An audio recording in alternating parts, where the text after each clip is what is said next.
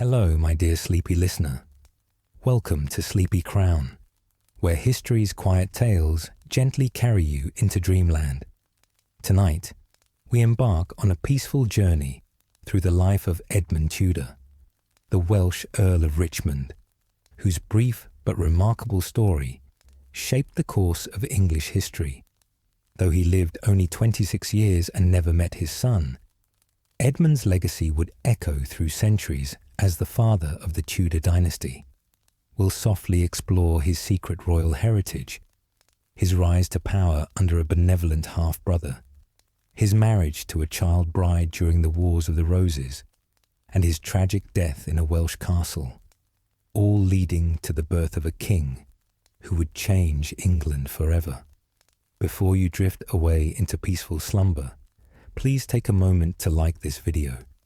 Leave a gentle comment about which Tudor monarch fascinates you most, and subscribe to keep these soothing historical tales coming your way. So cozy up, close your eyes, and let these gentle whispers from 15th century England and Wales lull you into restful sleep. If you're new here, welcome to the Sleepy Crown family. Edmund, later known as Edmund Tudor, first Earl of Richmond, entered this world in circumstances that would have seemed impossible to predict yet would change the course of English history forever. His birth occurred around the year 1430, though the precise date, whether in spring, summer or autumn, has been lost to the mists of time, obscured by the very secrecy that surrounded his arrival. The location of his birth is known with more certainty.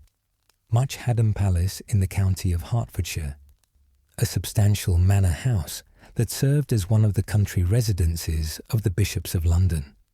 Much Haddam Palace was not a grand royal residence of the sort one might expect for the birth of someone so intimately connected to royalty. It was rather a comfortable episcopal manor, built of local stone and timber, with pleasant gardens and productive farmland surrounding it. The palace sat in the English countryside, far enough from London to provide privacy and seclusion, yet close enough to the capital that news and supplies could reach it within a day's hard riding. It was a place of relative peace and quiet, away from the intrigues and watching eyes of the royal court.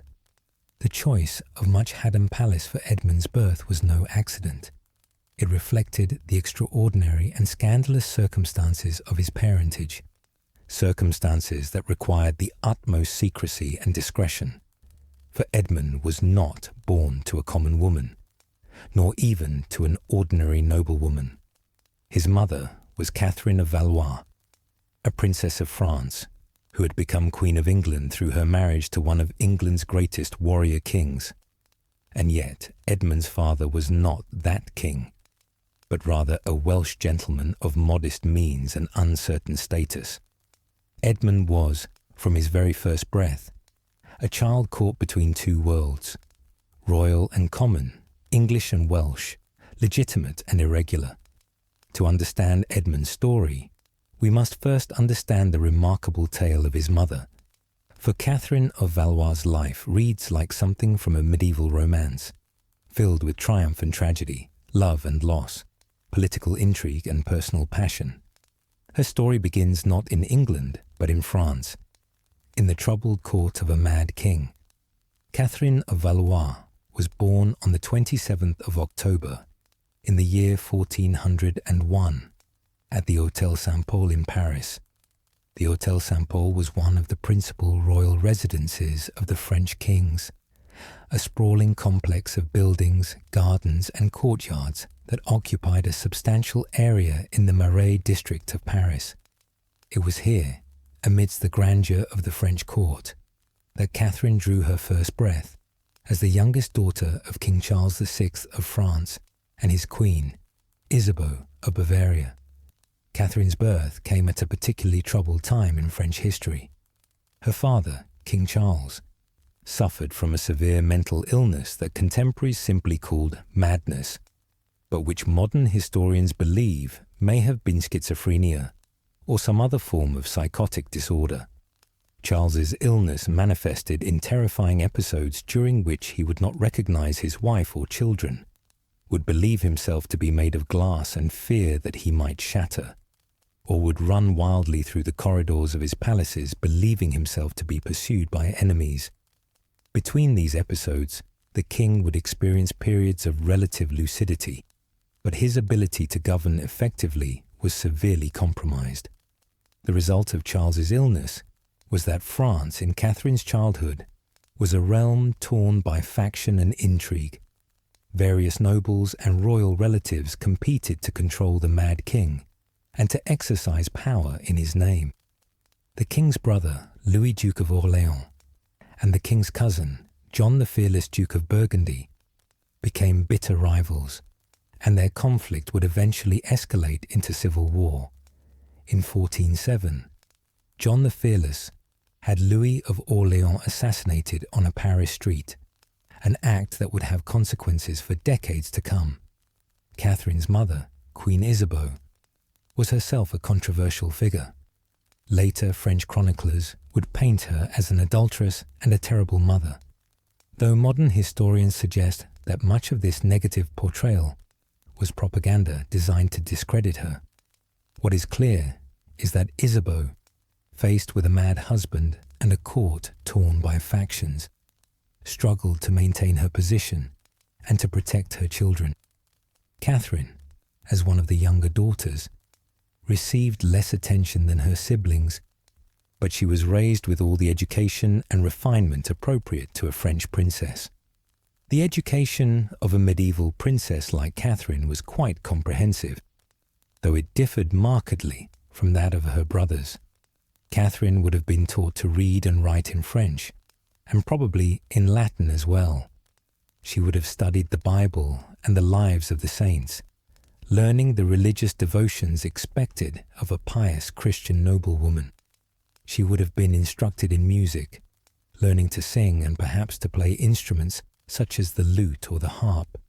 She would have been taught needlework and embroidery, producing the elaborate tapestries and garments that were both artistic expression and practical necessity in the medieval world. Beyond these traditional feminine accomplishments, Catherine would also have received instruction in matters of statecraft and diplomacy, for she was a princess and might one day be queen. She would have learned the complex protocols of court life, the subtle arts of conversation and negotiation, the management of a large household with its numerous servants and retainers.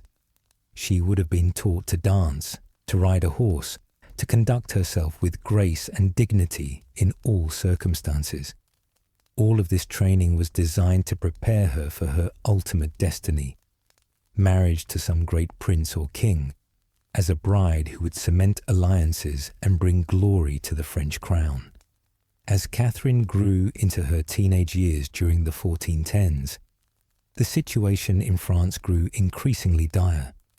Beyond the internal strife between Armagnacs and Burgundians, as the factions that supported the Duke of Orléans' heirs and the Duke of Burgundy were called, France also faced a terrible threat from England. King Henry V of England, who had ascended to the throne in 1413, had revived English claims to the French crown and had launched a devastating invasion of France. In October of 1415, when Catherine was not quite 14 years old, the English army under King Henry V met a much larger French army at Agincourt in northern France. What followed was one of the most famous battles in medieval history.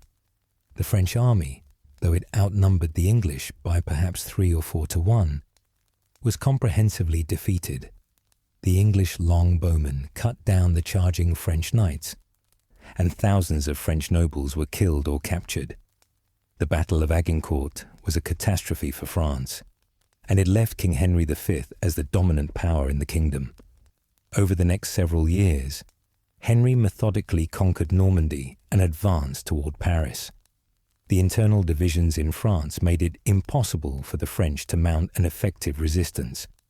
Finally, in May of 1420, representatives of King Charles VI met with King Henry V at Troyes to negotiate a treaty that would end the war. The Treaty of Troy, as it came to be known, was a document of momentous importance, and Catherine of Valois found herself at its very centre. The Treaty of Troy declared that King Henry V of England would marry Princess Catherine of France. Henry would be recognised as the regent of France during King Charles's lifetime, and upon Charles's death, Henry and his heirs by Catherine would inherit the French crown. In effect, the treaty disinherited the Dauphin Charles, Catherine's brother, who was the rightful heir to the French throne, and gave France to the English. The terms were extraordinarily favourable to England and humiliating to France. But Charles VI, in one of his more lucid moments, agreed to them, perhaps seeing no other way to end the devastating war. For Catherine, who was 18 years old in the spring of 1420, the treaty meant that she would become Queen of England. Whether she had any say in this matter, whether she desired this marriage or dreaded it, we cannot know for certain. The sources are silent on her feelings. What we do know is that she was an obedient daughter who accepted the role that destiny and political necessity had assigned to her. The marriage of Catherine of Valois and King Henry V took place on the 2nd of June in 1420 at the Cathedral of St. John in Troy. It was a grand occasion, with all the ceremony and celebration appropriate to the union of two kingdoms. Catherine, dressed in the finest garments of cloth of gold and rich silks, her head crowned with the jewels of her rank, must have made a striking figure. Henry, 32 years old, and at the height of his power and fame, was by all accounts a handsome and impressive man, with the bearing of a warrior and the authority of a king. After the wedding, the newlyweds travelled together to England, where Catherine would be crowned as Queen of England. They landed at Dover and made their way to London, where crowds lined the streets to catch a glimpse of their new queen. Catherine's coronation took place at Westminster Abbey on the 23rd of February in 1421, a ceremony of great splendour that confirmed her position as Queen of England. The months following the coronation appear to have been relatively happy for Catherine and Henry. Though their marriage had been arranged for political reasons, contemporary accounts suggest that genuine affection developed between the couple. Henry treated Catherine with respect and consideration, and Catherine seems to have admired her warrior husband. They spent time together at various royal residences, and Henry saw to it that Catherine was provided with a suitable household and all the luxuries appropriate to her station. In the summer of 1421, Catherine discovered that she was pregnant. This was wonderful news, for an heir would secure the succession and would fulfill the promise of the Treaty of Troy, that Catherine's children by Henry would rule both England and France. As her pregnancy advanced, Catherine was attended by the finest midwives and physicians in the realm, and prayers were said in every church for the safe delivery of a prince. On the 6th of December in 1421, at Windsor Castle, Catherine gave birth to a healthy baby boy. The infant was named Henry, after his father, and all of England rejoiced at the birth of a prince. The baby was christened with great ceremony, and his arrival was celebrated with feasts and tournaments. Catherine, who was only 20 years old, had fulfilled her primary duty as queen by providing an heir. The future seemed bright for the young royal family, but fate, as it so often does in the stories of medieval kings and queens, had cruel plans in store. In the summer of 1422, King Henry V launched a new military campaign in France, aiming to consolidate his conquests and to secure his position as heir to the French throne. Catherine, who had just given birth and who was still caring for her infant son, remained in England while her husband went to war. The campaign initially went well for Henry, but during the siege of Meaux, which lasted many months through the harsh winter of 1421 to 1422, Henry fell ill.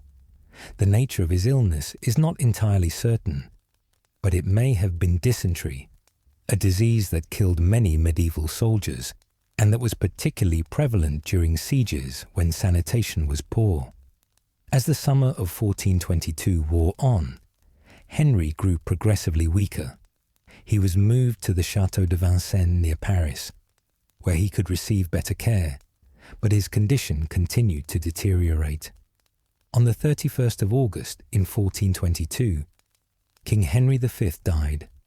He was only 35 years old, and he had reigned for only 9 years. Yet in that brief time, he had become one of England's most celebrated kings. His conquest of France, his victory at Agincourt, and his skill as a ruler had made him a legendary figure. And now he was gone, leaving behind a widow who was barely 21 years old and an infant son who was not yet 9 months old. For Catherine, Henry's death was a personal tragedy and a political catastrophe. She had been Queen of England for less than 2 years. She had known her husband for even less time. And now she found herself alone, a foreign queen in a country that was not her native land, with a baby son who was suddenly King of England and claimant to the throne of France. The grief she must have felt, combined with the uncertainty of her position, must have been overwhelming. The baby, Henry VI, was crowned King of England on the 6th of November in 1429, when he was not quite 8 years old. The coronation took place at Westminster Abbey, and the tiny figure of the boy king, barely able to comprehend what was happening, must have been a poignant sight. 2 months before Henry V's death, Catherine's father, King Charles VI, had also died on the 21st of October. This meant that the infant Henry was also, according to the Treaty of Troyes, the rightful King of France, though much of France refused to recognize this claim and continued to support the Dauphin Charles. England was now to be governed by a council of regents until the young king came of age. The Duke of Bedford, Henry V's brother, served as regent in France, attempting to maintain English control over the conquered territories. In England, another of Henry V's brothers, Humphrey, Duke of Gloucester, sought to be named Lord Protector. Though he was opposed by Cardinal Henry Beaufort, these great lords would control the kingdom, while Catherine, as the king's mother, would live in the royal household and would have the care of her young son, but she would have little real political power. As the months and years passed after King Henry V's death, Catherine found herself in an increasingly difficult position. She was a Queen Dowager, a title that commanded respect but conveyed little authority. She was the mother of the king, which gave her an honoured place in the royal household. But the young Henry was carefully supervised by his council, and Catherine's influence over him was limited. She was only in her early 20s, a young woman with many years of life potentially ahead of her, yet she was expected to live a quiet, retired life, essentially a widow in waiting with no clear role or purpose. The English nobility and the Council of Regents regarded Catherine with a mixture of respect for her position and suspicion of her potential influence. There were concerns that she might remarry, and that any new husband might seek to control the young king, or to influence English policy in ways that might favour French interests. These concerns were not entirely unfounded. There were rumours that Catherine had developed feelings for Edmund Beaufort, who was the Count of Mortain and a cousin to the late King Henry V. Edmund Beaufort was young, handsome, and of royal blood. He was the nephew of Cardinal Henry Beaufort, and a member of one of the most powerful families in England. If Catherine were to marry Edmund Beaufort, he would become the stepfather of the King of England, a position of enormous potential influence. Humphrey, Duke of Gloucester, who disliked the Beaufort family and who feared their growing power, viewed the possibility of such a marriage with alarm. To forestall any such union, Parliament took decisive action. In the session of 1428, they passed a remarkable statute that specifically targeted the remarriage of dowager queens. This law declared that if any dowager queen of England were to remarry without the explicit permission and consent of the king and his council, her new husband would forfeit all his lands and possessions to the crown. However, any children born of such a marriage would not be punished or declared illegitimate. The law further specified that such consent could only be granted once the king had reached his majority, that is, once he was old enough to make such decisions himself. Since King Henry VI was only 6 years old in 1428, this law effectively barred Catherine from remarrying for at least another 10 years. It was a prohibition that was designed to keep her single, isolated, and under the control of the council. For a young woman who had already endured the loss of one husband and who faced the prospect of many lonely years ahead, this law must have seemed like a prison sentence. But the human heart, as poets and storytellers have always known, does not submit easily to laws and political calculations. Catherine of Valois, living in the royal household, supervised by officials and surrounded by courtiers, nevertheless found a way to experience love and companionship once more. And the man who would become her second husband, though he lacked the titles and wealth of Edmund Beaufort, would prove to be the love of her life and the father of her children, including Edmund Tudor. His name was Owen Tudor, though in his native Welsh language he was known as Owain ap Maredudd ap Tudor. The name itself requires some explanation, for the Welsh naming conventions of the time differed from English practice. Ap means son of in Welsh, so Owain ap Maredudd ap Tudor means Owen, son of Maredudd, son of Tudor. It was Owen who chose to adopt Tudor as a fixed surname rather than continuing the Welsh patronymic tradition, and this decision would give a name to one of history's most famous dynasties. Owen came from Penmynydd, on the Isle of Anglesey in North Wales, from a family that had been prominent in Welsh society for generations.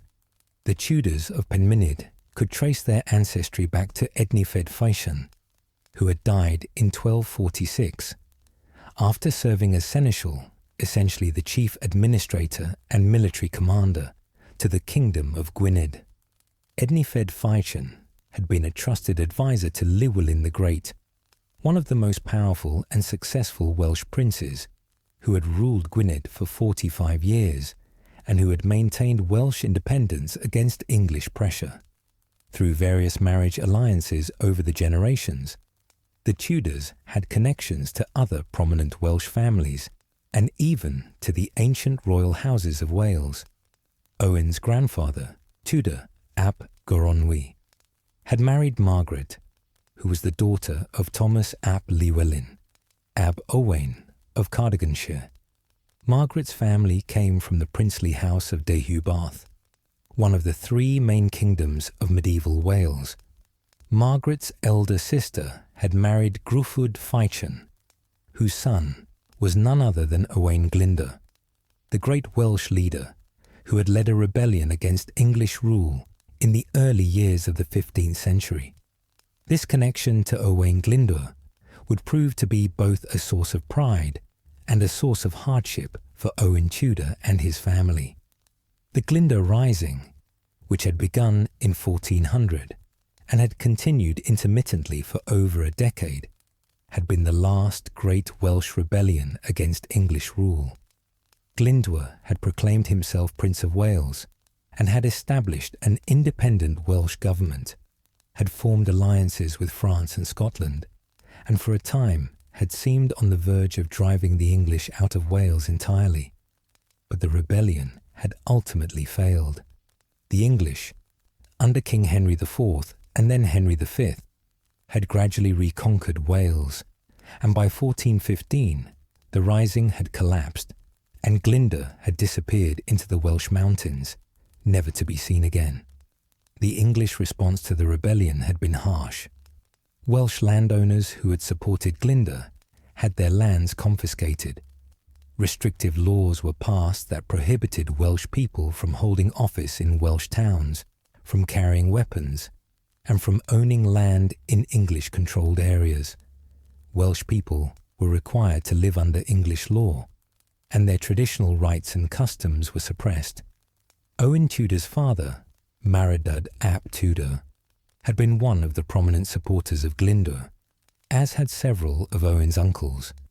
When the rebellion failed, the Tudor family paid a heavy price. Their lands were confiscated, and they were reduced from their position as prominent Welsh gentry to something approaching poverty. Owen grew up in this diminished condition, a young man of noble Welsh ancestry, but without the wealth or position that his ancestors had enjoyed. The exact circumstances of how Owen came to be in royal service in England are not entirely clear, but what we know suggests a remarkable journey from obscurity to the heights of society. At some point after the Glyndŵr Rising collapsed, Owen made his way to England, perhaps seeking opportunities that were no longer available in Wales. In May of 1421, records show that an Owen Meredith joined the retinue of Sir Walter Hungerford, 1st Baron Hungerford, who served as steward of the king's household. Service in a great nobleman's household was a common path for young men of gentle birth who lacked wealth. They would serve as pages, squires, or in other capacities, receiving room and board and the opportunity to make useful connections. For Owen, whose family had lost its lands and position, such service would have been both a necessity and an opportunity. His good looks, for later legends consistently describe Owen as handsome and charming, and his pleasant manner would have served him well. After King Henry V's death in 1422, it appears that Owen was transferred from Hungerford's service to that of Queen Catherine's household. He may have been appointed as keeper of the Queen's wardrobe, a position that involved managing the Queen's clothing, jewels, and personal possessions. This was a position of trust that would have brought Owen into regular contact with Catherine, though he would have been just one of many servants and officials in her household. The legends that later grew up around Owen and Catherine's first meeting are charming, if perhaps not historically accurate. One popular story claims that Owen, while dancing at court, stumbled, perhaps having had a bit too much wine, and fell directly into the Queen's lap. Catherine, rather than being offended, was charmed by the handsome Welshman and his embarrassed apologies, and this incident sparked her interest in him. Another legend tells of Catherine secretly watching Owen while he swam in a river or pond. According to this story, Catherine was so impressed by Owen's physical appearance that she arranged for him to be brought into her service so that she could see more of him. A 16th century Welsh chronicler, Ellis Gruffydd, offers a less romantic but perhaps more plausible explanation. He records that Owen served as the Queen's sewer, the person responsible for placing dishes on the table at meals and for tasting them before they were served to ensure they were not poisoned. In this capacity, Owen would have been in Catherine's presence regularly, and over time, a relationship could have developed naturally. Whatever the truth of their first meeting, what is clear is that sometime in the late 1420s, Catherine of Valois and Owen Tudor fell in love. The relationship must have begun tentatively, carried out in secret, for both participants would have been acutely aware of the dangers. Catherine was a queen dowager, a woman of the highest rank, whose remarriage was now explicitly forbidden by law. Owen was a man of modest station, a Welsh servant with no title and no wealth. The social gulf between them was enormous, and if their relationship became known, Owen would likely be accused of presumption, treason, or worse. Yet despite these dangers, Catherine and Owen pursued their relationship. They must have felt that the connection between them, the love and companionship they found in each other's company, was worth the risk. Catherine, who had spent much of her life as a political pawn, married off to secure a treaty, widowed young, and then kept under surveillance by suspicious counsellors, seems to have found in Owen a chance for personal happiness and freedom. Owen, for his part, appears to have genuinely loved Catherine, and the fact that he remained devoted to her memory after her death suggests that theirs was no mere physical affair, but a genuine meeting of hearts. At some point, likely around 1429 or 1430, Catherine and Owen were married in a private ceremony.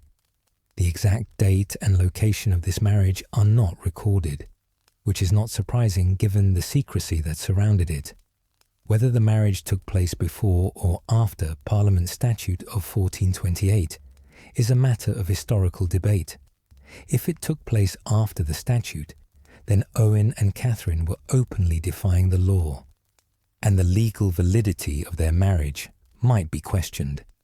If it took place before the statute, then they had married just ahead of the prohibition, though they would still have been violating the spirit, if not the letter of the earlier customs that governed royal remarriages. The validity of Catherine and Owen's marriage by the standards of medieval canon law is also a matter of debate among historians. In the medieval period, a marriage required only the free consent of both parties, spoken before witnesses. There was no requirement for a priest to officiate or for the marriage to take place in a church, though such religious ceremonies were strongly encouraged. If Catherine and Owen had exchanged vows before witnesses and then consummated their marriage, they would be considered married in the eyes of the church, regardless of whether a formal ceremony had taken place. Tudor historians writing after the dynasty came to power insisted that Owen and Catherine had been legally married for the legitimacy of their children, and thus the legitimacy of the Tudor claim to the throne might otherwise be questioned. Whether they were technically correct according to the complex rules of medieval marriage law, or whether they were simply retrospectively legitimizing an irregular union, remains an open question. What matters for our story is that Catherine and Owen considered themselves married, that they lived as husband and wife, and that they had children together. The marriage required Catherine to leave the king's household, or at least to spend much of her time away from it. By May of 1432, Parliament granted Owen the rights of an Englishman, removing the legal disabilities that usually applied to Welsh people following the Glyndŵr Rising. This grant may have been a quiet acknowledgement of Owen's connection to the Queen, or it may have been arranged by Catherine through her connections at court. Either way, it improved Owen's legal standing and made it easier for him to function in English society.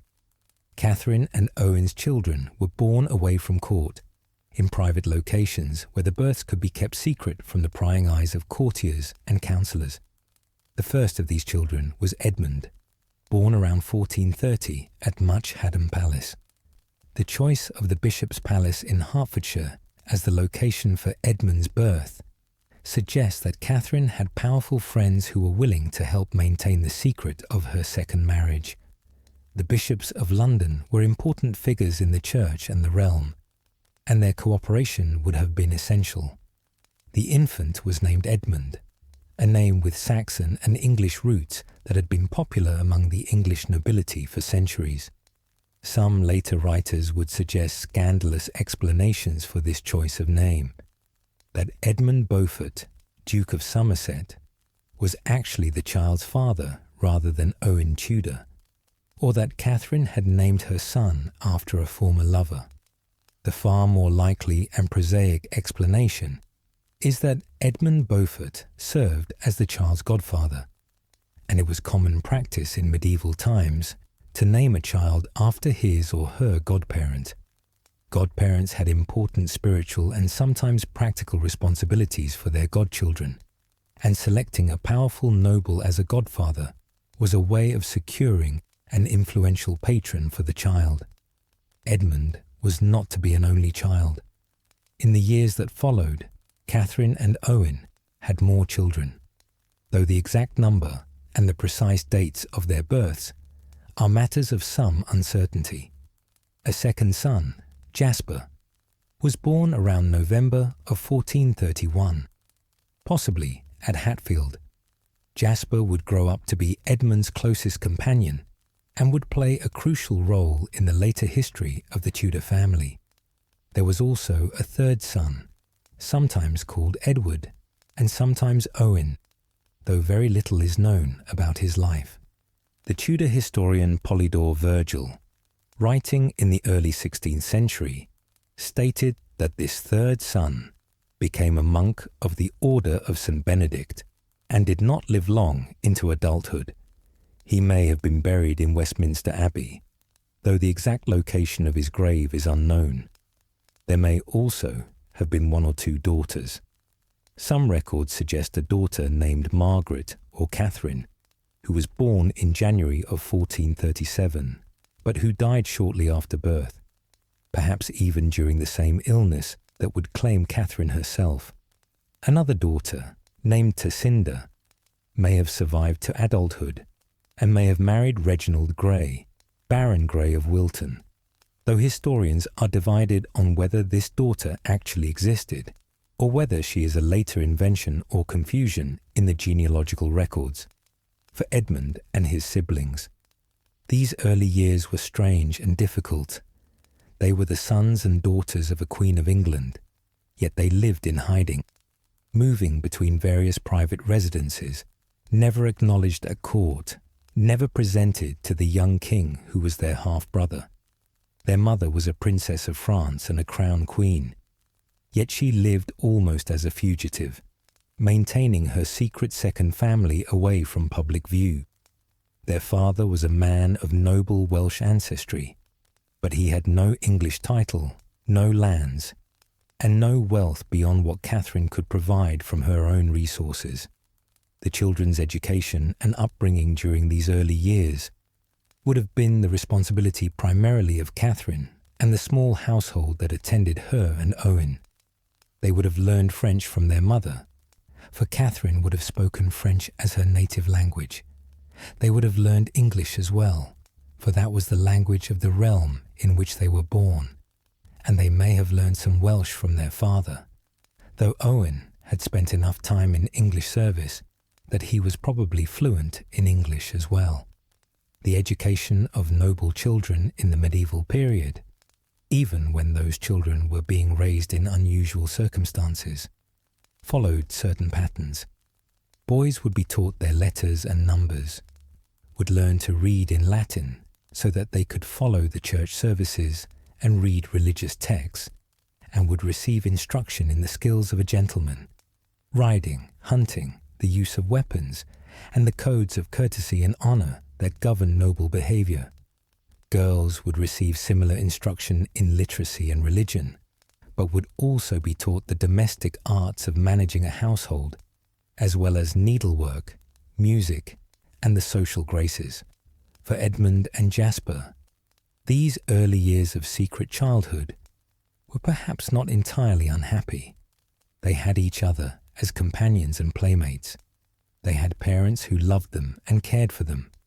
They lived in comfortable, if not luxurious, circumstances.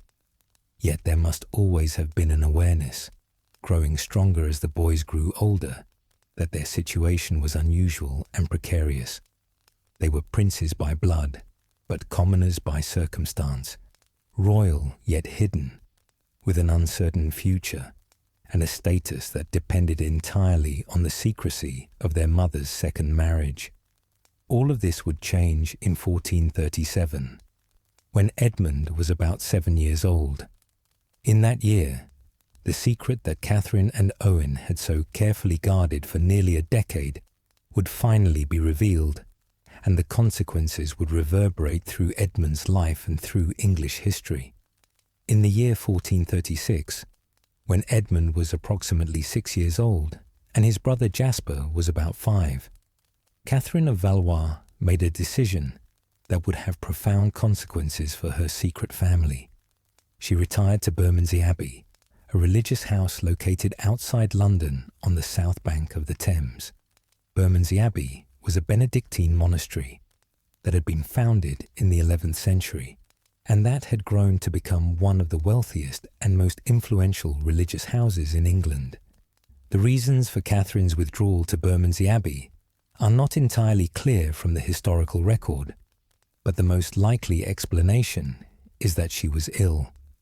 At 35 years old, Catherine was not elderly by modern standards, but medieval life was hard, and many people did not survive beyond their 30s or 40s.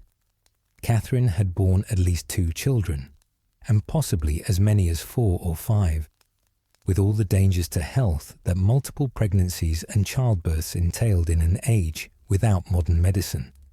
She may have been suffering from complications related to childbirth, or she may have contracted some other illness that was slowly weakening her. Bermondsey Abbey, like most medieval religious houses, maintained an infirmary where sick and elderly nobles could retire to receive care. The monks who ran the abbey would have had some knowledge of medicine and herbalism, and they could provide nursing care, spiritual comfort, and a peaceful environment for recovery or for the end of life. Catherine's decision to retire to Bermondsey suggests that she knew she was seriously ill and that she wanted to spend her remaining time in prayer and preparation for death. The winter of 1436 to 1437 was Catherine's last. As the days grew short and cold, as frost covered the gardens of Bermondsey Abbey, and the Thames sometimes froze at its edges, Catherine grew progressively weaker. The exact nature of her illness is not recorded in the surviving sources.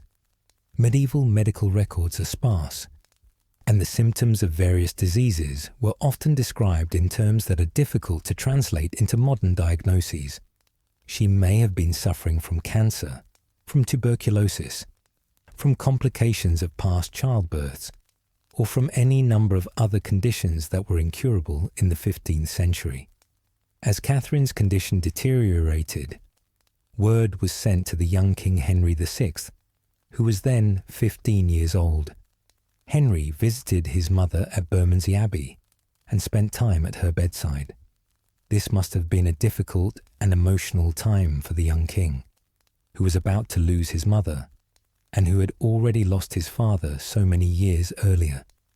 As a token of his love and devotion, Henry gave Catherine a beautiful gift, a tablet of gold weighing 13 ounces, decorated with a crucifix set with pearls and sapphires.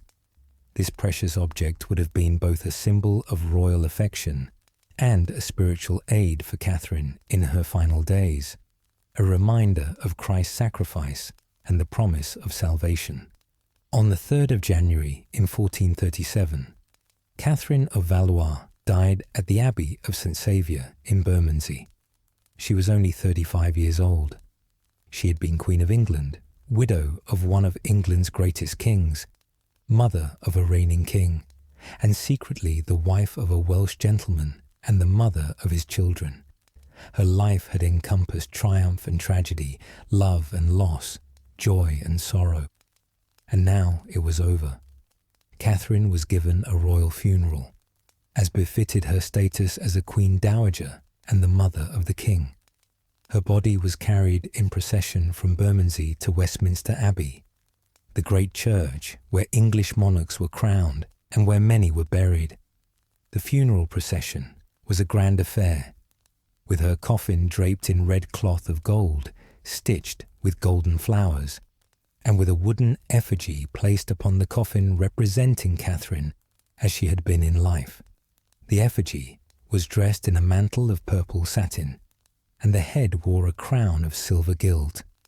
The face was painted to show Catherine's features, the blue eyes, the red lips, the light brown hair dressed above carved wooden ears. The arms of the effigy crossed over the body, holding a sceptre, the symbol of royal authority. At Westminster Abbey, Catherine's coffin was carried under a canopy of black velvet, hung with bells that tinkled mournfully as the procession moved. The funeral service was conducted with all the ceremony and solemnity that the medieval church could provide, with masses said for the repose of her soul, with prayers and hymns echoing through the great stone space of the abbey. Catherine was laid to rest in the Lady Chapel of Westminster Abbey, in a tomb provided by her son, King Henry VI. The inscription on Catherine's tomb, however, made no mention of her second marriage. She was described simply as the widow of King Henry V and the mother of King Henry VI. There was no reference to Owen Tudor, no acknowledgement of Edmund and Jasper and their siblings. It was as if those hidden years, that secret family, had never existed. The official narrative, the story that would be preserved in stone and inscribed for posterity, mentioned only Catherine's first marriage and her royal son. The rest was silence. This silence would not last long, for with Catherine's death, the secret that she and Owen had guarded so carefully could no longer be maintained. Catherine had been the one who had the status and the resources to keep her second family hidden. Without her protection, without her ability to arrange for private residences and to support Owen and the children, the truth was bound to come out. It is said that King Henry VI learned of his mother's second marriage only after her death, or perhaps in the final days before she died. The discovery must have come as a tremendous shock to the 15-year-old king.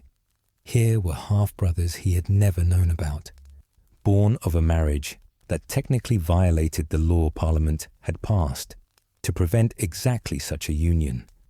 There was a stepfather, a Welsh gentleman of modest station, who had secretly married the king's mother. The revelation must have been bewildering, embarrassing, and perhaps even frightening, for it raised questions about the king's own family, about his mother's honour, and about what should be done with these newly discovered relatives.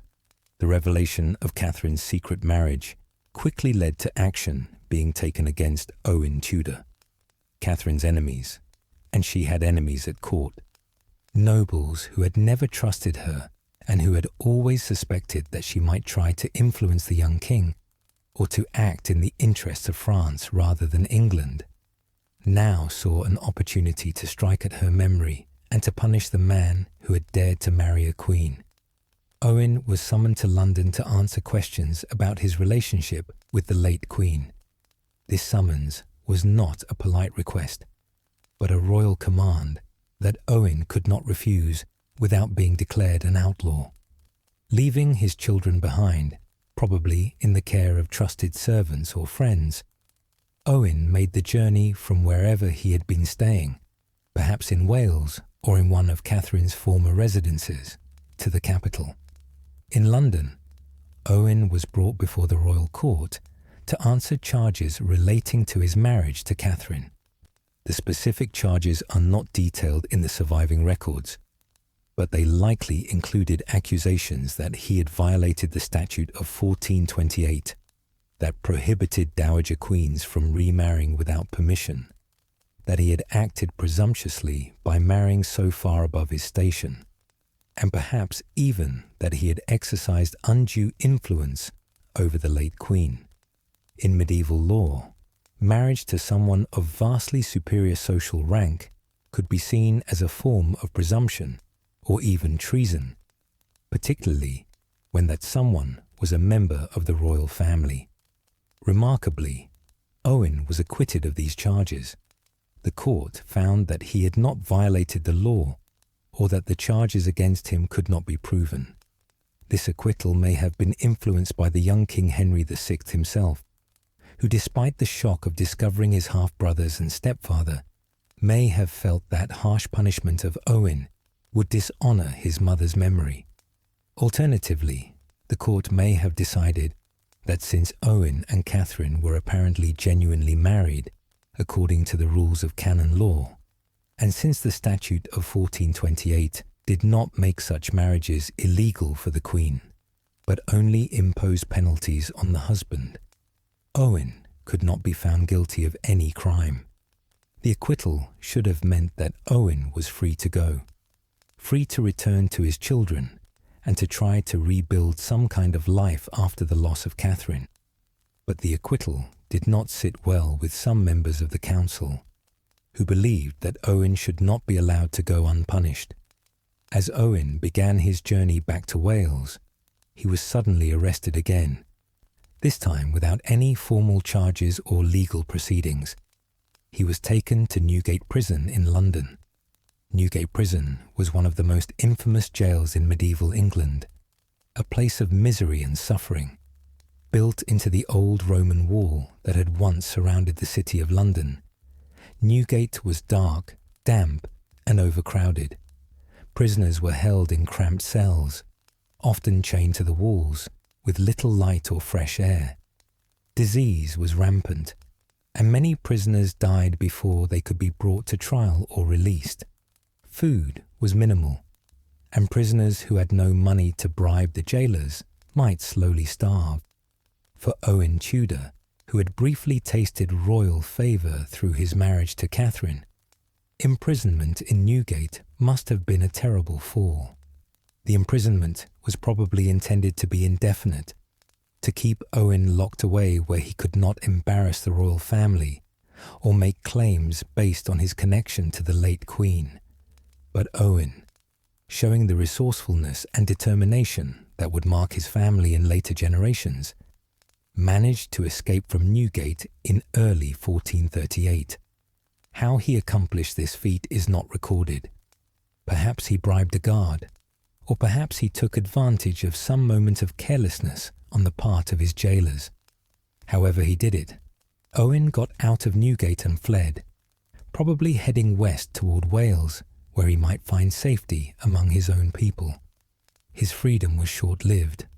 Owen was recaptured. The records do not say where or how, and this time he was imprisoned in the far more secure Windsor Castle. Windsor, one of the principal royal residences, had strong fortifications and was garrisoned with royal soldiers. Escape from Windsor would be far more difficult than escape from Newgate. Owen would remain imprisoned at Windsor, with occasional periods of release when the political situation changed, for several years.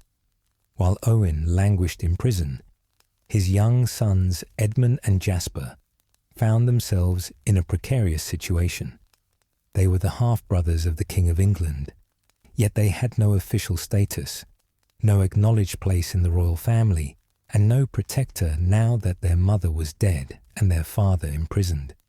They were approximately 7 and 6 years old respectively, far too young to fend for themselves.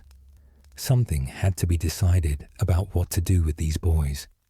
The fate of royal bastards or children of irregular unions in medieval England was always uncertain. Sometimes such children were acknowledged and provided for, given titles and lands, and integrated into the royal family.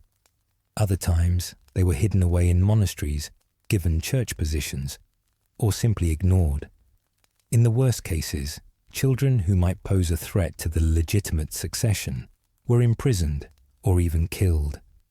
Edmund and Jasper's situation was complicated by the fact that it was not entirely clear whether they were legitimate or not. If their parents had been validly married, they were legitimate. If the marriage was invalid or merely a clandestine union, they might be considered bastards. The solution that was found for Edmund and Jasper proved to be surprisingly benevolent, suggesting that King Henry VI had decided to acknowledge these boys as his half-brothers and to provide for them, even if he was not yet ready to do so publicly. The two boys were placed in the care of Catherine de la Pole, Abbess of Barking Abbey. Barking Abbey was one of the most important religious houses for women in England. It had been founded in the 7th century and had been rebuilt and expanded over the centuries until it was a large and wealthy establishment. The Abbess of Barking was one of the most powerful women in the English Church, with significant lands and income under her control. Catherine de la Pole, who held this position when Edmund and Jasper were entrusted to her care, was herself a member of one of the most prominent noble families in England. Catherine de la Pole was the daughter of Michael de la Pole, 2nd Earl of Suffolk. Her brother was William de la Pole, who would become 1st Duke of Suffolk, and who was one of the most powerful and controversial figures at the court of King Henry VI. Catherine herself, though she had chosen the religious life and had taken vows of chastity and obedience, was no unworldly nun. She was an educated, intelligent woman who had connections throughout the English nobility and who had experience managing the extensive estates and complex affairs of Barking Abbey. Under Catherine de la Pole's guardianship, Edmund and Jasper would have received an education appropriate to boys of noble birth.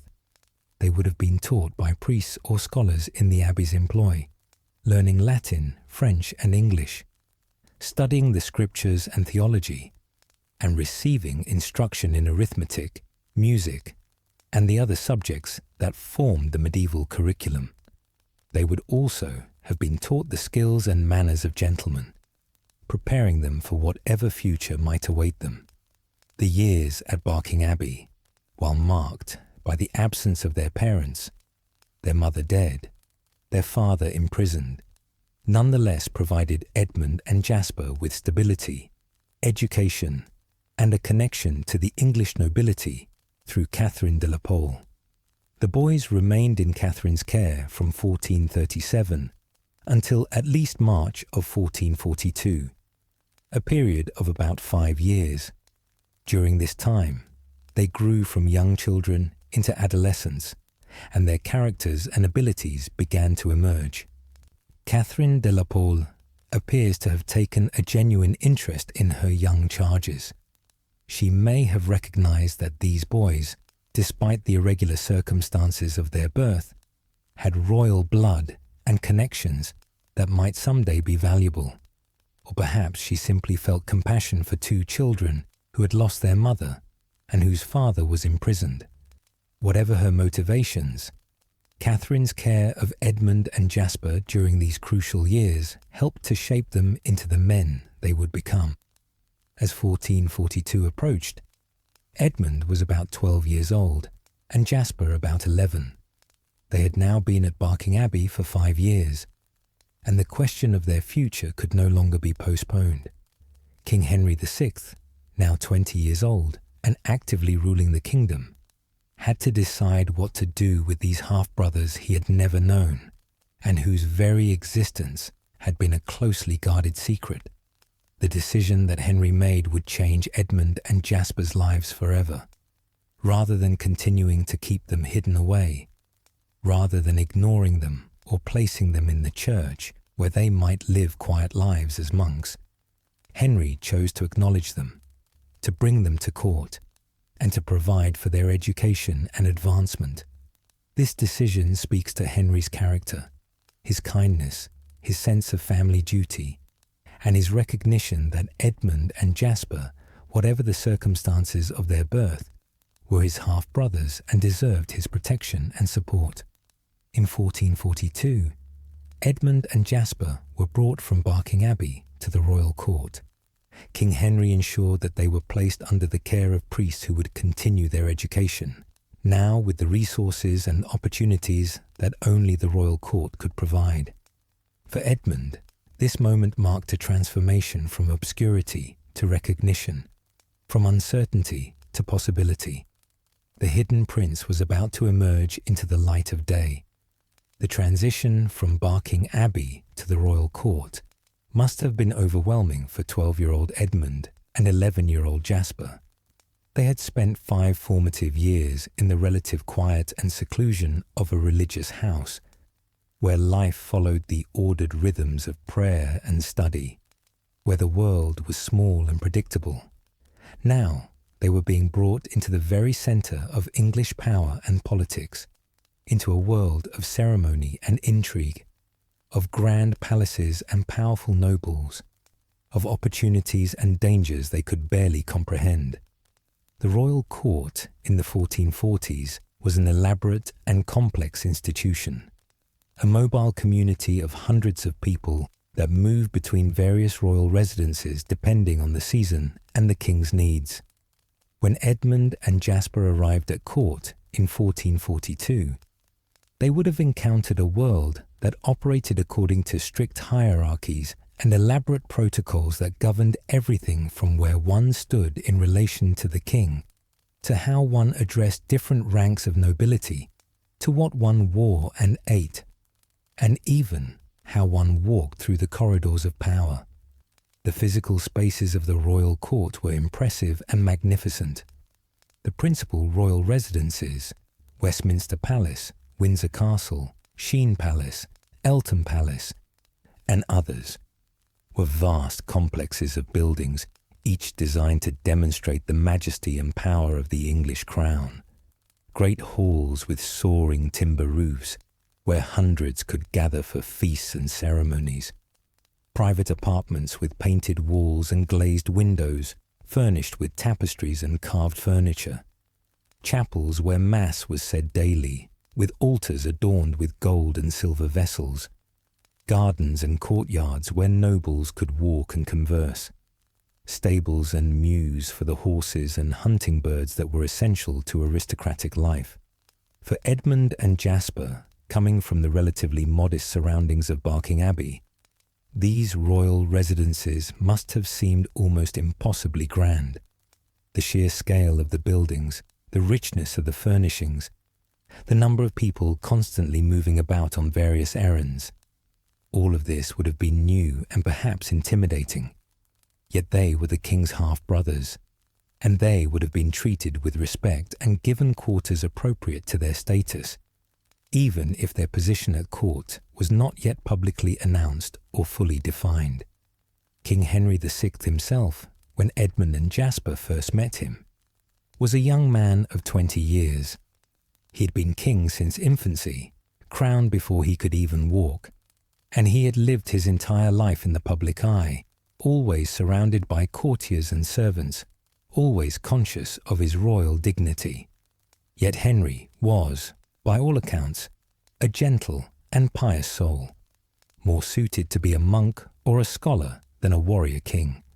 He loved learning and reading, spent hours in prayer, and showed mercy and kindness even to his enemies, qualities that would eventually prove to be political weaknesses, but that made him a kind and generous brother to Edmund and Jasper. The first meeting between Henry and his half-brothers is not recorded in any surviving document, but we can imagine the scene. Perhaps it took place in one of the king's private chambers, away from the prying eyes of the court. Henry, seated perhaps in a carved wooden chair, dressed in rich velvets and silks that marked his royal status. Edmund and Jasper, brought before him by the priests who had escorted them from Barking Abbey, would have bowed or knelt in the presence of their sovereign. Henry, looking at these boys who shared his mother's blood, might have seen echoes of Catherine of Valois in their faces. Did Edmund or Jasper resemble their mother? Did they have her eyes, her way of speaking, some gesture or expression that brought Catherine's memory flooding back to the king, who had lost her 5 years earlier? We cannot know what words were exchanged at that first meeting, but the outcome was clear. Henry accepted Edmund and Jasper as his half-brothers and committed himself to their welfare and advancement. He arranged for them to continue their education under the tutelage of learned priests, ensuring that they received the kind of comprehensive instruction that would prepare them for high positions in the church or the state. He brought them into his household, making them part of the extended royal family, even if their exact status remained somewhat ambiguous. The education that Edmund received from 1442 onward was comprehensive and rigorous. Medieval education for young men of noble birth followed a well-established pattern, beginning with basic literacy and numeracy, and progressing to more advanced subjects. Edmund would have studied Latin intensively, for Latin was the language of the church, of scholarship, and of international diplomacy. A well-educated nobleman needed to be able to read Latin texts, to understand the Latin Mass, and ideally to speak and write Latin fluently. Beyond Latin, Edmund would have continued his studies in French, which was still the language of the English nobility and court, though English was increasingly being used alongside it. He would have studied English as well, learning to read and write in his native tongue. His education would have included significant study of theology and scripture, the Bible, the lives of the saints, the writings of the Church Fathers. In the deeply religious world of 15th century England, such knowledge was considered essential for any educated person. Mathematics and geometry, though not studied to the depth that modern students might recognize, would have been part of Edmund's curriculum. He would have learned arithmetic, useful for managing estates and calculating expenses. He might have studied some basic astronomy, which was intertwined with astrology in the medieval understanding. He would have learned about music, both in theory and practice, for music was considered one of the 7 liberal arts and was an important part of court life. But Edmund's education was not purely academic. As a young man of noble birth who might someday need to lead troops in battle or defend his honor in single combat, Edmund also received extensive training in the arts of war. He would have learned to ride a horse with skill, not just at a gentle trot, but at a full gallop, able to control his mount with his legs and his body, while his hands were occupied with weapons. He would have trained with swords, learning the cuts and thrusts and parries of medieval swordsmanship. He would have practiced with the lance, learning to couch it properly for a charge and to strike accurately at a target while riding at speed. Edmund would have trained with other weapons as well: daggers, axes, maces, each with its own techniques and uses. He would have learned to wear armor, the heavy plate armor that protected a knight, but that also required strength and endurance to wear for hours at a time. He would have participated in mock combats and tournaments, where young nobles could practice their skills without, usually, risking serious injury. These martial exercises were not just about practical preparation for war. They were also about displaying prowess, winning honor, and proving oneself worthy of noble status. Beyond academic knowledge and martial skills, Edmund's education at court also included learning the complex social codes and political skills needed to survive and thrive in the world of the English nobility. He would have learned the elaborate protocols of court life, when to bow and to whom, how to address people of various ranks, how to conduct himself at feasts and ceremonies. He would have learned to dance, for dancing was an important social activity at court, and a way for young nobles to meet and interact with appropriate partners under supervised conditions. Edmund would have learned to hunt, for hunting was both a practical way to provide food and a favoured pastime of the nobility. Hunting with hawks and hounds, riding across the countryside in pursuit of deer or wild boar, was considered excellent training for war, and was also an opportunity for nobles to demonstrate their skill and courage. Edmund would have learned the complex vocabulary and rituals associated with hunting, the proper ways to treat hunting dogs and hawks, the ethics of the hunt. He would have learned to play chess and other games that were popular among the nobility. He would have learned about heraldry, the complex system of coats of arms and symbols that identified noble families, and that governed everything from banners carried in battle to decorations on buildings. He would have learned the art of conversation, how to make witty remarks and tell entertaining stories, how to flatter without seeming obsequious, how to debate and discuss without giving offence. Most importantly, perhaps, Edmund would have learned to observe and to understand the subtle currents of politics and power that ran through the court. He would have learned to identify who was in favour and who was falling from grace, to recognize alliances and enmities, to understand when to speak and when to remain silent.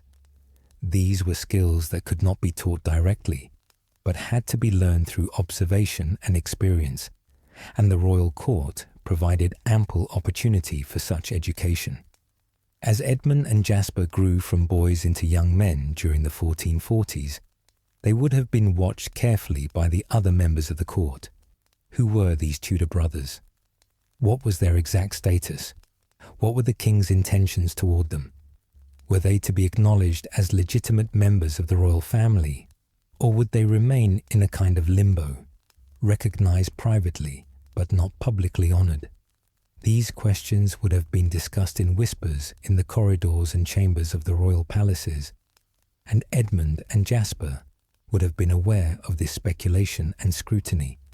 The 1440s were also a time of increasing tension and difficulty for England. The 100 Years' War with France, which had seemed to be going so well under Henry V, was going disastrously under Henry VI. English territories in France were being lost one by one. In 1450, the English were finally driven out of Normandy. By 1453, only the port of Calais remained in English hands. These military failures brought shame and anger to many English nobles, who blamed King Henry's weakness and his advisors' incompetence for the disasters. At home, the political situation was also deteriorating. King Henry had married Margaret of Anjou in 1445. Margaret was a strong-willed and intelligent woman who quickly became frustrated with her husband's gentle nature and political naivety. She began to take an increasingly active role in government, but her foreign birth and her forceful personality made her unpopular with many English nobles. Factions began to form at court, with some nobles supporting the king and queen, and others gathering around Richard Plantagenet, Duke of York, who had his own claim to the throne, and who was increasingly critical of how the kingdom was being governed. Edmund and Jasper, as they observed these tensions, and as they became more involved in court life, had to decide where their loyalties lay. As half-brothers of the king, their natural loyalty was to Henry and to the Lancastrian cause, the House of Lancaster being the branch of the royal family to which Henry belonged. Yet they also had to be practical. If the Duke of York were to seize power, or if the political situation were to change drastically, Edmund and Jasper's positions could become precarious very quickly. As the 1440s drew to a close and Edmund approached his 20th year, the question of his future became more pressing.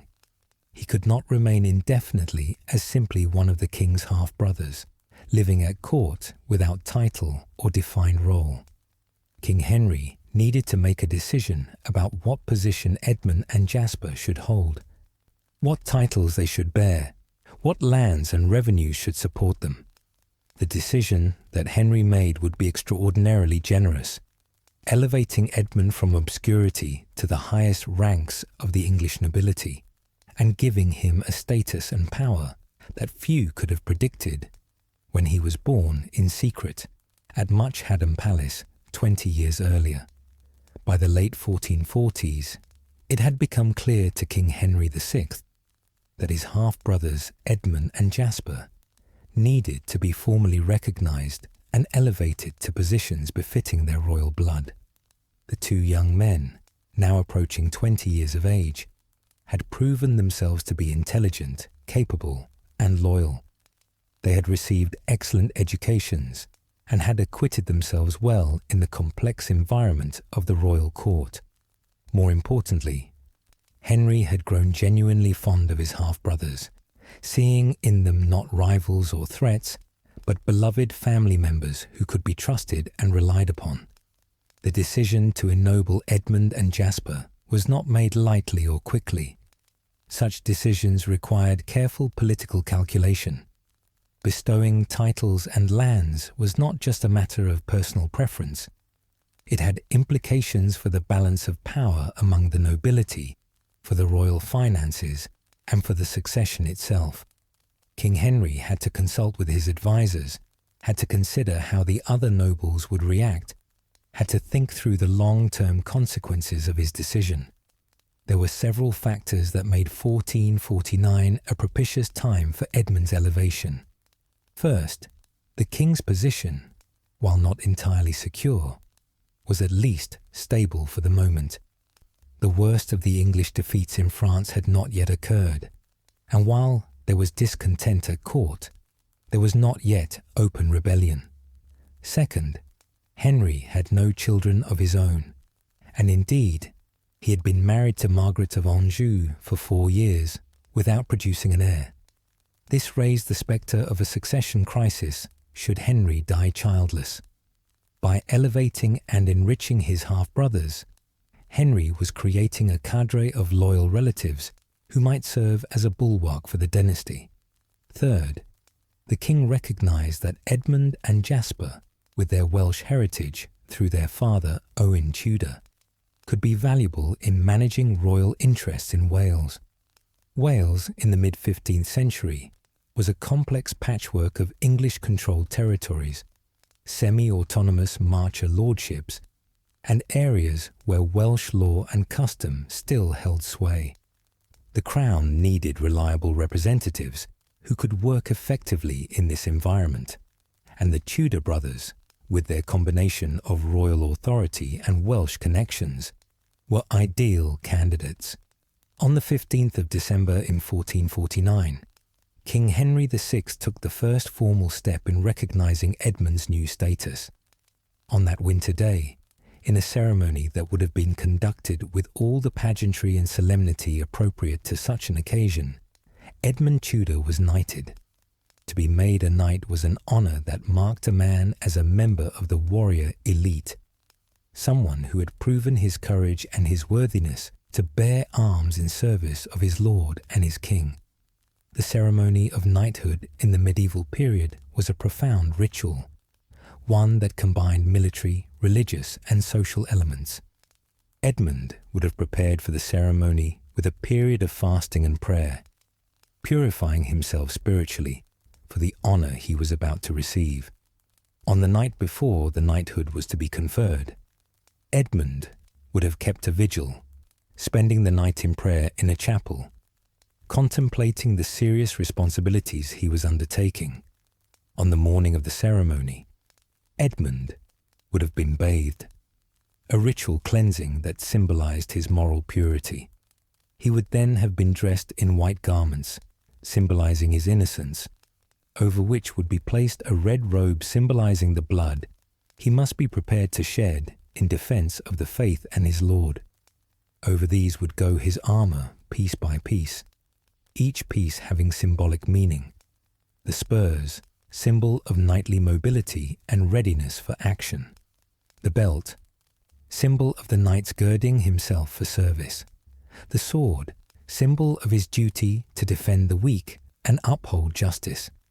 The actual conferment of knighthood would have taken place in the presence of King Henry and likely many other nobles and courtiers. Edmund would have knelt before the king, and Henry would have used a sword, perhaps one of the sacred royal swords kept for such ceremonies, to touch Edmund on both shoulders, dubbing him a knight with words that had been spoken in similar ceremonies for hundreds of years. "Arise, Sir Edmund," the king would have said, and Edmund would have risen no longer simply a gentleman, but now a knight, with all the rights and responsibilities that title entailed.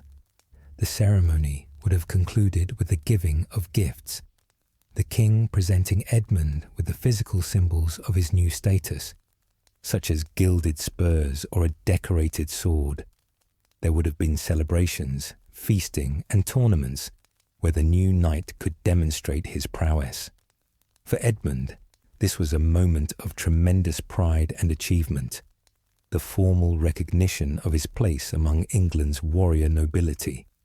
But King Henry's generosity toward his half-brother did not stop with simple knighthood. The king had far greater honors in mind for Edmund.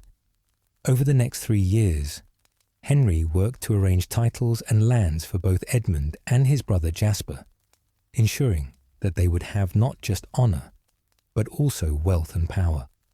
The titles that King Henry chose for his half-brothers were not random or arbitrary.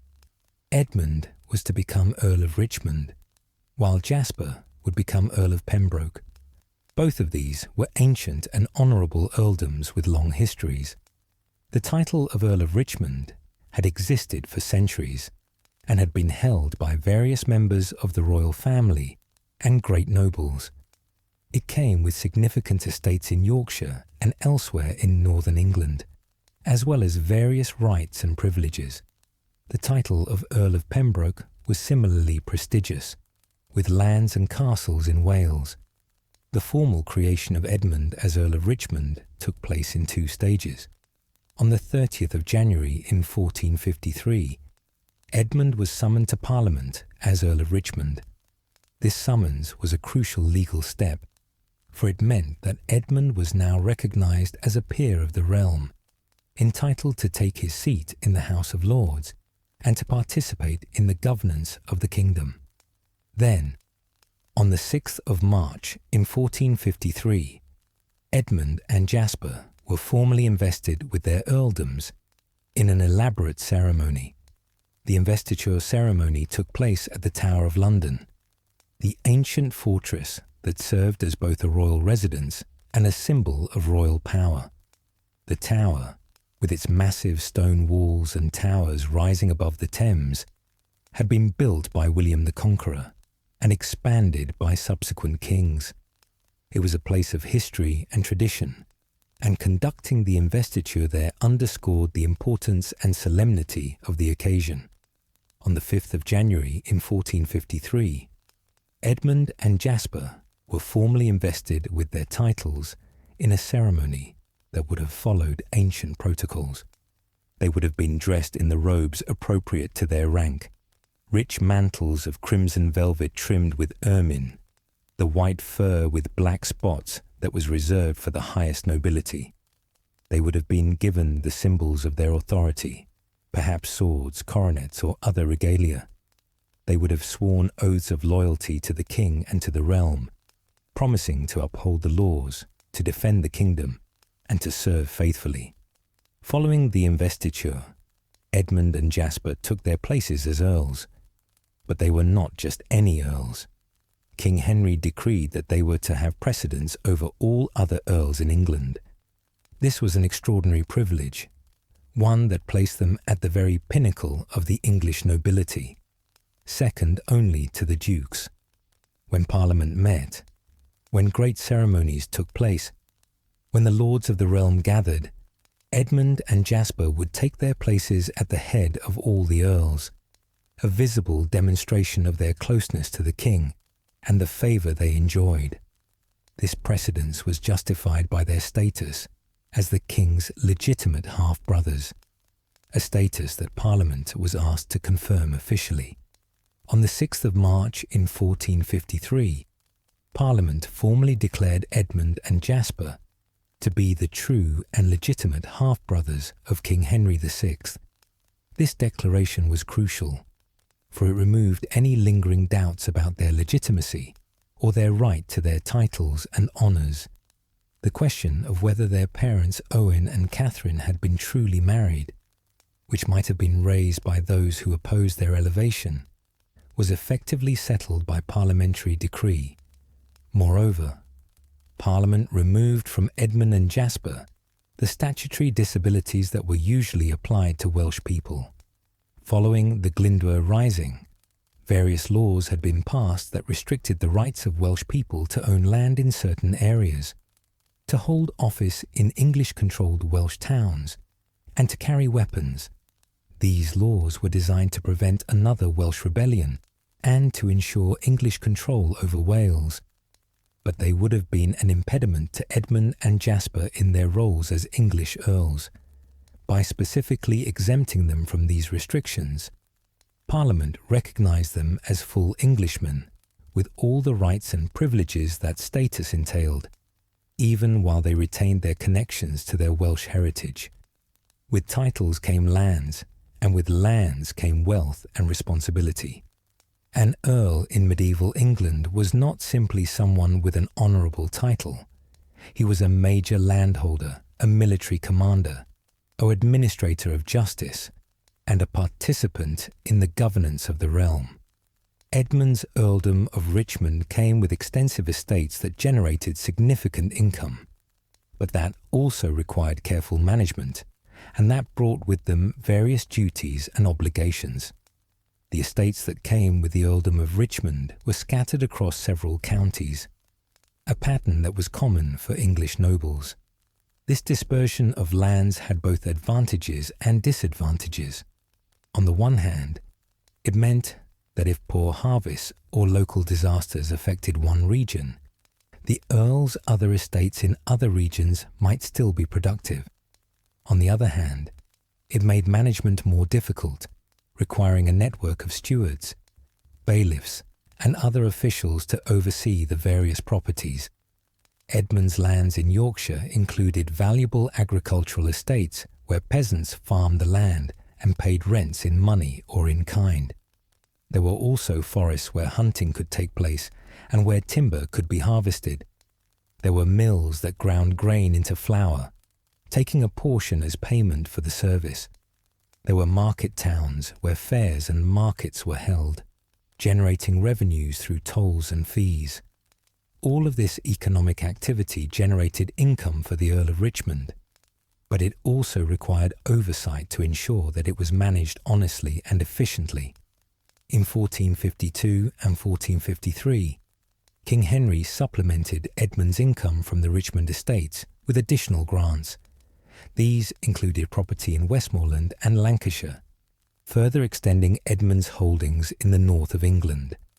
The king also gave Edmund substantial monetary grants, essentially cash gifts that helped to establish Edmund in his new position, and that provided working capital for his household and activities. One of the most significant grants that King Henry made to Edmund was Baynard's Castle in London. This was a medieval palace that stood on the north bank of the Thames, not far from Blackfriars. Baynard's Castle had a long history.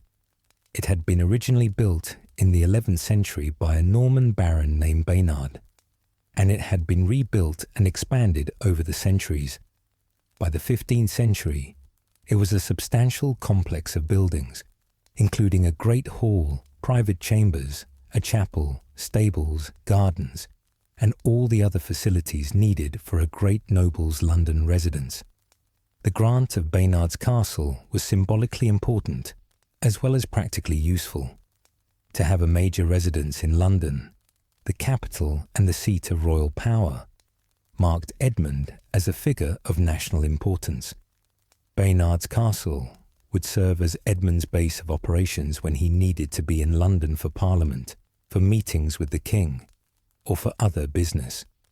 It was a place where he could entertain other nobles, where he could hold his own court in miniature, where he could demonstrate his wealth and status. Edmund proved to be a capable manager of his estates and an astute businessman. He invested wisely, putting money into the wool trade that was one of England's most important industries at the time. Wool from English sheep was highly prized throughout Europe, and the wool trade generated enormous profits for those who controlled it. The town of Boston in Lincolnshire was one of the major centres of the wool trade, and Edmund developed business interests there, working with merchants who exported wool to the Low Countries and brought back manufactured goods in return. This involvement in commerce was somewhat unusual for a member of the high nobility, who might have been expected to disdain trade as beneath their dignity. But Edmund recognized that trade could generate the wealth needed to support his position and to fulfill his responsibilities. The revenues from his estates, while substantial, had to support a large household of servants, officials, and retainers. They had to pay for the expensive clothing, armor, and horses that were necessary to maintain noble status. They had to fund entertainment and hospitality, for a great lord was expected to keep an open house and to display his generosity. Edmund's investments in the wool trade provided additional income that helped to meet these expenses. As Earl of Richmond, Edmund was also expected to provide military service to the crown when needed. This was one of the fundamental obligations of the feudal system. The king granted lands to his nobles, and in return, the nobles promised to provide armed men for military campaigns.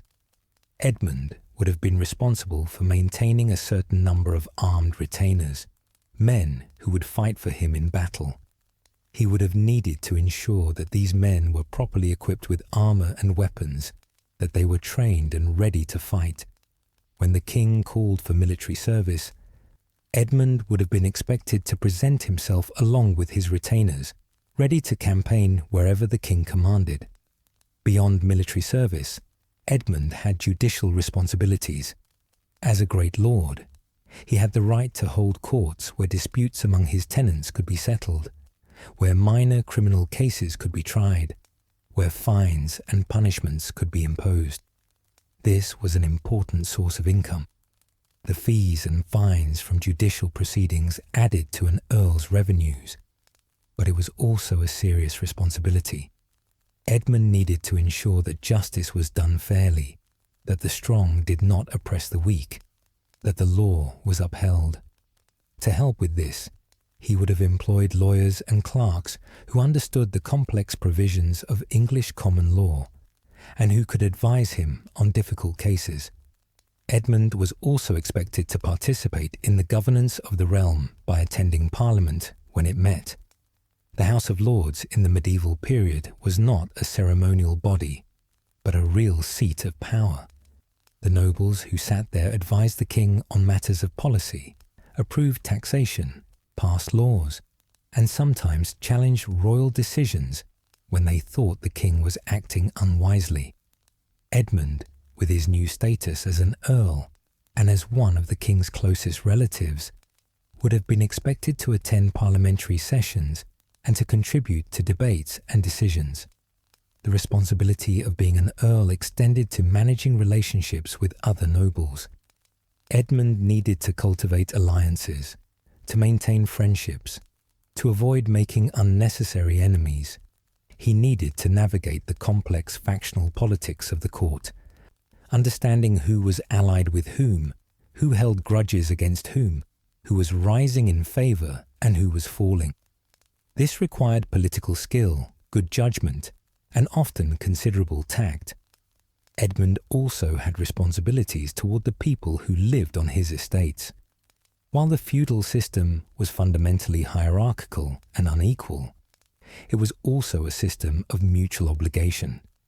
The lord owed protection and justice to his tenants, and a wise lord treated his people fairly, understanding that their productivity and loyalty were essential to his own prosperity.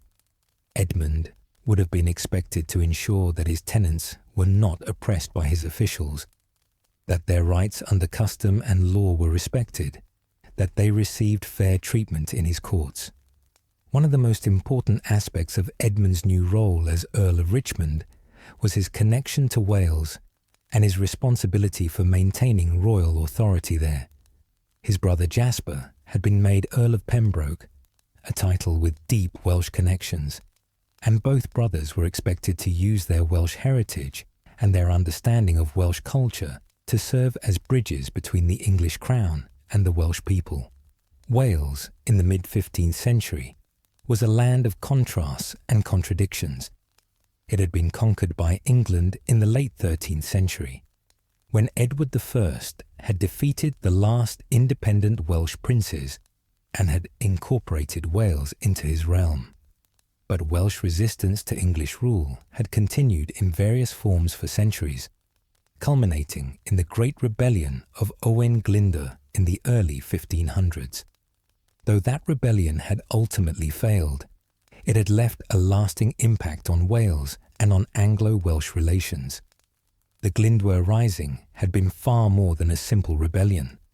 It had been an attempt to restore Welsh independence, to revive Welsh culture and law, to throw off English domination entirely. Glyndwr had declared himself Prince of Wales and had established a Welsh parliament, had formed alliances with France and Scotland, had established Welsh universities, had even tried to create a separate Welsh church, independent of Canterbury. For a brief period, it seemed that Wales might actually achieve independence. But the rebellion had been suppressed, and the English response had been harsh. Welsh nobles who had supported Glyndwr lost their lands. Restrictive laws were passed to prevent future rebellions, laws that prohibited Welsh people from buying land in English-controlled towns, from holding certain offices, from carrying weapons, from gathering in large numbers. These laws created a system of second-class status for Welsh people in their own land, generating resentment that simmered beneath the surface of everyday life. Yet Wales had not been completely subjugated or anglicised. Welsh language and culture continued to thrive in many areas.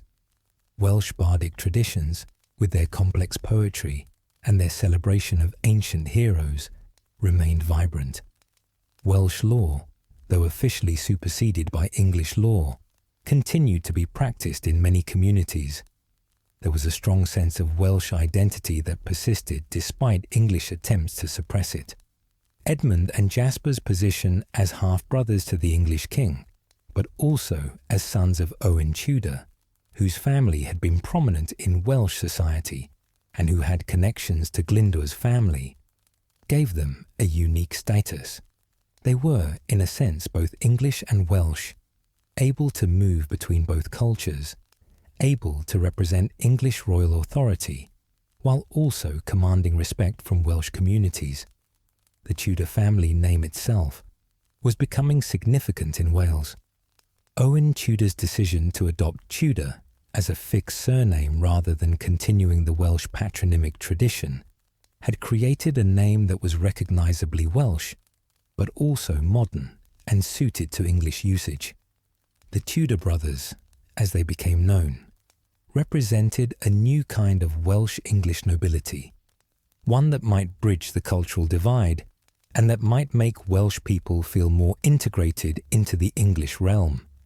There were also the old Welsh prophecies to consider.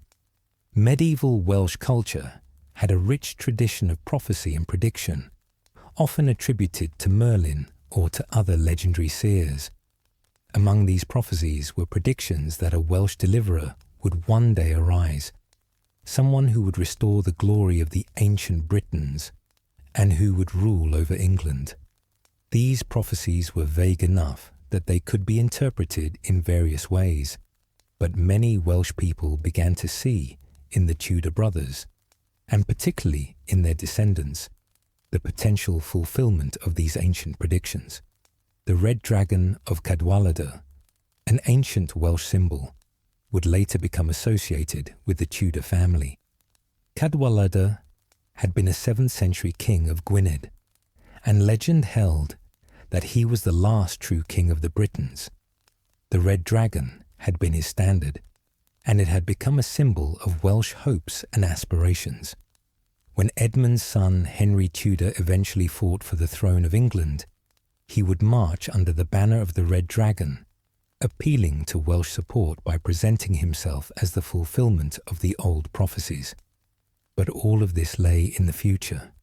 In 1453, when Edmund was formally invested as Earl of Richmond, he was still a young man of about 23, just beginning to understand the responsibilities and opportunities that his new position offered.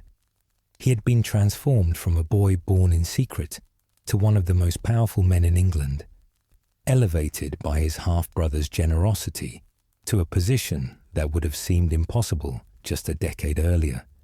Yet even as Edmund was establishing himself in his new role, even as he was learning to manage his estates and to navigate the complex world of high politics, the storm clouds were gathering. England was sliding towards civil war. The tensions between the king's supporters and the Duke of York's faction were growing more acute. The loss of English territories in France was bringing shame and anger.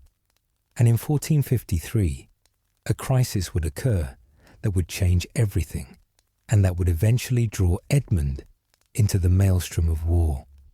In the summer of 1453, just as Edmund was settling into his new role as Earl of Richmond, a catastrophe struck that would have profound consequences for England and for Edmund personally.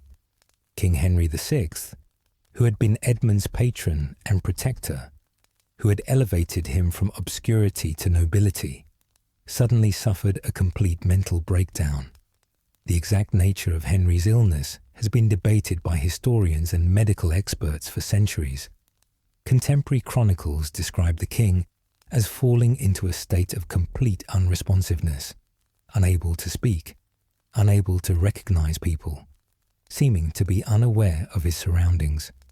Modern scholars have suggested various possible diagnoses: a severe depressive episode, a psychotic break, catatonic schizophrenia, or some form of inherited mental illness similar to what his maternal grandfather Charles VI of France had suffered. Whatever the medical explanation, the political consequences were immediate and severe. England's king was suddenly unable to fulfill any of his duties. He could not make decisions, could not sign documents, could not receive ambassadors or hear petitions. For all practical purposes, it was as if the king had disappeared, leaving behind only his physical body, which sat unmoving and unresponsive in the royal chambers. The timing of Henry's illness could hardly have been worse. Just a few months earlier, Queen Margaret of Anjou had finally given birth to a son, Edward of Westminster, after years of marriage without an heir. This should have been a cause for celebration, securing the succession and ensuring the continuity of the Lancastrian line. But with the king now incapacitated, unable even to acknowledge his new son, the joy of the birth was overshadowed by the crisis of the king's condition. The immediate question was who would govern England during the king's illness. Queen Margaret believed that she should be named regent, arguing that as the king's wife and as the mother of his heir, she was the logical choice to rule in his name. She was intelligent, politically astute, and had already been playing an active role in government. Moreover, she was fiercely loyal to her husband and would surely govern according to his wishes and interests. But Queen Margaret had enemies among the English nobility. Many resented her French origins and saw her as a foreign influence. Others disliked her strong personality and her tendency to interfere in politics. Some whispered that she had too much influence over the weak-minded king, and that she was responsible for England's recent military disasters. These nobles wanted someone else to govern during the king's incapacity. The alternative candidate was Richard Plantagenet, the Duke of York. York was one of the most powerful nobles in England, with vast estates and strong military forces. He was also, through his descent from Edward III, a potential claimant to the throne himself. York had been increasingly critical of how the kingdom was being governed, blaming Henry's weak advisors and Queen Margaret's interference for England's problems. He had been demanding reforms and a greater voice in government. The debate over who should govern during Henry's illness played out over several months, with various factions of nobles supporting either the Queen or the Duke. Edmund and Jasper Tudor faced a difficult choice. Their loyalty was naturally to their half-brother the King and to the Lancastrian cause. They owed their titles and their position entirely to Henry's generosity. Yet they were also pragmatic enough to recognize that the Duke of York had widespread support among the nobility and that opposing him directly might be dangerous. In the end, Edmund and Jasper decided to support York's bid to be named Protector of the Realm. This was a calculated political decision, one that reflected their recognition that York commanded sufficient support to make his protectorate inevitable, and that aligning with him might protect their own positions. It may also have reflected a genuine belief that York, whatever his faults, was more capable of providing strong government during the crisis than Queen Margaret would be. Richard of York was duly named Protector of the realm, giving him the authority to govern in the king's name. He moved quickly to establish his control and to implement reforms. He dismissed many of Henry's former advisors, particularly those associated with Queen Margaret's faction. He worked to improve the royal finances, which had been depleted by years of mismanagement and military expenses. He tried to restore order in various parts of the kingdom where lawlessness had been allowed to flourish. Notably, while York cancelled many of the grants and favours that Henry had bestowed during his reign, he specifically exempted the grants made to Edmund and Jasper Tudor. This decision suggests that York recognised the Tudor brothers as competent administrators who had earned their positions, and that he saw value in keeping them allied with him rather than alienating them. It also suggests that Edmund and Jasper had successfully navigated the treacherous waters of factional politics, maintaining good relations with multiple factions and avoiding being seen as extreme partisans of any one side. For over a year, from late 1453 through 1454, Richard of York governed England as Protector. Edmund continued to fulfill his duties as Earl of Richmond, managing his estates, attending to business, and watching carefully as the political situation evolved. Then, in late 1454, something extraordinary happened. King Henry suddenly recovered. Just as mysteriously and inexplicably as the illness had struck him down, it now released him, and the king returned to full consciousness and functionality. Henry's recovery was greeted with joy by his supporters, particularly Queen Margaret, who had endured a difficult year watching her husband's vacant state and being sidelined from power. One of the first things Henry wanted to know about was his son. During his illness, Prince Edward of Westminster had been born, but Henry had been unable to comprehend this news or to acknowledge his child. Now, restored to his senses, Henry was able to meet his son for the first time and to rejoice in the heir who would carry on his line. With Henry's recovery, Richard of York's protectorate came to an end. The king resumed his personal rule, and Queen Margaret, who had never forgiven York for seizing power during her husband's illness, moved to marginalise the Duke and his supporters. She worked to build up a Lancastrian faction that would be strong enough to resist any future attempt by York to seize power. She cultivated alliances with other nobles, rewarded loyalty, and prepared for the confrontation that seemed increasingly inevitable. Richard of York, for his part, viewed these developments with alarm. He had tasted power and had seen how effectively he could govern. He had supporters among the nobility who believed that he would be a better king than the ineffectual Henry, and he had a legitimate claim to the throne through his descent from Edward III. York began to gather his supporters and to prepare for the possibility that he might need to use force to maintain his position and protect his interests. Edmund and Jasper Tudor now faced an even more difficult choice than before. Their previous support for York's protectorate had been based on practical considerations, on a recognition that York commanded sufficient support to make opposition futile. But now the question was not who should govern during a temporary crisis, but rather who should be the true King of England. This was a question of fundamental loyalty, one that could not be answered by political calculation alone. For Edmund and Jasper, family loyalty trumped political pragmatism. They declared their unwavering support for their half-brother King Henry and for the Lancastrian cause. This decision would have profound consequences, placing them squarely in opposition to York and his Yorkist supporters, and eventually leading Edmund into the military campaigns that would ultimately cost him his life. The tensions between the Lancastrian and Yorkist factions finally erupted into open violence on the 22nd of May in 1455, at the town of St Albans in Hertfordshire. What began as a political confrontation quickly turned into a battle. the first significant armed conflict of what would later be known as the Wars of the Roses. The battle was relatively small by medieval standards. The forces involved numbered perhaps a few thousand men on each side rather than the tens of thousands that might participate in a major field battle. But it was, nonetheless, deadly and consequential.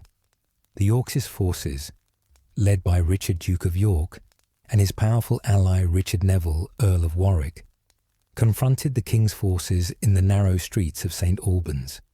The fighting was fierce and confused, with men struggling in close quarters, swords clashing, arrows flying from windows and rooftops. In the chaos of the battle, King Henry himself was wounded by an arrow, though not seriously. More significantly, several key Lancastrian nobles were killed, including Edmund Beaufort, Duke of Somerset. Somerset's death would have consequences that extended to Edmund Tudor's own story, for Somerset was the uncle of young Margaret Beaufort, whose fate would soon become intertwined with Edmund's. Edmund Tudor himself was not present at the First Battle of St. Albans. Whether this was by chance, he happened to be elsewhere when the battle occurred, or by design, he had been given other duties that kept him away from the fighting, is not clear from the historical record.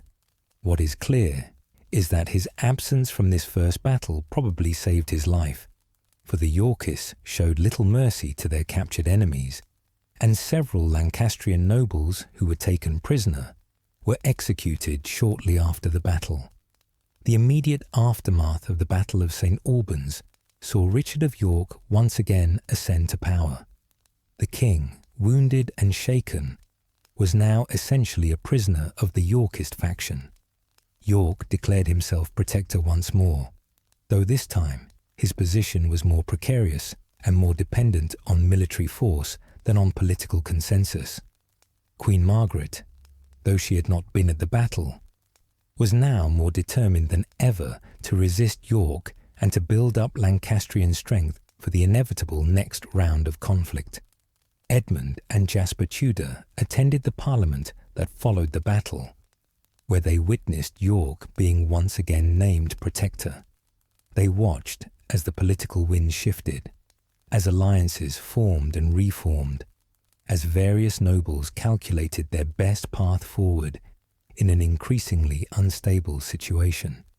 Both brothers were learning harsh lessons about the realities of power in 15th century England, where military strength could overcome legal right, where today's ally could become tomorrow's enemy, and where the wrong political choice could result not just in loss of position, but in loss of life. By November of 1455, when the second session of that year's Parliament began, Edmund was notably absent. He had been given an important and dangerous assignment by King Henry, to go to Wales to put down a rebellion led by Gruffydd ap Nicholas, a Welsh nobleman who had been defying royal authority and who had seized control of several royal castles in South Wales. This assignment would take Edmund away from the relative safety of court and into the field, where he would have to demonstrate his abilities as a military commander, and where he would be exposed to all the dangers of medieval warfare. Before Edmund departed for Wales to take up his military duties against Gruffydd ap Nicholas, there was one more crucial event that would shape his destiny and the destiny of England itself. Edmund was to be married, and his bride would be Margaret Beaufort, one of the wealthiest and most important heiresses in England. This marriage, which would last barely a year before Edmund's death, would produce the child who would become King Henry VII and who would found the Tudor Dynasty. To understand the significance of Edmund's marriage to Margaret Beaufort, we must first understand who Margaret was, where she came from, and why her hand in marriage was so valuable. Margaret's story began on the 31st of May in 1443, when she was born at Bletsoe Castle in Bedfordshire. Bletsoe Castle was not one of the great royal palaces or fortresses of England, but rather a substantial manor house that served as the seat of the Beaufort family in that region. Margaret's birth was a moment of both joy and tragedy for her family. Her father, John Beaufort, 1st Duke of Somerset, had been one of the most powerful nobles in England, a member of the royal family through his descent from John of Gaunt. But John Beaufort's life had been marked by military failure and political disappointment. In 1443, he had led an English army in France, attempting to stem the tide of French victories that were gradually driving the English from their continental possessions. The campaign had been a disaster, with English forces suffering defeats and John Beaufort being blamed for incompetence and cowardice. John returned to England in disgrace, his reputation destroyed, facing accusations of failure and even treason. The psychological burden of this failure appears to have been too much for him to bear. In May of 1444, shortly after Margaret's birth, John Beaufort died. Contemporary sources suggest that his death may have been suicide, that he killed himself rather than face the shame of his military failures. Whether this is true or whether he died of illness or some other cause, the result was the same. Margaret was left fatherless before her first birthday. Margaret's mother was Margaret Beauchamp of Bletsoe, who came from an old and respected noble family. Margaret Beauchamp was left as a young widow with an infant daughter to raise. More significantly, with John Beaufort's death, his titles and vast estates passed to his only child, Margaret. The infant girl became the sole heir to the Beaufort fortune, including extensive lands in Somerset, Dorset, and other counties, as well as significant revenues and rights. The Beaufort family's wealth was substantial, but even more important was their bloodline. The Beauforts were descended from John of Gaunt, who had been the third surviving son of King Edward III. John of Gaunt had 4 children by his mistress Catherine Swynford, before he eventually married her in 1396. These children, John, Henry, Thomas, and Joan Beaufort, were born illegitimate, but they were later legitimised by King Richard II, and their legitimacy was confirmed by Parliament under King Henry IV. However, there was a crucial caveat. When Henry IV confirmed the Beaufort legitimisation, he added a clause known as the Excepta Dignitate Regali, which specifically excluded the Beauforts from the royal succession. This meant that while the Beauforts were legitimate nobles with all the usual rights and privileges, they theoretically had no claim to the throne of England. Nevertheless, this Beaufort blood gave them a connection to the royal family, a certain prestige, and, as events would prove, a potential claim that could be activated under certain circumstances. Margaret Beaufort's position as the sole heir to the Beaufort estates and fortune made her an extremely valuable prize in the medieval marriage market.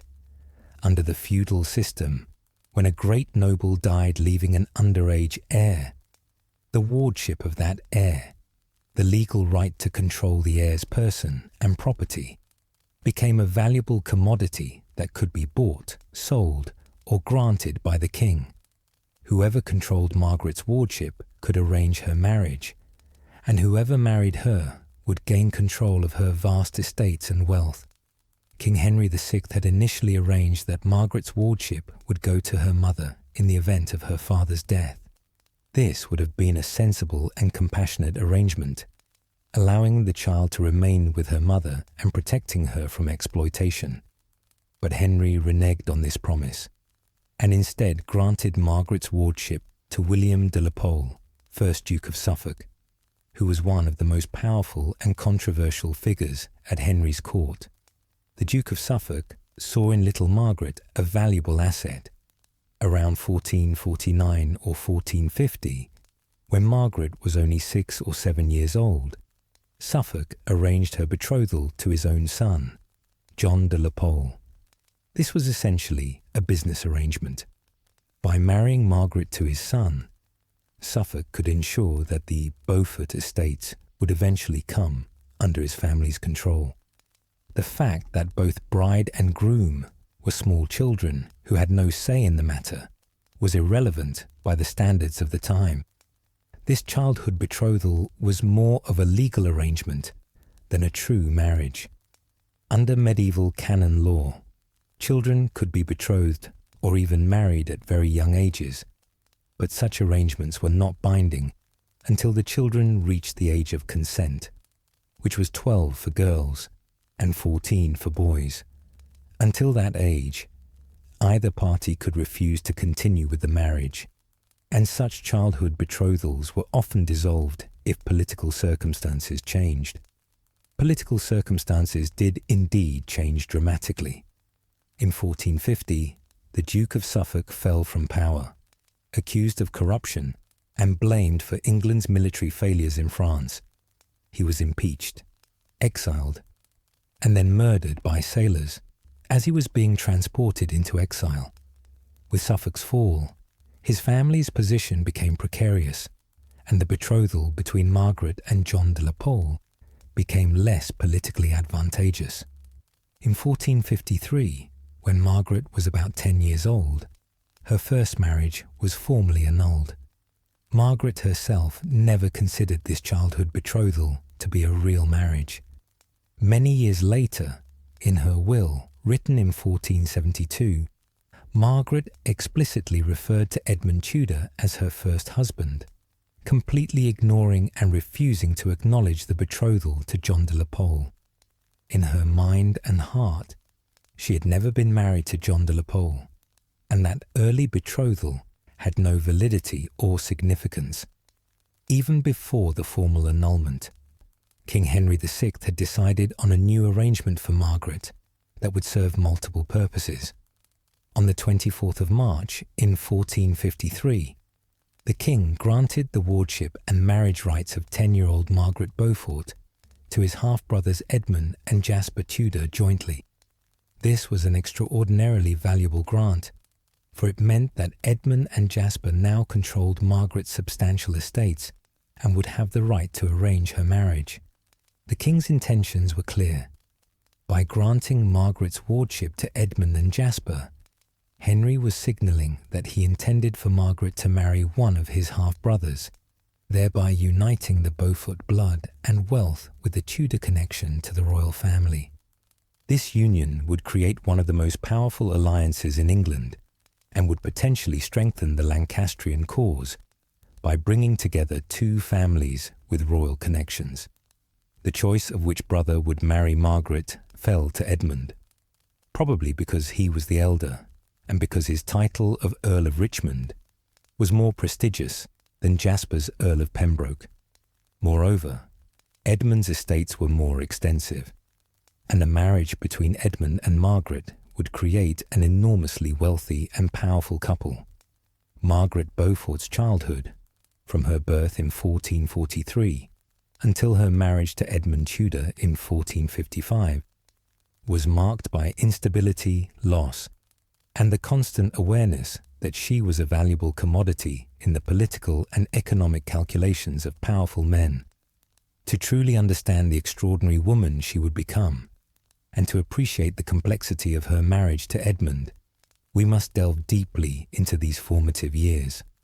After her father's death in 1444, Margaret remained at Bletsoe Castle with her mother, Margaret Beauchamp. Bletsoe was a comfortable but not lavish residence, a manor house built around a courtyard, with a great hall for dining and ceremonies, private chambers for the family, a chapel for daily prayers, and the various service buildings needed to support a noble household: kitchens, stables, storehouses, and workshops.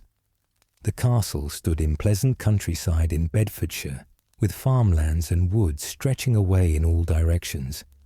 Margaret's mother was determined to give her daughter the best upbringing possible, despite the difficult circumstances. Margaret Beauchamp was an intelligent and capable woman, who understood that her daughter's future would depend not just on her wealth and bloodline, but also on her education, her character, and her ability to navigate the dangerous world of 15th century politics. She arranged for Margaret to be educated by tutors who could teach her reading, writing, Latin, French, theology, history, mathematics, and all the other subjects appropriate to a girl of her station. Medieval education for noble girls was often dismissed as superficial or limited, focused primarily on domestic skills and religious devotion. But in reality, noble girls like Margaret often received quite comprehensive educations, particularly if they were heiresses who might need to manage estates or navigate complex legal and financial matters. Margaret proved to be an exceptionally bright and dedicated student. She had a natural aptitude for languages and could read and write fluently in English, French, and Latin by the time she was 8 or 9 years old. Margaret's education in Latin was particularly thorough. In the medieval world, Latin was the language of the church, of scholarship, of law, and of international communication. A person who could read Latin had access to the Bible, to the writings of the church fathers, to histories and chronicles, to legal documents and philosophical treatises. Margaret's Latin was good enough that she could read devotional texts and theological works without translation. Later in life, she would translate religious works from Latin into English and would be recognized as one of the most learned women of her generation. Beyond academic subjects, Margaret also received instruction in the practical skills needed to manage a great household. She learned about accounting and estate management, understanding how rents were collected, how expenses were tracked, how profits from farming and other enterprises were calculated. She learned about the production of cloth, from the shearing of sheep through the spinning of wool into thread, the weaving of thread into fabric, and the dyeing and finishing that produced the beautiful textiles so prized in the medieval world. She learned about the cultivation of herbs for cooking and medicine, about the preservation of food for winter storage, about the 100 practical details of daily life that a noblewoman needed to understand. Margaret also received instruction in music and dancing, for these were considered essential accomplishments for a lady. She learned to sing, to play the harp, or perhaps the lute, to participate in the elaborate court dances that were an important part of noble social life. She learned needlework and embroidery, producing the intricate designs and images that decorated clothing, hangings, and church vestments. She learned the elaborate codes of courtesy and etiquette that governed interactions between people of different ranks. But the most important part of Margaret's education was religious. Medieval society was profoundly religious, and for Margaret, who was by nature devout and serious-minded, religious devotion became the central organizing principle of her life. She attended Mass daily in the chapel at Bletsoe, learning the rhythms of the church year with its feasts and fasts, its seasons of joy and sorrow. She learned the prayers and hymns of the liturgy, memorizing them so thoroughly that they became part of her very being. She studied the lives of the saints, drawing inspiration from their examples of faith and courage.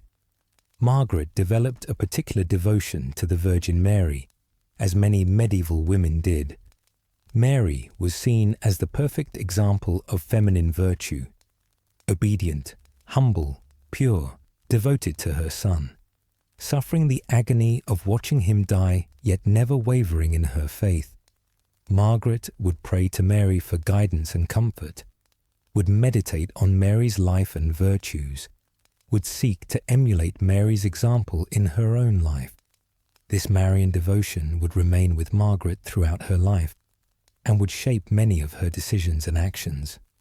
As Margaret grew from a small child into a girl approaching adolescence, the question of her future marriage became increasingly urgent. Under the medieval understanding of child development, girls were believed to reach physical maturity earlier than modern science tells us is actually the case. The age of 12 was considered the threshold of marriageability for girls, the age at which they could legally consent to marriage, and at which a marriage could be consummated. This seems shockingly young to modern sensibilities, but in the medieval world, where life expectancy was shorter, and where aristocratic marriages were primarily political and economic alliances rather than love matches, early marriages were common. Margaret's betrothal to John de la Pole, arranged by the Duke of Suffolk when she was about 7 years old, had been a legal contract but not a true marriage. The children had been too young to consummate the union, and both could have refused to proceed with the marriage once they reached the age of consent.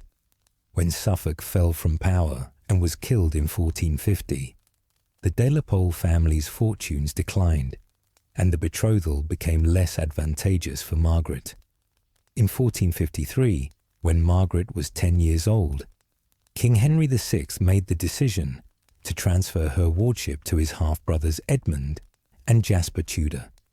This was more than just a transfer of guardianship. It was a clear signal that Henry intended for Margaret to marry one of the Tudor brothers.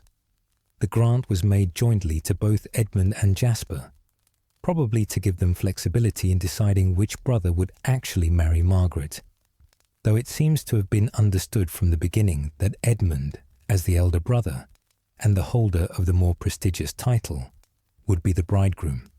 For Margaret, now 10 years old, and living at Bletsoe with her mother, the news that she was to be transferred to new guardians and that her marriage was to be arranged by the king's half-brothers must have been both exciting and frightening. She was being brought into the orbit of the royal family, into the highest circles of power in England.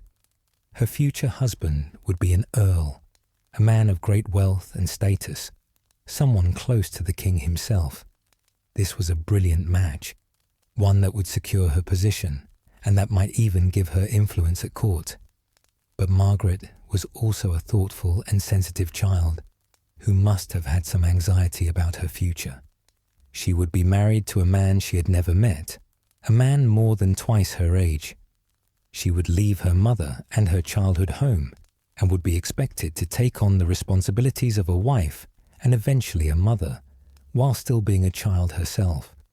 And she would be entering this new life at a time when England was descending into civil war, when loyalties were shifting, when today's ally might become tomorrow's enemy. There is a famous story about Margaret's marriage decision that has been told and retold over the centuries, though historians debate whether it actually happened or whether it is a later invention designed to give Margaret more agency in a situation where she actually had very little choice. According to this story, Margaret, at the age of 12, was uncertain about whether she should proceed with the marriage to Edmund Tudor.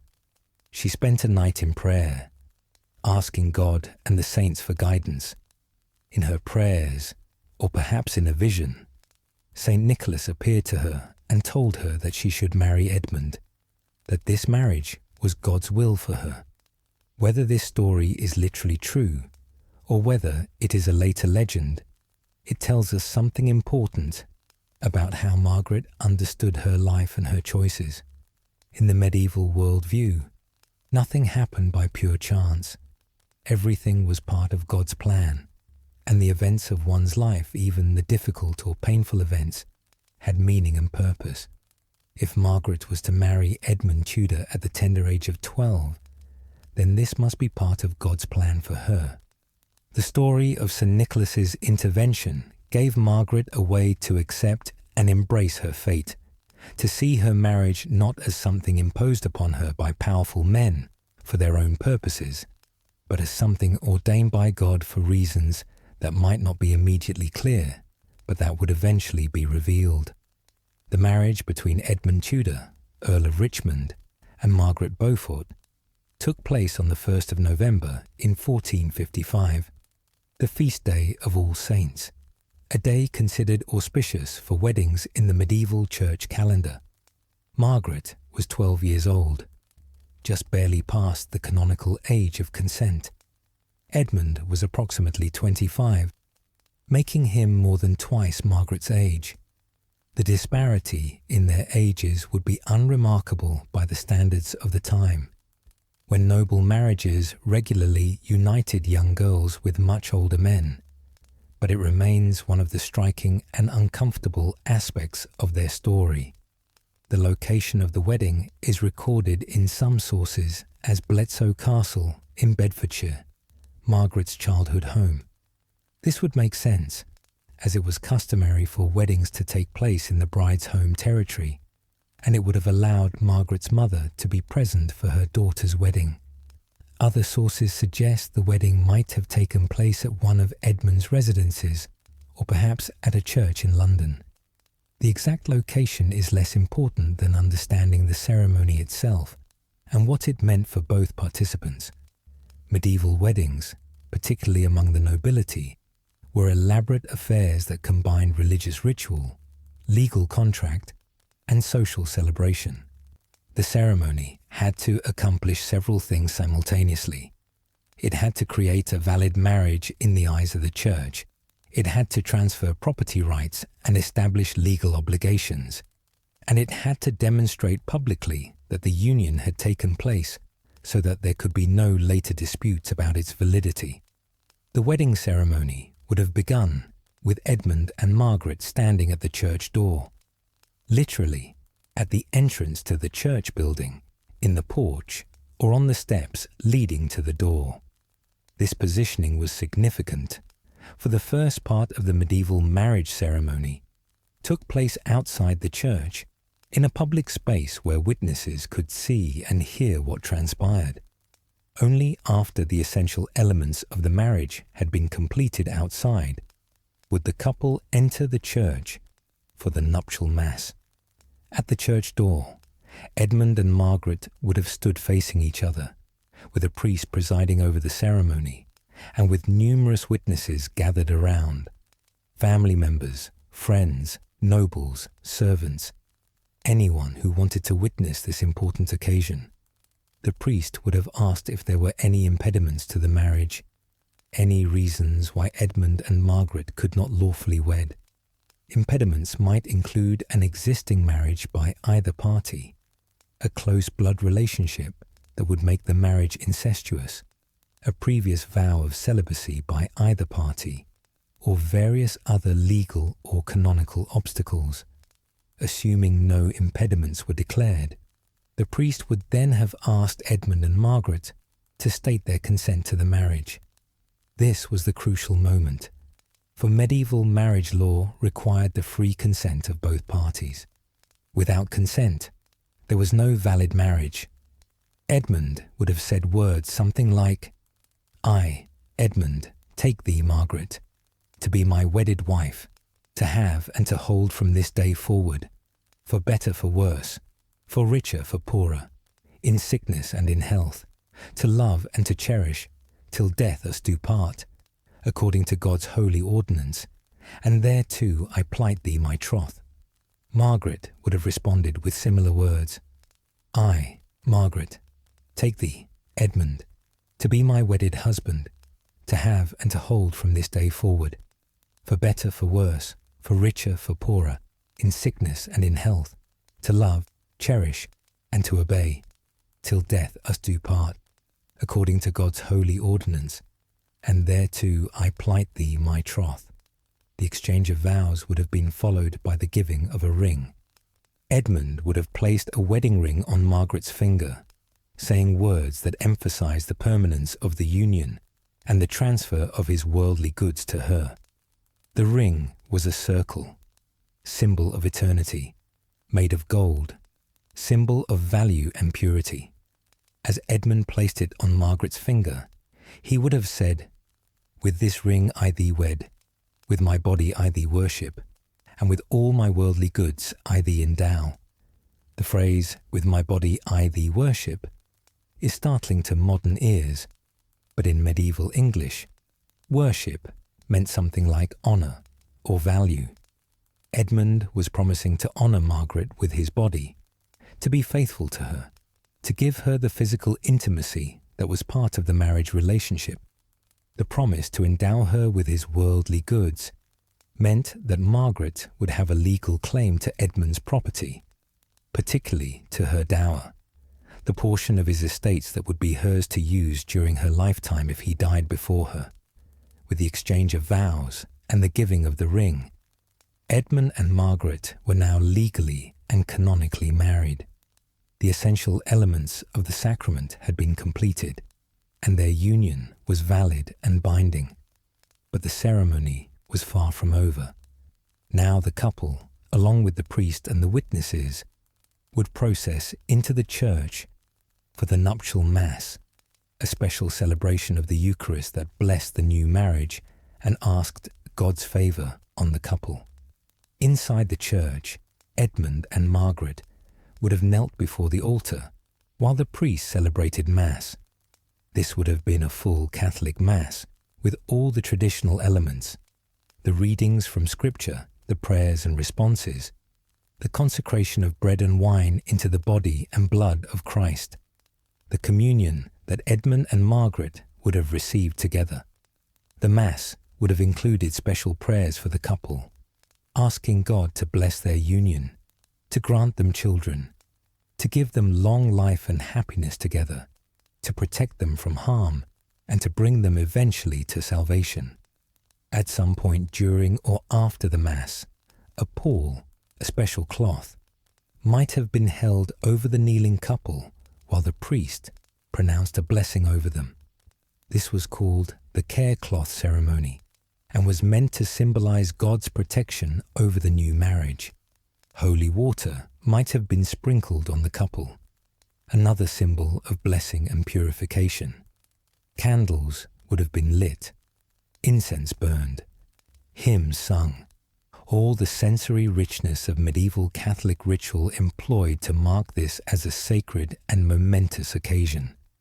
After the church ceremony, there would have been a wedding feast for a marriage between an earl and one of England's richest heiresses. This feast would have been lavish.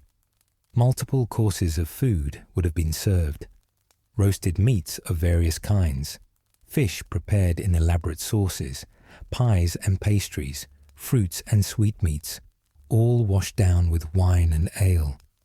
There would have been entertainment, musicians playing, singers performing, perhaps jugglers or acrobats amusing the guests. There would have been dancing, with Edmund and Margaret leading the first dance as the newly married couple. The medieval wedding feast was more than just a celebration. It was a public demonstration of the family's wealth and status, an opportunity to display generosity and to strengthen social and political bonds. The guest list for Edmund and Margaret's wedding would have included nobles, clergy, royal officials, and anyone else whose goodwill and alliance might be valuable. Gifts would have been given to the couple, not just by guests, but also by the couple to their guests, demonstrating their generosity and establishing reciprocal obligations. But the most significant, and from a modern perspective, the most disturbing part of the medieval wedding ritual came after the feast, when it was time for the marriage to be consummated. In medieval understanding, a marriage was not truly complete until it had been consummated through sexual intercourse. An unconsummated marriage could be annulled, while a consummated marriage was binding until death. The Church taught that the physical union of husband and wife in the marriage bed was not just permitted but actually necessary, a reflection of the mystical union between Christ and the Church, and the means by which children, the primary purpose of marriage, would be conceived. For noble weddings, there was often a public bedding ceremony in which the newly married couple would be escorted to the marriage bed by the wedding guests. The bride might be partially undressed by her female attendants, the groom by his male companions. The couple would be placed in the bed together, and priests would bless the bed and pray for the couple's fertility. Then the guests would leave, though they might remain outside the chamber to provide proof that consummation had occurred by listening for sounds that indicated sexual activity, or by examining the bedsheets the next morning for evidence of the bride's lost virginity. Whether Edmund and Margaret's wedding included such a public bedding ceremony, we cannot know for certain. What we do know is that the marriage was consummated, and that this consummation was immediate. There was no period of waiting for Margaret to mature further. Edmund exercised his legal right as a husband to have sexual relations with his 12-year-old bride virtually immediately after the wedding ceremony.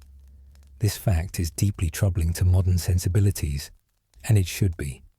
By modern standards, what happened on Edmund and Margaret's wedding night was child sexual abuse, regardless of the legal and religious framework of the time. Margaret was 12 years old, barely past the onset of puberty, physically and emotionally immature, in no position to refuse or even to fully understand what was happening to her. Edmund was an adult man in his mid-20s who chose to consummate the marriage rather than waiting for his bride to grow older. That said, we must also acknowledge that by 15th century standards, what Edmund did was legal and indeed expected. The church permitted marriage at 12 for girls, and once married, husbands had the right to sexual access to their wives. Many other noble marriages of this period involved similar age disparities and similar immediate consummations. Edmund was following the normal practices of his time and class, not acting as an unusual predator or deviant. Nevertheless, even by medieval standards, there was some recognition that this marriage was problematic. Margaret's own physician, a man who would later serve her for many years, later wrote critically about Edmund's decision to consummate the marriage immediately. He noted that Margaret was of such slender proportions and so young that the sexual relationship and the pregnancy that quickly followed did serious damage to her body. He suggested that Edmund should have waited, that he should have allowed Margaret more time to grow and mature before subjecting her to sexual relations and pregnancy. Margaret herself later became an advocate for delaying marriage and childbirth, having suffered the trauma of being married and impregnated at 12, having endured the difficult pregnancy and dangerous childbirth that followed. Margaret made sure that when her son Henry married, his bride, who was the same age Margaret had been, was explicitly instructed that the marriage should not be consummated for several years until she was older and her body more prepared for pregnancy. Margaret's later advocacy suggests that she understood, from painful personal experience, the harm that could be done by such early marriages. After the wedding and its consummation, Margaret left her childhood home and her mother to take up her new life as Edmund Tudor's wife. Her primary residence would be Lamphy Palace in Pembrokeshire, Wales, a property that had been granted to Edmund's brother Jasper as part of his earldom of Pembroke, but which the brothers appear to have used jointly. Lamphy Palace was a substantial residence, though palace is perhaps an overstatement for what was essentially a fortified manor house. It had been originally built as a residence for the bishops of St. David's, who needed a comfortable place to stay when they were travelling through their extensive diocese. The bishops had built a great hall for feasting and for conducting official business, a chapel for daily prayers, private chambers for the bishop and his guests, and various service buildings, kitchens, stables, storehouses and workshops. The location of Lamphy was pleasant, set in the rolling countryside of southwestern Wales, not far from the coast. The surrounding area was pastoral and peaceful, with fields where sheep grazed, woods where hunting could be enjoyed, and streams where fish could be caught. For Margaret, who had spent most of her life in the English Midlands, Wales would have been exotic and perhaps a bit unsettling, a land where many people still spoke Welsh rather than English, where customs and traditions differed from what she knew, where the power of the English crown was less secure than in England proper. Margaret's household at Lamphey would have included numerous servants and retainers. There would have been ladies-in-waiting, women of gentle birth who attended Margaret and who provided her with companionship. There would have been servants to maintain the buildings and grounds, to prepare food, to manage the stables and livestock, to do laundry and cleaning. There would have been guards and men-at-arms, for security was always a concern, especially in Wales, where local lords sometimes challenged royal authority. As the wife of an earl, Margaret had responsibilities for managing this household. She would have overseen the daily activities, ensuring that the household ran smoothly and efficiently. She would have managed the accounts, tracking income and expenses, making sure that there was sufficient money to pay wages and to buy supplies. She would have supervised the work of the servants, maintaining discipline, while also ensuring that they were treated fairly. She would have been responsible for hospitality, welcoming guests who visited Lamphey, and ensuring that they were properly entertained. But Margaret was also still just 12 years old, thrust suddenly into responsibilities that would have challenged a much older and more experienced woman. We can imagine that she must have felt overwhelmed at times, uncertain of what to do, struggling to assert her authority over servants who were older than she was and who might not have taken a child bride seriously. Margaret's mother-in-law, if we can call Catherine of Valois, that despite her death many years earlier, could not provide guidance. Edmund himself was often away, engaged in his military and political duties. Margaret had to learn on the job, had to grow up quickly, had to transform herself from a child into the mistress of a great household. And she had to do all of this while dealing with the physical and emotional consequences of her marriage. Margaret became pregnant almost immediately after her wedding. Whether this pregnancy occurred within the first month of marriage or took a few months longer, we cannot say with certainty, but it was clear by early 1456 that the young bride was expecting a child. For a 12-year-old girl, pregnancy was dangerous. Margaret's body was not fully developed, not truly ready for the demands that pregnancy and childbirth would place on it.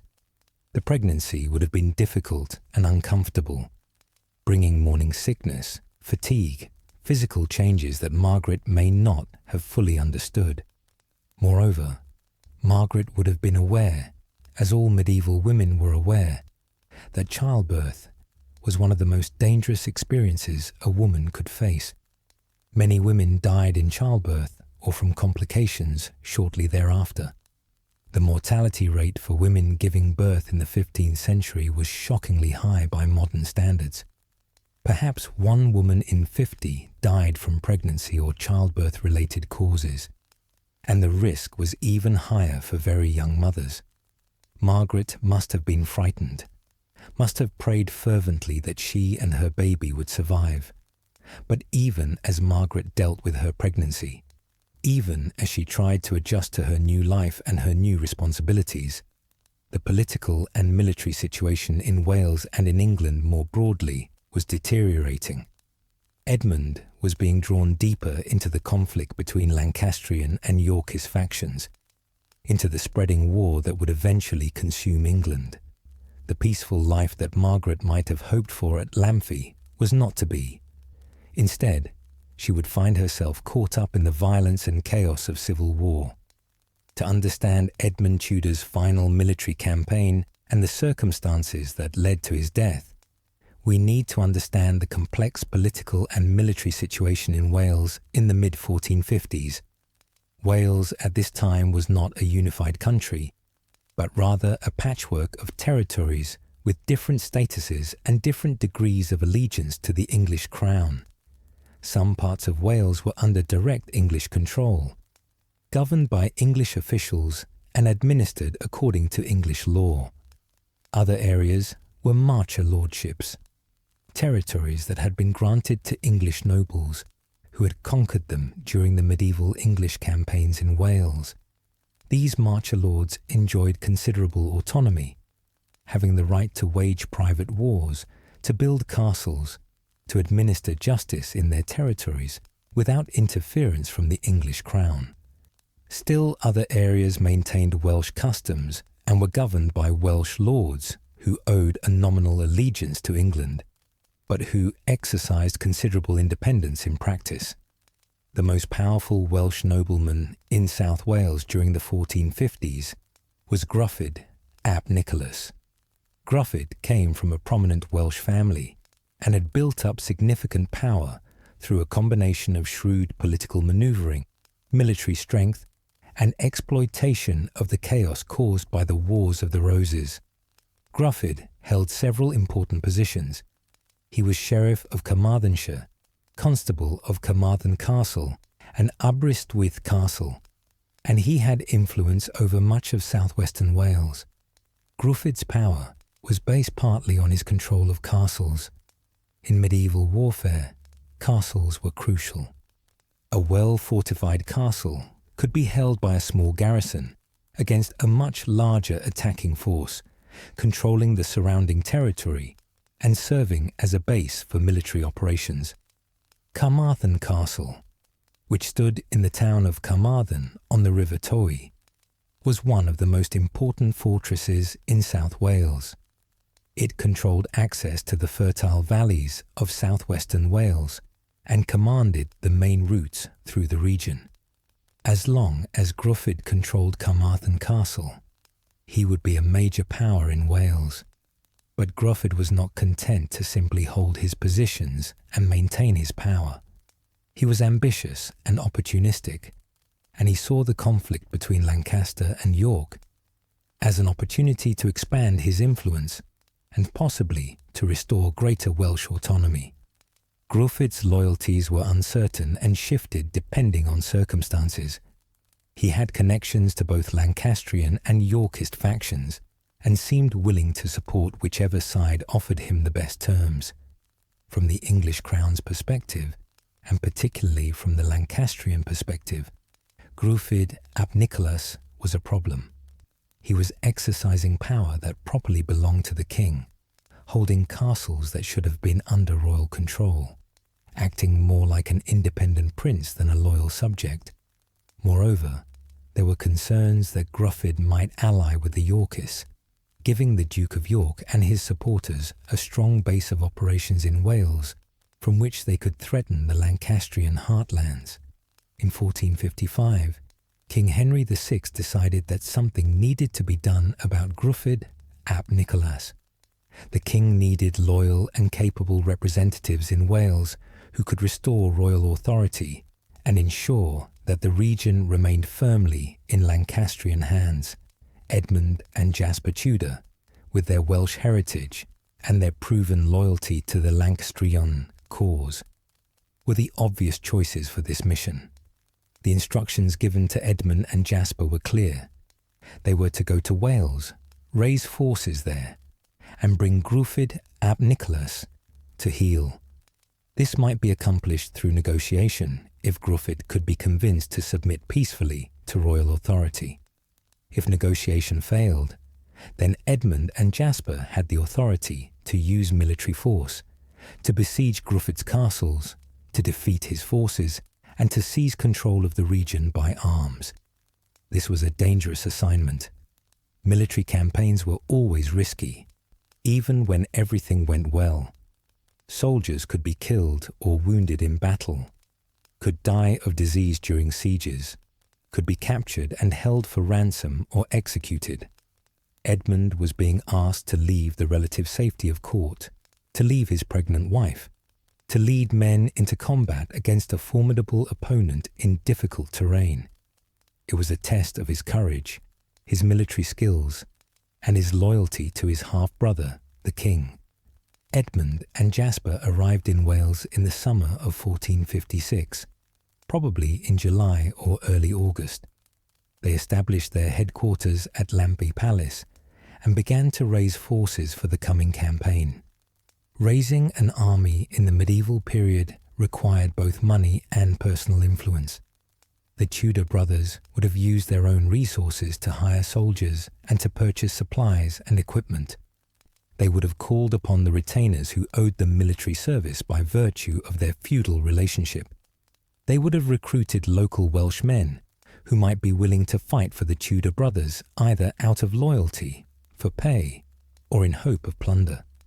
The size of the force that Edmund and Jasper assembled is not recorded in the surviving sources, but it was probably several hundred men, perhaps as many as 1,000. This would have included knights and men-at-arms, professional soldiers equipped with armour and weapons, as well as archers and infantry drawn from the common people. The army would have needed wagons to carry supplies, horses for the cavalry, and all the other logistical support that a medieval military campaign required. Edmund's primary objective in the campaign was to capture Carmarthen Castle, the strongest of Gruffydd ap Nicholas's fortresses and the key to controlling southwestern Wales. Carmarthen was an ancient town that had been important since Roman times. The castle, which had been built and rebuilt several times over the centuries, stood on high ground overlooking the River Towy, with strong stone walls and towers providing formidable defences. The approach march to Carmarthen would have taken Edmund's forces through the Welsh countryside in late summer. This was a beautiful time of year in Wales, with the fields golden with ripening grain, the hills green and inviting, the weather generally pleasant though, with occasional rain. But an army on the march was not a pleasant experience for those in it. Soldiers had to walk long distances carrying their equipment, had to sleep in the open or in hastily constructed camps, had to eat whatever food could be found or carried with them. The local population's reaction to Edmund's army would have been mixed.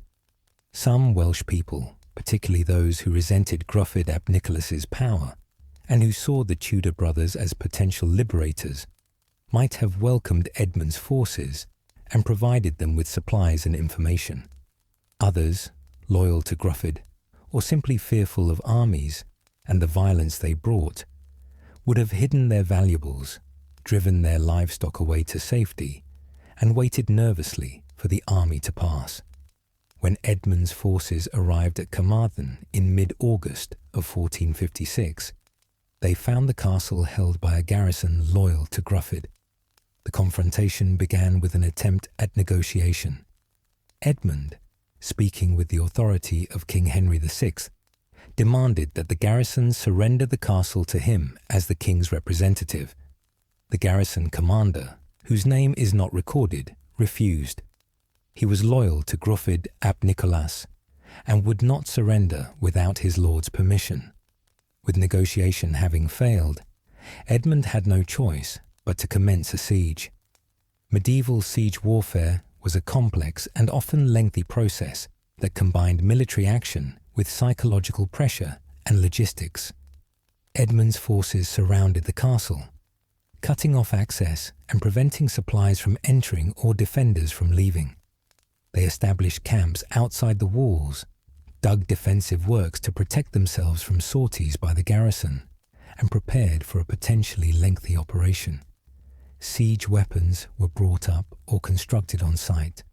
These might have included mangonels or trebuchets, large catapults that could hurl stones at the castle walls, attempting to break through the defences or to damage buildings inside. There might have been battering rams to attack gates, siege towers to allow attackers to reach the top of the walls, and mining operations where tunnels were dug under the walls in an attempt to collapse them. But in medieval siege warfare, time and disease were often more effective than weapons. A castle garrison needed food, water, and other supplies to hold out. If these could be denied for long enough, the garrison would be forced to surrender or face starvation. Edmund's strategy appears to have been to maintain the siege while gradually tightening the noose, wearing down the defenders' will to resist while preventing any relief force from reaching them. The siege proceeded through late August. Days turned into weeks.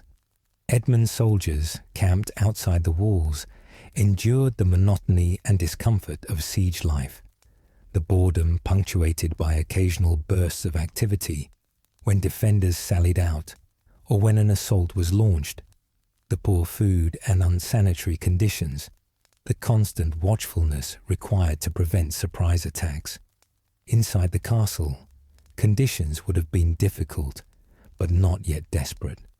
The garrison had stored provisions for exactly this kind of situation, and a well-supplied castle could hold out for months. Water came from wells within the castle walls, so there was no danger of dying of thirst, but morale would have been declining. The defenders knew that they were outnumbered, that no relief was likely to arrive soon, that eventually they would have to either surrender or die fighting. By early September, Edmund's persistence appeared to be paying off. The defenders of Carmarthen Castle, recognizing that their situation was hopeless, began negotiations for surrender. Terms were agreed upon. The garrison would surrender the castle in exchange for safe conduct to leave, taking their personal possessions with them. This was a common arrangement in medieval warfare, allowing defeated soldiers to retain their honor and their lives while giving the victor what he actually wanted: control of the castle. On or around the 3rd of September in 1456, the gates of Carmarthen Castle were opened, and Edmund Tudor led his forces inside. It was a moment of triumph, the successful completion of the mission that King Henry had assigned to him. Edmund had demonstrated his military capability, had proven his worth as one of the king's most trusted nobles, had secured royal control over one of the most important strategic points in Wales. Edmund established himself in Carmarthen Castle, taking over the residential quarters that had previously housed Gruffydd ap Nicholas's garrison commander. He needed to consolidate his control over the region, to install his own men in key positions, to begin the process of restoring full royal authority over southwestern Wales. Plans would need to be made for further operations against other strongholds controlled by Gruffydd or his allies. Messages would need to be sent to the king reporting the success of the campaign. But Edmund's triumph would be brief. Within weeks of capturing Carmarthen Castle, disaster would strike, transforming Edmund's victory into a tragedy and setting in motion events that would lead to his death. In mid-August of 1456, probably around the 10th or 11th of the month, a Yorkist force arrived at Carmarthen. This force was led by Sir William Herbert of Raglan, one of the most powerful and capable of the Yorkist commanders in Wales. Herbert had been building his own power base in Wales, acting on behalf of the Duke of York, and later on behalf of York's son Edward, Earl of March, who would eventually become King Edward IV. William Herbert was a formidable opponent. He was experienced in warfare, had extensive resources, and commanded the loyalty of significant forces in Wales. Herbert's arrival at Carmarthen, with what was probably a larger and better equipped force than Edmund's, put Edmund in an extremely difficult position. Edmund could attempt to defend the castle against Herbert, hoping that he could hold out long enough for reinforcements to arrive from the Lancastrian heartlands, or he could attempt to negotiate, hoping to reach some kind of accommodation with Herbert that would avoid bloodshed. What actually happened next is not entirely clear from the surviving sources, which are frustratingly vague about the details. Some accounts suggest that there was fighting, that Edmund attempted to defend Carmarthen Castle, but was overpowered by Herbert's superior forces. Other accounts suggest that Edmund was captured through treachery or surprise, perhaps taken prisoner before he could organize a defense. Still, other accounts imply that Edmund negotiated a surrender on terms that should have guaranteed his safety, but that Herbert violated these terms once Edmund was in his power. Whatever the exact circumstances, the result was clear. Edmund Tudor, Earl of Richmond, was captured by William Herbert's forces and was made a prisoner. This was a catastrophe not just for Edmund personally, but for the entire Lancastrian cause in Wales. Edmund had been the king's principal representative in the region, and his capture meant that royal authority in southwestern Wales was effectively broken. Herbert and his Yorkist allies now controlled Carmarthen Castle and much of the surrounding territory. Edmund was imprisoned in Carmarthen Castle, the very fortress he had just captured. The irony of this situation, Edmund held prisoner in a castle that had surrendered to him only days or weeks earlier, must have been bitter. As a noble prisoner, Edmund would have been held in reasonably comfortable conditions. He would not have been chained in a dungeon or subjected to torture. Rather, he would have been confined to chambers within the castle, probably under guard, but with access to food, furnishings, and the other basic comforts appropriate to his rank. Medieval warfare had well-established customs regarding noble prisoners. Such prisoners were valuable, both for the ransom that could be demanded for their release and as bargaining chips in political negotiations. William Herbert would have been expected to treat Edmund well, to ensure that he was not harmed, and to eventually either release him for ransom or exchange him for Yorkist prisoners held by the Lancastrians. But these customs existed in a context of generally chivalrous warfare, where the opposing sides recognized each other as legitimate combatants and where a certain code of honor was supposed to prevail. The Wars of the Roses were increasingly brutal and were beginning to strain these traditional limits. Edmund's imprisonment came at a time when the conflict between Lancaster and York was escalating, when hatreds were intensifying, when the normal rules of warfare were beginning to break down. Edmund's imprisonment probably lasted about 2 months, from mid-August until early November of 1456. During this time, his situation would have become progressively more uncertain and dangerous. Negotiations for his release may have been attempted, with representatives trying to arrange terms for ransom or exchange. But these negotiations would have been complicated by the confused political situation, with neither side having a clear advantage and both sides suspicious of the other's intentions. Inside Carmarthen Castle, as autumn advanced and the weather grew colder, Edmund's health began to deteriorate. The exact nature of his illness is not certain, but contemporary sources indicate that he fell seriously ill while imprisoned. One account states that Edmund died of plague. Plague was a constant presence in medieval Europe, occurring in periodic outbreaks that could kill large numbers of people. The bubonic plague, which had caused the Black Death in the 14th century, continued to recur in lesser but still devastating outbreaks. Plague could spread rapidly in confined spaces like prisons or castles, where many people were living in close quarters with poor sanitation. If Edmund did contract plague, he would have developed fever, chills, and extreme weakness. Bubonic plague typically caused swellings called buboes in the lymph nodes, particularly in the groin, armpits, and neck. These buboes were extremely painful and were the most distinctive symptom of the disease. Without modern antibiotics, bubonic plague had a mortality rate of about 60 to 70%. Those who contracted it faced agonizing pain and usually died within a week of the first symptoms appearing. But there are reasons to be skeptical of the plague explanation for Edmund's death. Plague outbreaks were typically widespread events that affected many people in an area. If there had been a plague outbreak at Carmarthen Castle in late 1456, we would expect to see references to many other deaths, both among the garrison and among the local population. The absence of such references suggests that if Edmund did die of plague, he may have been an isolated case, which would be unusual. The alternative explanation, which has been suggested by various historians over the centuries, is that Edmund did not die of natural causes, but was murdered or deliberately allowed to die by his captors. This theory rests on several pieces of circumstantial evidence and on understanding the political motivations that might have led William Herbert to want Edmund dead.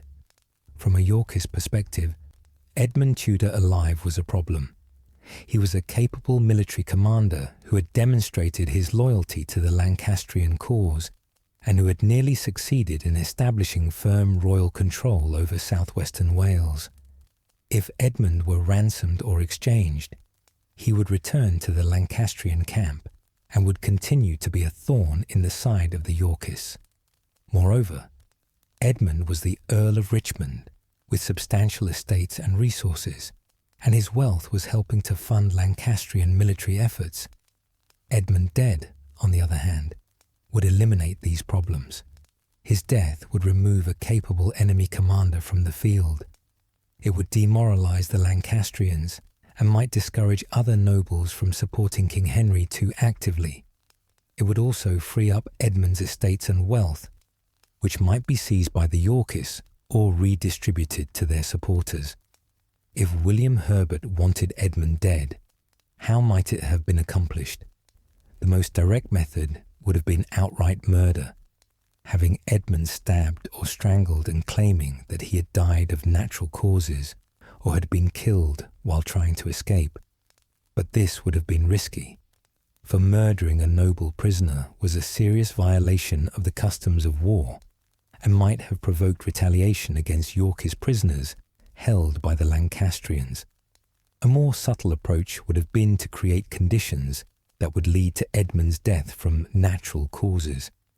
This might involve deliberately housing Edmund in cold, damp quarters where he would be more likely to fall ill.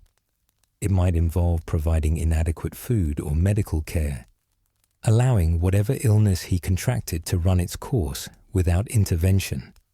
It might involve intentionally exposing Edmund to someone who was sick with plague or some other contagious disease, then standing back and letting nature take its course. Such methods would be difficult to prove or disprove, both at the time and centuries later. If Edmund died after weeks of deteriorating health, with witnesses able to testify that he had been ill and that his death appeared to be from disease, how could anyone prove that his captors had deliberately created the conditions that led to his death? The line between neglect and murder, between failing to provide care and actively harming someone, is often difficult to draw. The truth of how Edmund died probably lies somewhere in this murky territory. He may have contracted a genuine illness, perhaps plague or some other disease that was endemic in the crowded, unsanitary conditions of a medieval castle. But his illness may have been exacerbated by the conditions of his imprisonment, by inadequate care, by stress and worry about his fate. Whether his captors actively sought his death or merely failed to prevent it may be a distinction without much practical difference. What we know for certain is that Edmund Tudor died at Carmarthen Castle on the 3rd of November in 1456. He was approximately 26 years old. He had been Earl of Richmond for less than 4 years. He had been married to Margaret Beaufort for almost exactly 1 year, and he would never know that his young wife, far away at another location, possibly at Pembroke Castle where she had gone for safety, was in the advanced stages of pregnancy with the child who would become King Henry VII and who would found the Tudor Dynasty that would rule England for over a century. Edmund's body was given burial at the Greyfriars Monastery in Carmarthen, a house of Franciscan friars that stood in the town not far from the castle. The Greyfriars were known for their humility and their care for the poor, and their church was a common burial place for nobles and other prominent individuals who died in the area. The funeral would have been conducted with the ceremony appropriate to Edmund's rank, despite the fact that he had died as a prisoner of the Yorkist faction. Medieval Christianity placed great emphasis on proper burial and on prayers for the dead, and even one's enemies were entitled to a Christian burial and to the hope of salvation. Edmund's body would have been prepared for burial by being washed, dressed in fine clothing or possibly in a shroud, and placed in a coffin. The funeral mass would have been celebrated at the Greyfriars Church, with priests chanting the prayers for the dead, asking God to receive Edmund's soul and to grant him eternal rest. The coffin would have been carried in procession to the burial site, probably a prominent location within the church or in the churchyard. Candles would have been lit, incense burned, holy water sprinkled on the coffin. Family members would not have been present. Margaret was far away and heavily pregnant. Jasper was elsewhere pursuing Lancastrian military objectives. But the friars, and perhaps some of Edmund's retainers who had been captured with him, would have witnessed the burial. Edmund's tomb at Greyfriars Carmarthen was not initially elaborate. He was buried with a simple stone marker indicating his name and titles. The tomb would remain at Greyfriars for over 40 years, until Edmund's son Henry, having won the throne of England at the Battle of Bosworth Field in 1485, commissioned a much grander memorial for his father. The news of Edmund's death would have travelled slowly through the autumn and winter of 1456 to 1457, gradually reaching all those who had known him or who had reason to care about his fate. Jasper Tudor, Edmund's beloved younger brother, must have been devastated by the loss. The two brothers had been close companions throughout their lives, had been elevated to the nobility together, had worked together in Wales on behalf of the Lancastrian cause. Now Jasper was alone, his brother dead, his family's position in Wales gravely weakened. For Margaret Beaufort, Edmund's heavily pregnant widow, the news of her husband's death must have been overwhelming.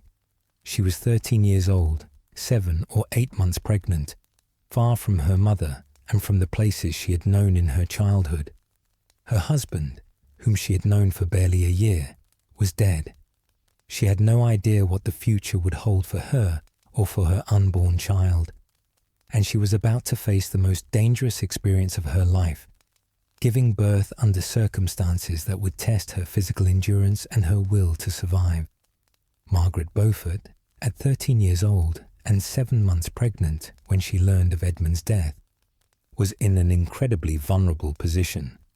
She was a widow, alone in Wales, far from the protection of her family or the Lancastrian court.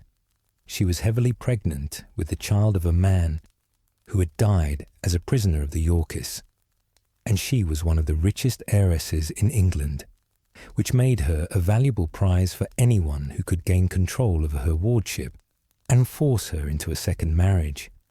The pregnancy itself was extremely dangerous for someone as young and physically immature as Margaret. Modern medical understanding tells us that pregnancy and childbirth before full physical maturity put enormous strain on a girl's body. Margaret's pelvis was not yet fully developed. Her body had not reached its full size, and the physical demands of carrying a child and giving birth were more than her body was truly ready to handle. Medieval medical practitioners understood, at least empirically, that very young mothers faced greater dangers in childbirth. They recognized that girls in their early teens were more likely to have difficult labors and were more likely to die or suffer serious injury. But this understanding did not translate into delaying marriage and pregnancy, for the political and economic considerations that drove noble marriages were considered more important than the health and welfare of young girls. As Margaret's pregnancy advanced through the autumn of 1456 and into the winter of 1456 to 1457, she was under the protection of Edmund's brother Jasper, who had assumed responsibility for his brother's widow. Jasper brought Margaret to Pembroke Castle, one of the most formidable fortresses in Wales, where she would be safe from Yorkist attempts to capture her, and where she would have access to the resources needed for the coming birth. Pembroke Castle was an impressive structure, built on a rocky promontory overlooking the Pembroke River. It had been constructed in the late 11th and early 12th centuries by the Norman lords who had conquered this part of Wales, and it had been expanded and strengthened over the centuries until it was virtually impregnable. The castle's great round keep, standing 75 feet tall with walls 18 feet thick at the base, dominated the surrounding landscape. Within the castle walls were residential buildings where the castle's lord and his family could live in relative comfort, chapels for worship, storerooms stocked with supplies, and all the other facilities needed to support a fortress during a siege. It was in this cold stone fortress, surrounded by soldiers and servants, but emotionally alone, that Margaret prepared for the birth of her child. As her due date approached, probably sometime in late January of 1457, Margaret would have been attended by midwives, the women who assisted with childbirths in the medieval period. Medieval midwives had considerable practical experience with childbirth and had developed various techniques to help ease labor and delivery, though their understanding of the underlying physiology was limited, and they had no access to modern pain relief or surgical interventions. The process of giving birth in the medieval period followed certain established patterns. As the time approached, the pregnant woman would withdraw to a birthing chamber, usually her own bedroom prepared specially for the occasion. The room would be kept warm with braziers or a fireplace, for warmth was considered essential for a successful birth. Windows would be covered with curtains or shutters to create a dark, enclosed space, for medieval birthing practice favoured dimness and privacy. The birthing chamber would be furnished with a birthing stool or birthing chair, a specially designed seat with an opening in the centre that allowed the woman to sit in a squatting or semi-upright position, which was believed to make labour easier by allowing gravity to assist in the descent of the baby. There would be clean linens, basins of water for washing, herbs that were believed to ease pain or speed labour, religious relics or images to provide spiritual comfort and protection. When labour began, the midwife would take charge, assisted by other experienced women. Men, including physicians if one was present, would typically be excluded from the birthing chamber, for childbirth was considered women's business. The labouring woman would be encouraged, prayed over, given herbal drinks to ease pain or strengthen contractions, physically supported through the long hours of labour. For Margaret, labour was particularly difficult and dangerous. Her small size and physical immaturity meant that the baby had difficulty passing through the birth canal. The labour was prolonged, lasting many hours, perhaps even a day or more. Margaret endured waves of pain as her body struggled to expel the child. The midwives did what they could, but there was little they could do beyond providing encouragement and support. There were moments during the labour when it seemed that Margaret might not survive, when the midwives feared that they would lose both mother and child. Medieval childbirth had a high mortality rate, and when complications arose, there was often little that could be done. If the baby became stuck in the birth canal, if the mother hemorrhaged, if infection set in, death was the likely outcome. But Margaret, despite her youth and small size, proved to have extraordinary strength and determination. She endured the agony of the prolonged labour, fought to survive, refused to give up even when it seemed impossible that she could continue. And finally, on the 28th of January in 1457, in the cold stone chambers of Pembroke Castle, Margaret gave birth to a healthy baby boy. The child was immediately baptized, for it was crucial that a newborn infant receive the sacrament of baptism as quickly as possible in case of death. The baby was named Henry, after his uncle King Henry VI, and after his great-grandfather King Henry V. The choice of name was significant, proclaiming this child's connection to the royal family and to the Lancastrian cause. Margaret had survived, but the ordeal had taken a terrible toll on her body. The difficult labour had caused internal injuries that would have lasting consequences. The trauma of childbirth at such a young age appears to have permanently damaged Margaret's reproductive system. In the decades that followed, Margaret would marry twice more, first to Henry Stafford and then to Thomas Stanley, but she would never have another child. Henry, born in such difficult circumstances, would be her only child. Young Henry Tudor, born into a world at war, spent his early childhood at Pembroke Castle, under the guardianship of his uncle Jasper Tudor. These years, from his birth in 1457 until around 1461, when the political situation changed dramatically, were probably the most stable and secure years of Henry's childhood. Jasper proved to be a devoted and protective uncle. Having lost his brother Edmund, Jasper seems to have transferred all his fraternal affection and loyalty to his brother's son.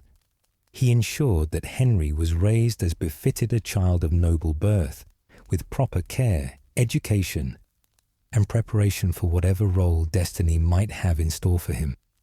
Margaret remained at Pembroke Castle for some time after Henry's birth, recovering from her traumatic labour and caring for her infant son. But her situation was complicated and precarious. As a wealthy widow, Margaret was once again a valuable commodity in the marriage market. Various factions would see her as a prize to be won, both for her wealth and for control of her son, who was connected to the royal family through both parents and who might someday have significance in the complex politics of succession. The Yorkist faction, which controlled much of England after their military victories, saw Margaret as someone who needed to be brought under control. In the early 1460s, Margaret was effectively forced into a second marriage, this time to Henry Stafford, who came from a family with Yorkist connections. This marriage would provide Margaret with protection and stability, but it also meant that she had to be separated from her young son Henry. Henry remained at Pembroke Castle with Jasper, while Margaret went to live with her new husband at various Stafford properties in England. This separation must have been agonizing for Margaret, who had endured so much to bring Henry into the world and who loved her son desperately. Throughout the years of separation that followed, Margaret would work tirelessly to protect Henry's interests, to advance his claims, and eventually to restore him to her side. Young Henry's education at Pembroke Castle would have been supervised by Jasper and by tutors hired for the purpose. Like all noble children, Henry learned to read and write, studied Latin, learned arithmetic and music, and received instruction in theology and history. He learned the skills of a gentleman, riding, hunting, the use of weapons, preparing him for the military and political roles he might someday need to fulfill. Henry also learned about his heritage from both sides of his family. From his father Edmund's side, he learned about the Tudor connection to Welsh noble families and to the ancient princes of Wales. He learned about his grandfather Owen Tudor's romantic secret marriage to Queen Catherine of Valois. He learned about his uncle King Henry VI and his great-uncle King Henry V. From his mother Margaret's side, he learned about the Beaufort family's descent from John of Gaunt, and thus their distant connection to the royal family. Most importantly, perhaps, Henry learned about the political situation in England, about the ongoing conflict between Lancaster and York, about the fact that his own family was firmly committed to the Lancastrian cause, and about the dangers that surrounded anyone with royal blood in a time of civil war. These were harsh lessons for a young child, but they were necessary preparation for the extraordinary life that lay ahead of him. The political situation changed dramatically in 1461 when the Lancastrian cause suffered catastrophic defeats. King Henry VI, who had been captured by the Yorkists, was deposed, and Edward of York, son of the Richard Duke of York, who had died in battle, was proclaimed King Edward IV. The Lancastrian nobility, including Jasper Tudor, was forced to flee. Jasper had to leave Pembroke Castle and Wales, escaping to Scotland and eventually to France, where he joined other Lancastrian exiles. Henry, now about 4 years old, could not accompany his uncle into exile. He was too young, the journey would be too dangerous, and there was a chance that the Yorkist government might not consider a 4-year-old child to be a serious threat. Henry was left behind when Jasper fled, and guardianship of the boy was given to William Herbert, the very same Yorkist commander who had captured and probably caused the death of Henry's father Edmund. The transfer of young Henry Tudor's guardianship to Sir William Herbert, the man who had captured his father and who was likely responsible for Edmund's death, was one of the bitter ironies of the Wars of the Roses. Henry was about 4 years old when this arrangement was made in 1461, far too young to understand the significance of what had happened or to know that the man now responsible for his upbringing had been his father's enemy. William Herbert had been rewarded handsomely by the New Yorkist king, Edward IV, for his loyalty and military service. Herbert was created Baron Herbert and was granted extensive estates in Wales, including Pembroke Castle itself. He became the dominant power in Wales, holding many of the same positions that Edmund and Jasper Tudor had held before their fall from power. In effect, Herbert stepped into the shoes of the Tudor brothers, controlling their castles, their lands, and even Edmund's orphan son. Herbert brought young Henry to Raglan Castle in Monmouthshire, which was Herbert's principal residence. Raglan Castle was one of the finest castles in Wales, a magnificent fortified palace that combined military strength with luxurious living quarters. The castle had been extensively rebuilt and improved by William ap Thomas and his son William Herbert over several decades, transforming it from a simple medieval fortress into a Renaissance palace that rivaled the king's own residences. The Great Tower of Raglan, called the Yellow Tower of Gwent because of the colour of its stone, dominated the castle complex. This massive hexagonal tower stood 60 feet high and was surrounded by its own moat, making it a fortress within a fortress. The castle's residential quarters were equally impressive, with great halls decorated with carved woodwork and painted ceilings, private chambers furnished with tapestries and fine furniture, chapels with stained glass windows, and gardens where the family could walk and enjoy the fresh air. Young Henry found himself living in considerable luxury, but he was essentially a hostage. His presence at Raglan was a guarantee of his mother Margaret's good behaviour and a way of preventing any attempt to use Henry as a rallying point for Lancastrian resistance. If Henry had been allowed to remain free or to escape to France to join his uncle Jasper, he might have become a symbol for those who opposed King Edward IV. By keeping Henry at Raglan, William Herbert ensured that this potential threat was neutralised. Despite the circumstances of their relationship, William Herbert appears to have treated Henry reasonably well. Henry was not imprisoned or abused, but was raised alongside Herbert's own children and was given an education appropriate to a boy of noble birth. Herbert may have seen potential value in having Henry under his control. The boy was connected to the royal family through multiple lines of descent, and in the unpredictable politics of the Wars of the Roses, such connections might prove useful. Henry's education at Raglan Castle was comprehensive and rigorous. Herbert employed learned tutors who taught Henry Latin, French, and English. The boy studied theology, learning the scriptures and the teachings of the church. He studied history, learning about the great kings and nobles of the past, about battles and treaties, about the rise and fall of dynasties. He studied law and governance, preparing him for the possibility that he might someday need to manage estates or participate in government. The curriculum also included more practical subjects. Henry learned arithmetic and accounting, essential skills for managing a great noble household with its complex finances. He studied music, learning to appreciate and perhaps to perform the songs and instrumental pieces that were an important part of aristocratic culture. He learned about heraldry, the complex system of symbols and designs that identified different noble families and that conveyed information about their history and alliances. Physical education was also important. Henry learned to ride horses with skill, to handle them in various situations, to care for them, and to understand their temperament and training. He learned to hunt with hawks and hounds, spending long days in the Welsh countryside pursuing deer and other game.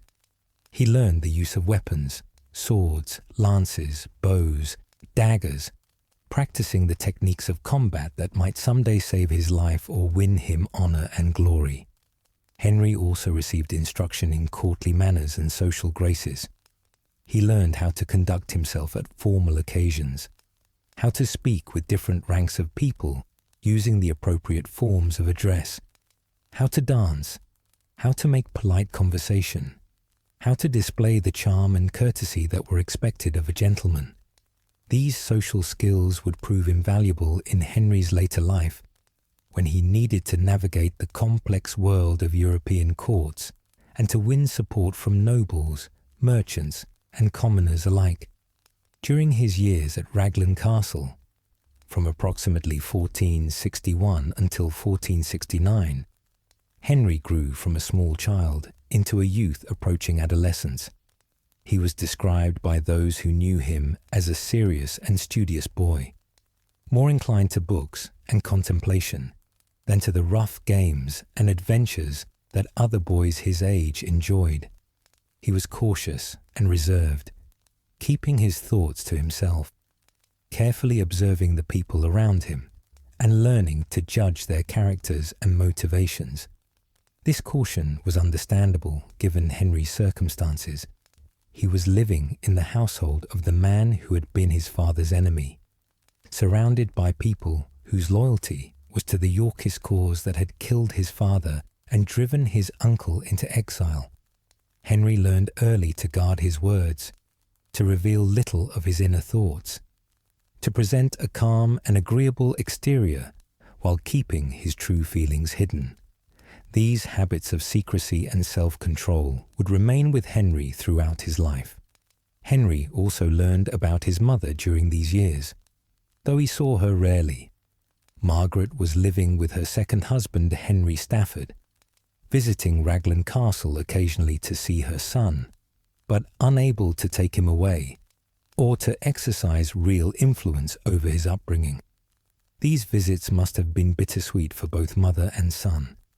Joy at seeing each other mixed with pain at knowing they would soon be separated again, and fear that each meeting might be the last.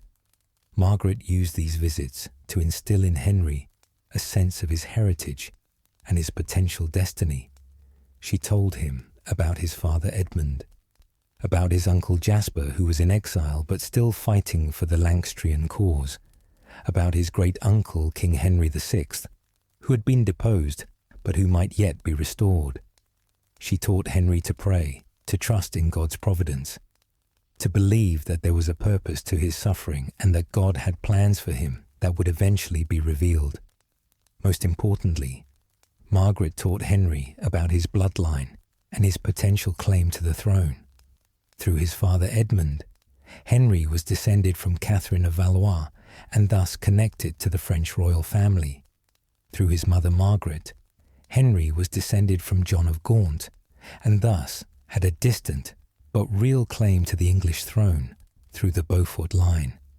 Margaret explained that while the Beauforts had been excluded from the succession by the Accepta Dignitate Regali clause, this exclusion had been added retroactively and might not be legally valid. She planted in Henry's mind the idea that he might someday be not just a noble, but a king. The political situation in England remained unstable throughout the 1460s. King Edward IV, though he had won the throne through military victory, faced continuing challenges to his rule. Some of these challenges came from surviving Lancastrians who refused to accept Edward's legitimacy. Others came from within Edward's own camp, particularly from Richard Neville, Earl of Warwick, who had helped Edward win the throne, but who became increasingly dissatisfied with the king's policies. Warwick was sometimes called the Kingmaker because of his enormous wealth, his military power, and his ability to influence who sat on the English throne. Warwick had extensive estates, commanded the loyalty of thousands of retainers, and had family connections throughout the English nobility. When Warwick supported a claimant to the throne, that claimant had a real chance of success. When Warwick opposed a king, that king was in serious danger. The relationship between King Edward and Warwick deteriorated throughout the late 1460s for various reasons. Edward had married Elizabeth Woodville, a beautiful but relatively low-born widow, without consulting Warwick and against Warwick's advice. Edward had then elevated Elizabeth's numerous relatives to positions of power and wealth, creating a new faction at court that competed with Warwick for influence. Edward had also pursued foreign policies that Warwick disagreed with, particularly regarding relations with France and Burgundy. By 1469, Warwick had decided that Edward needed to be removed from the throne. But Warwick faced a problem. He had been the foremost champion of the Yorkist cause and had spent years fighting against the Lancastrians. How could he now turn against the Yorkist king he had helped to create? The solution Warwick found was audacious and unprecedented. He would ally with his former enemies, the Lancastrians, and would work to restore King Henry VI to the throne. To cement this unlikely alliance, Warwick arranged for his younger daughter, Anne Neville, to marry Edward of Westminster, the son of King Henry VI and Queen Margaret of Anjou. This marriage united the houses of Lancaster and Neville, creating a powerful coalition against King Edward IV. In September of 1470, Warwick launched his rebellion, landing in England with an army and with the support of disaffected nobles. The rebellion succeeded beyond anyone's expectations. King Edward IV, caught by surprise and unable to raise sufficient forces to resist, was forced to flee England. He escaped to Burgundy, where he took refuge with his brother-in-law Charles the Bold, Duke of Burgundy. Warwick entered London in triumph, released King Henry VI from imprisonment in the Tower of London, and restored him to the throne in what became known as the readoption. The readoption of King Henry as England's rightful monarch.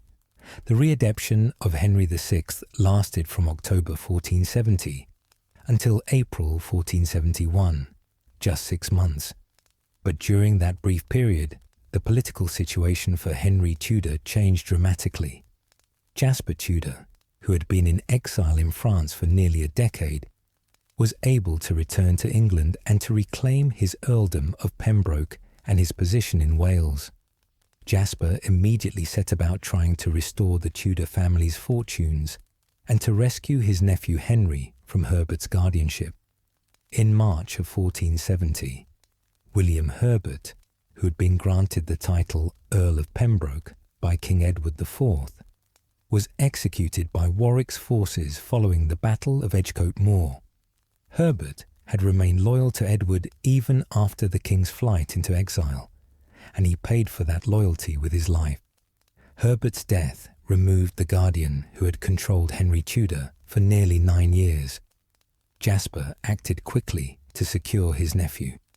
He went to Raglan Castle and took custody of young Henry, now 13 years old and no longer a small child, but a youth on the verge of manhood.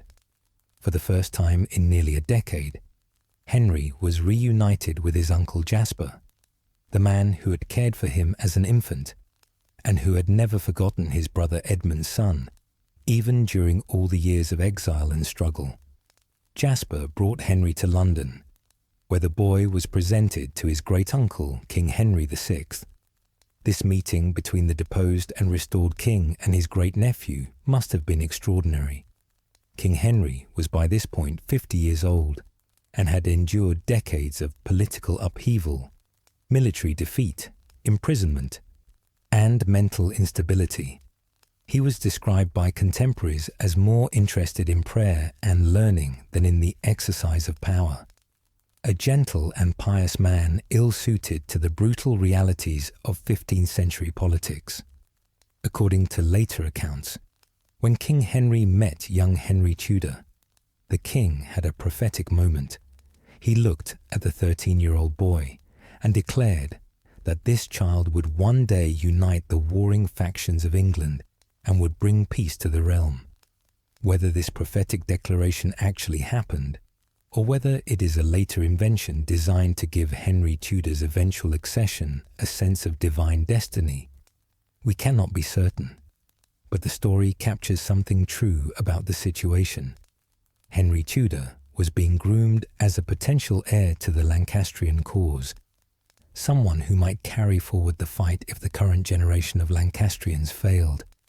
But the Lancastrian restoration was not to last. King Edward IV, from his exile in Burgundy, was gathering support and resources for a counter-invasion. In March of 1471, Edward landed in England with an army provided by his brother-in-law, the Duke of Burgundy. Edward moved quickly, rallying his supporters, and by April he was strong enough to confront the Lancastrian forces in battle. The Battle of Barnet, fought on Easter Sunday, April 14th, 1471, was a disaster for the Lancastrians. Warwick, the mighty kingmaker, who had switched sides and restored Henry VI, was killed in the battle. The Lancastrian army was defeated and scattered. King Henry VI was recaptured and returned to imprisonment in the Tower of London. Just a few weeks later, on May 4th, 1471, another battle took place at Tewkesbury in Gloucestershire. This battle was equally disastrous for the Lancastrians. Edward of Westminster, the Prince of Wales, and Henry VI's only son, was killed in the battle or shortly thereafter. Queen Margaret of Anjou was captured. The Lancastrian cause, which had seemed on the verge of triumph just months earlier, now lay in ruins. King Henry VI died in the Tower of London on the night of May 21st to 22nd, 1471. The official explanation was that he died of melancholy or grief at the destruction of his cause and the death of his son. The more likely explanation is that he was murdered, probably on orders from King Edward IV, who recognized that as long as Henry lived, he would be a focal point for Lancastrian resistance. With King Henry VI dead and his son Prince Edward dead, the male line of the House of Lancaster was extinct. The question of who now represented the Lancastrian claim to the throne was suddenly open. Various relatives of the late king had distant claims, but none had both the bloodline and the political position to make a credible challenge to Edward IV, except perhaps for a 14-year-old boy who was the son of Edmund Tudor and Margaret Beaufort, who carried royal blood from both parents and who was now the most prominent male representative of the Lancastrian cause still alive and free. After the catastrophic Lancastrian defeats at Barnet and Tewkesbury in 1471, Jasper Tudor recognized that he and his nephew Henry were in mortal danger. King Edward IV had proven ruthless in eliminating Lancastrian rivals, and there was every reason to believe that he would not spare a boy with royal blood who might someday challenge Yorkist rule. Jasper and Henry fled Wales in September of 1471, making their way to the coast and boarding a ship bound for France. The journey across the Channel was dangerous. Yorkist ships patrolled the waters, and if they were captured, they would almost certainly be executed. But fortune favoured them, and they made the crossing safely. However, the ship did not reach France as planned. A storm drove the vessel off course, and Jasper and Henry found themselves landing instead in Brittany, an independent duchy on the northwestern coast of France. Brittany was ruled by Duke Francis II, a shrewd and careful politician who maintained his duchy's independence by playing the major powers of France and England against each other. Duke Francis received Jasper and Henry cautiously. On one hand, giving them sanctuary was a way to annoy King Edward of England and to have potential bargaining chips for future negotiations. On the other hand, harbouring Lancastrian exiles might provoke Edward into attacking Brittany, or might complicate Francis's relations with the French king, Louis XIII, who had his own designs on Brittany's independence. Francis's solution was to allow Jasper and Henry to remain in Brittany, but under conditions that were essentially a comfortable captivity. They were not imprisoned in dungeons, but were also not free to leave. They were housed at various castles and manor houses in Brittany, moved periodically for security reasons, and watched carefully by Francis's officials. They received pensions that allowed them to live in reasonable comfort and to maintain small households of servants and retainers, but they had no real power or freedom of movement. For young Henry Tudor, the arrival in Brittany marked the beginning of a 14-year exile that would last until he was nearly 28 years old. These years of exile were formative, transforming Henry from a boy into a man, teaching him lessons about survival, patience, diplomacy, and the careful management of resources and relationships that would serve him well when he eventually returned to England to claim the throne. The castles and manor houses where Henry and Jasper resided during their exile varied in size and comfort, but all were located in the beautiful Breton countryside. Brittany was a land of green fields and forests, of rugged coastlines where waves crashed against rocky shores, of small villages and prosperous market towns. The Breton people spoke their own language, Breton, which was related to Welsh and which Jasper could understand to some degree.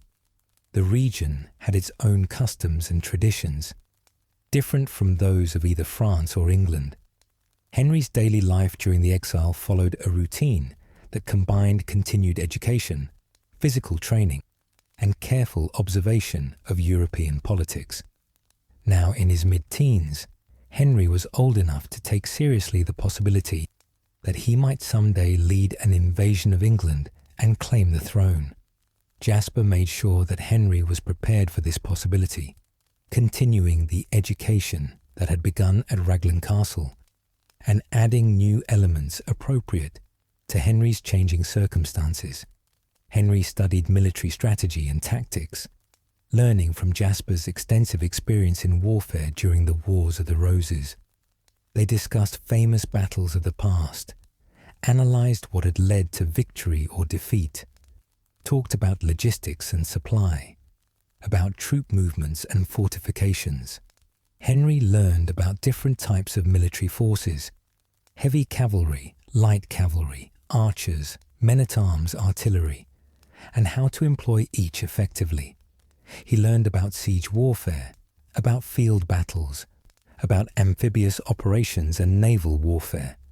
Henry also studied diplomacy and politics, areas where he would eventually prove particularly skilled. He learned about the complex relationships among the European powers: England, France, Burgundy, Brittany, Spain, the Italian states, the Holy Roman Empire. He learned about how alliances were formed and broken, about treaties and trade agreements, about the role of the Church in international politics. He learned about different forms of government and about the practical problems of ruling a kingdom. Languages were important for someone who might need to negotiate with foreign rulers and who was living in a land where French was the language of the court. Henry improved his French during the exile until he spoke it fluently. He maintained his Latin through study and through attendance at church services. He may have learned at least some Breton from his contacts with the local population. Henry also continued his religious education and devotions. He attended Mass daily, said the prayers of the liturgy, observed the church calendar with its feasts and fasts. Religion was not just a matter of personal faith for Henry, but also a practical concern. If he were to claim the throne of England, he would need the support of the church, and demonstrating his piety and orthodoxy would be essential. Throughout these years of exile, Henry maintained contact with his mother Margaret back in England. Margaret had married for a third time after her second husband Henry Stafford died in 1471. Her new husband was Thomas Stanley, Lord Stanley, one of the most powerful nobles in northern England. Stanley was officially loyal to King Edward IV and later to Edward's brother Richard III. But he was also cautious and self-interested, always looking for ways to advance his family's position. Margaret used her position as Lady Stanley to work quietly for her son's interests. She maintained a network of contacts among nobles and gentry who were dissatisfied with Yorkist rule or who remembered their earlier Lancastrian loyalties. She arranged for money to be smuggled to Henry in Brittany, supplementing the modest pension provided by Duke Francis. Most importantly, she kept hope alive, reminding Henry through her letters that he was not forgotten, that he still had supporters in England, and that the opportunity to return might someday arise. The years passed slowly in exile. Henry turned 16, then 18, then 20. He grew from a boy into a young man, tall and slender, with dark hair and grey eyes that observers described as both penetrating and guarded. He was not particularly handsome, but he had a presence, a dignity, a way of commanding attention and respect despite his circumstances.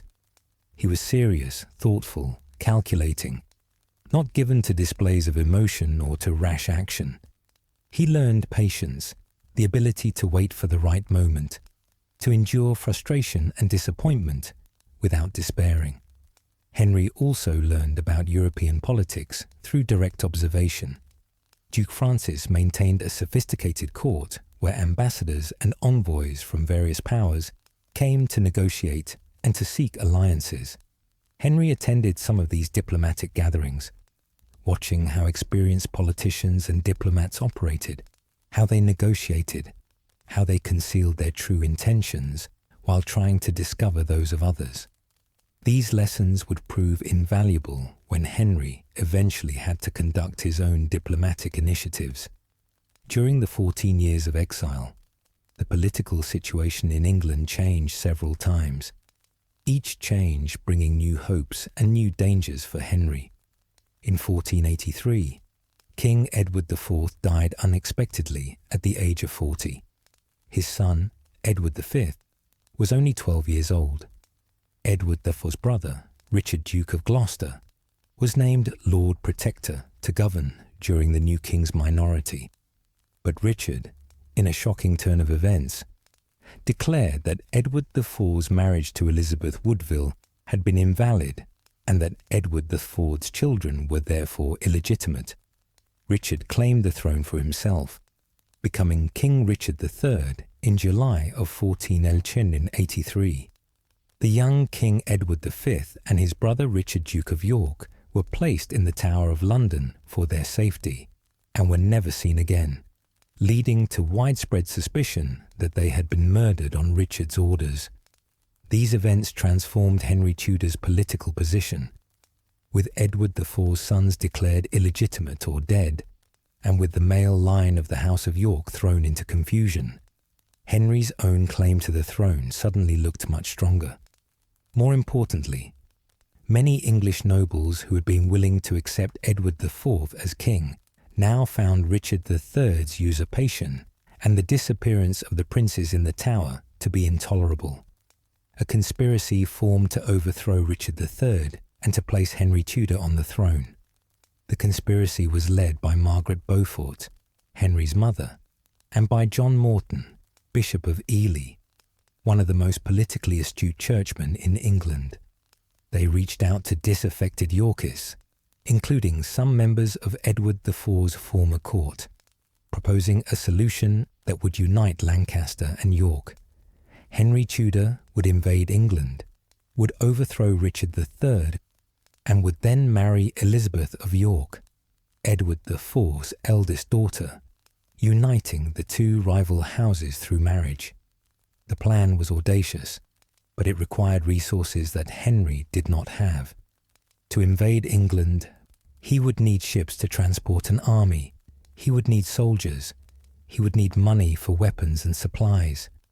Jasper worked to raise these resources, negotiating with Duke Francis of Brittany for support, reaching out to King Charles VIII of France, who had just come to the throne and who might see advantage in supporting Henry's invasion. An initial attempt at invasion was made in October of 1483, but it failed miserably.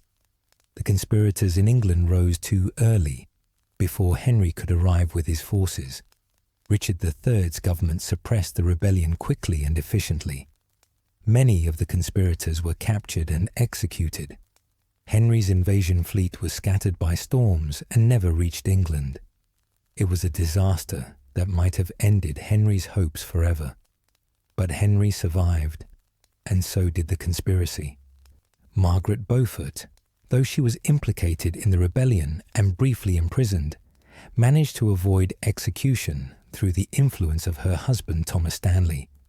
The exiled conspirators who had fled to Brittany after the failed rebellion joined Henry there, increasing his support. Most significantly, Henry now had an agreement with Elizabeth Woodville, Edward IV's widow, that he would marry her daughter Elizabeth of York once he had won the throne, uniting Lancaster and York and ending the Civil War. Henry also gained a powerful new ally, King Charles VIII of France. Charles, advised by his regents during his minority, saw an opportunity to weaken England by supporting a challenger to Richard III. In 1485, Charles agreed to provide Henry with money, ships, and even French soldiers for an invasion of England. This French support was crucial, for it gave Henry the resources he needed to mount a credible invasion. By the summer of 1485, everything was in place. Henry had an army, small but well-equipped and trained. He had ships to transport them to England. He had a claim to the throne that combined his Lancastrian heritage with his promise to marry Elizabeth of York. He had support from conspirators in England who would rise to join him once he landed. And he had the backing of the King of France. On the 1st of August in 1485, Henry Tudor set sail from Harfleur in Normandy with a fleet of ships carrying about 2,000 soldiers, including French mercenaries and English exiles who had joined him. After 14 years of exile, after waiting and preparing and surviving, Henry was finally returning to England. He was 28 years old, had never commanded an army in battle, had spent half his life in exile, and was about to stake everything on a single desperate gamble. The invasion that would culminate at Bosworth Field was about to begin. On the 7th of August in 1485, after a relatively smooth crossing of the English Channel, and then a passage around the western coast of England, Henry Tudor's fleet arrived at Mill Bay near Dale in Pembrokeshire, Wales. This location was chosen carefully. It was in an area where the Tudor family had strong connections, where Jasper's earldom of Pembroke had given them influence, and where the Welsh population might be sympathetic to their cause. The landing was unopposed. Richard III had had intelligence about Henry's intended invasion, but the king had expected Henry to land somewhere on the south or east coast of England, closer to London. The Welsh landing caught Richard by surprise and gave Henry time to gather his forces before the king could intercept him. Henry disembarked with his small army, perhaps 2,000 men total, including about 500 French mercenaries, various English exiles who had joined him in France, and a corps of faithful supporters who had been with him throughout the exile. It was not a large force, nowhere near enough to conquer England by itself. Henry needed to gather additional support as he marched through Wales and then into England, convincing nobles and gentry to join him with their retainers and tenants. As he landed on Welsh soil, Henry knelt and kissed the earth, then recited the psalm, Judica me Deus, Judge me, O God, asking for divine favour in his cause. It was a theatrical gesture calculated to present Henry as a humble servant of God rather than as a foreign invader. The religious imagery was important. Henry was presenting himself as someone divinely appointed to rescue England from the tyranny of Richard III, not as a usurper seeking power for its own sake. Henry's march through Wales over the next week was crucial to the success of his invasion. He marched from Pembrokeshire northward through Wales, flying the red dragon banner of Cadwallader and presenting himself as a Welsh prince returning to liberate his people. This appeal to Welsh identity and to the old prophecies about a Welsh deliverer was powerful. Men joined Henry's army as it marched, swelling his forces with Welsh archers and infantry who brought their own weapons and equipment. The Tudor family's Welsh connections proved valuable. Towns that might have closed their gates instead opened them to receive Henry. Local gentry brought their retainers to join the army. Support was not universal. Some Welsh lords remained loyal to Richard III or preferred to wait and see how events unfolded. But enough support materialized to make Henry's invasion viable.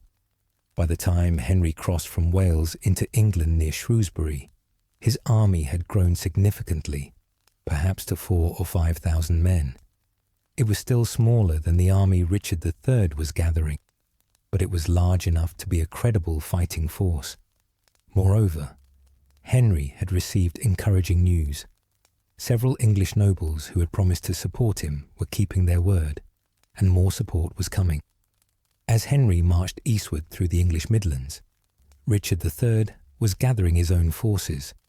Richard had been at Nottingham Castle when he received definite news of Henry's landing, and he had immediately sent out summonses for his nobles and their retainers to join him.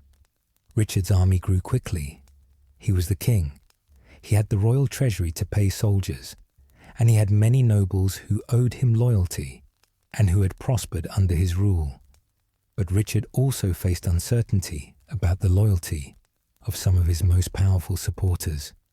Thomas Stanley, Lord Stanley, was married to Henry Tudor's mother, Margaret Beaufort, and might be sympathetic to Henry's cause despite his official loyalty to Richard. William Stanley, Thomas's brother, commanded forces in Wales and might also waver. The Stanleys were carefully non-committal, bringing their forces within striking distance of where the coming battle would be fought, but not committing themselves to either side until they could see which way the wind was blowing. The two armies moved toward each other through the third week of August, both commanders knowing that a decisive battle was inevitable. Richard had the larger army and the advantage of being the established king, with the resources of the realm behind him. Henry had the advantage of being seen as a liberator by those who hated Richard, and he had the passionate commitment of men who knew that they would be executed if they lost. By the 21st of August, the two armies were converging on an area near Market Bosworth in Leicestershire. This rolling countryside with its fields and woods and low hills would be the site of the battle that would determine England's future. The morning of the 22nd of August in 1485 dawned with clear skies over the Leicestershire countryside. Both armies had camped in positions that allowed them to see each other across the fields that would become the battlefield. Richard III's forces, numbering perhaps 10 to 12,000 men, held a strong position on Ambion Hill, with a commanding view of the surrounding terrain. Henry Tudor's army, numbering perhaps 5 to 6,000, was positioned to the southwest, preparing to attack uphill against Richard's entrenched forces. A third force, perhaps 5,000 men under the command of Lord Thomas Stanley, was positioned to the north of the battlefield. William Stanley's forces, another 3,000 men, were to the west. The Stanleys watched both armies carefully, waiting to see how the battle developed before committing themselves to either side. Richard III, from his position on Ambion Hill, could see the entire battlefield. He wore his crown over his helmet, making himself highly visible and sending a clear message. He was the king, the rightful ruler of England, and he would defend his throne with his life. Richard's position was strong, but he faced a problem. The Stanleys controlled enough force to tip the balance decisively in favour of whichever side they joined. If they supported Henry, Richard would be outnumbered and might lose. If they supported Richard, Henry would be crushed. Richard had attempted to secure Lord Stanley's loyalty through a brutal expedient. He had taken Lord Stanley's son, George Stanley, as a hostage, threatening to execute him if Lord Stanley betrayed the king. This should have been an effective guarantee of Stanley's loyalty, but Richard must have had doubts, for he did not fully trust the Stanleys and positioned his own forces to be able to respond to treachery if it came. The battle began in mid-morning with Henry's forces advancing up the hill toward Richard's position. The initial fighting was fierce, with arrows flying from both sides, followed by the crash of men-at-arms meeting in close combat. The noise would have been tremendous. Thousands of men shouting, screaming, weapons clanging against armour, wounded men crying out in pain. The fighting surged back and forth across the slopes of Ambion Hill. Henry's forces fought desperately, knowing that defeat meant death. Richard's forces fought to defend their king and their positions. For a time, it appeared that Richard's superior numbers and strong position might prevail, that Henry's forces might be driven back and destroyed. Then, at a crucial moment, Richard III made a fateful decision. From his elevated position, Richard had seen where Henry Tudor was positioned, surrounded by a relatively small bodyguard of loyal men. Richard recognized that if he could kill Henry himself, the rebellion would collapse immediately. Henry's followers were fighting for him personally. If he died, they would have no reason to continue the battle. Richard gathered a group of his most trusted knights and household retainers, perhaps 80 to 100 mounted men, and led a cavalry charge directly at Henry's position. It was an audacious move, the kind of bold stroke that could win a battle in a single action. Richard, who was by all accounts a brave and capable warrior, led from the front, charging down from Ambion Hill toward where Henry stood. Henry saw Richard's charge coming and must have felt a moment of pure terror. He was not an experienced warrior, had never fought in a major battle before, and was now facing the charge of the King of England and his picked knights. Henry's bodyguard closed around him, preparing to defend him to the death. The two groups crashed together in brutal close combat. Richard's knights cut down some of Henry's protectors, and for a few moments it seemed that Richard might actually reach Henry and kill him. Richard himself struck down Henry's standard-bearer, William Brandon, sending the banner crashing to the ground. Another of Henry's companions, John Cheney, one of the tallest and strongest knights in England, was unhorsed and wounded by Richard's lance. But Richard's charge, though it came close to success, ultimately failed. Henry's bodyguard fought with desperate courage, holding Richard back long enough for the situation to change dramatically. For at this critical moment, William Stanley, who had been watching the battle from his position to the west, made his decision. seeing Richard exposed and committed to his charge against Henry. Seeing an opportunity to strike a decisive blow, William Stanley ordered his forces to attack. 3,000 of William Stanley's men charged into Richard's forces from the flank, smashing into the knights who were fighting to reach Henry. The sudden arrival of these fresh troops transformed the situation completely. Richard's charge, which had almost succeeded, was now surrounded, cut off from the rest of the royal army, facing enemies on all sides.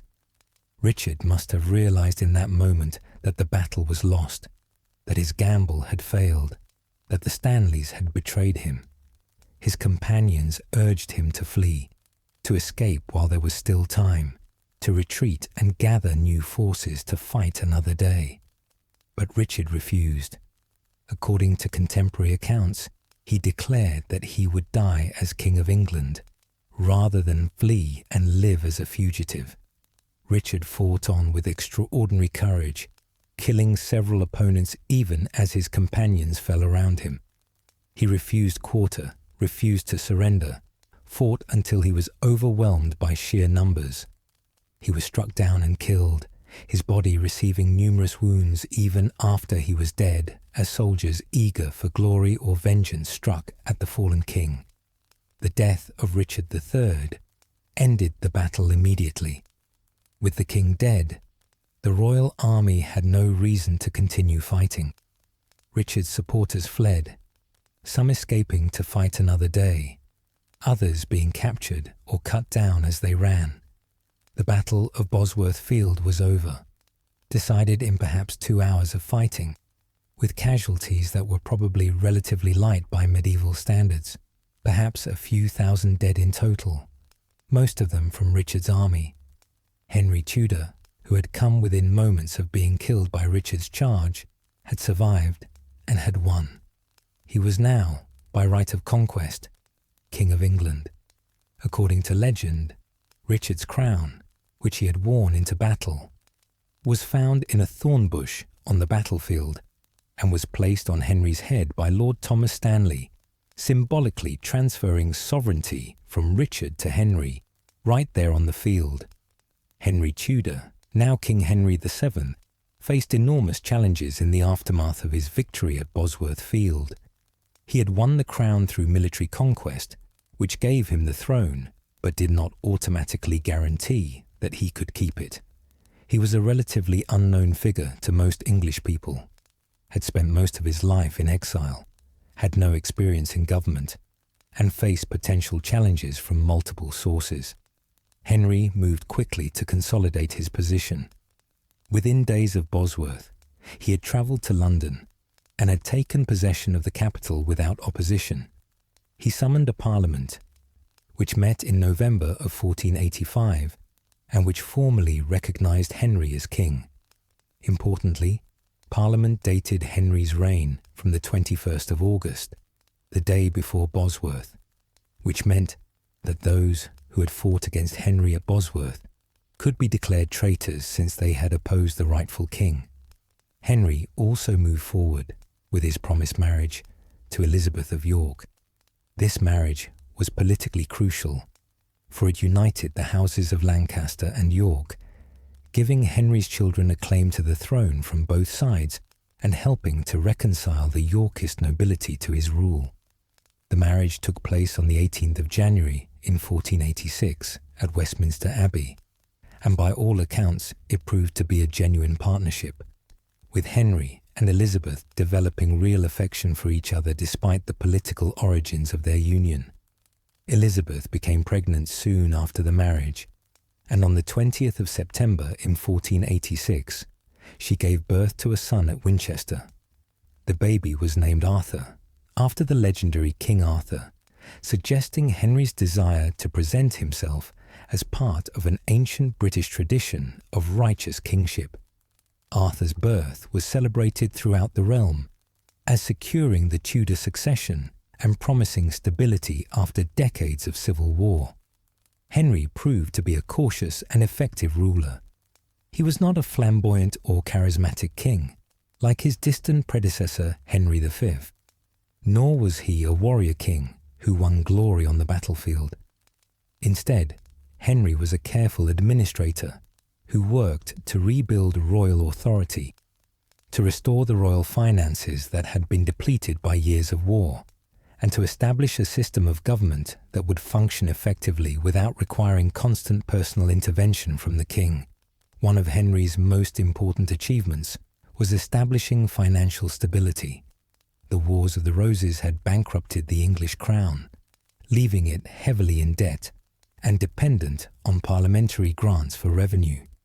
Henry worked to increase the crown's income from royal estates, from customs duties, from fines and fees, and from various other sources.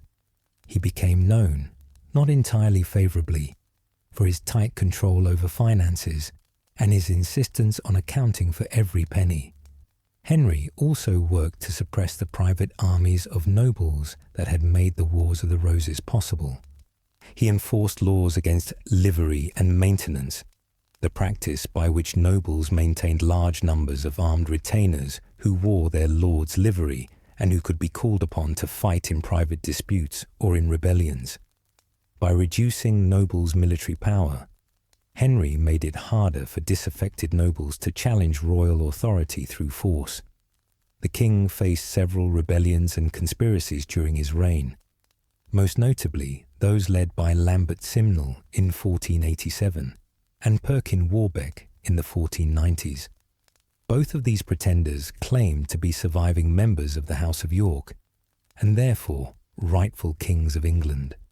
Henry suppressed both challenges successfully, capturing Simnel after the Battle of Stoke Field, and eventually capturing Warbeck after years of pursuit. Henry's foreign policy was generally peaceful and aimed at securing recognition of his dynasty through diplomatic means.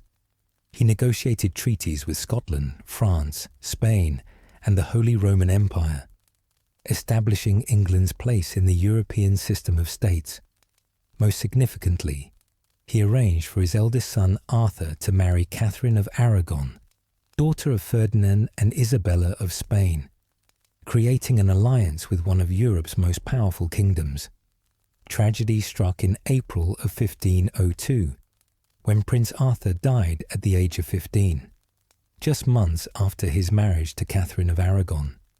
Arthur's death was devastating for Henry and Elizabeth, who had pinned their hopes for the dynasty's future on their eldest son. Arthur's younger brother Henry, who had been intended for the church, now became heir to the throne. Queen Elizabeth died in 1503, probably from complications related to childbirth, having given birth to a daughter who did not survive.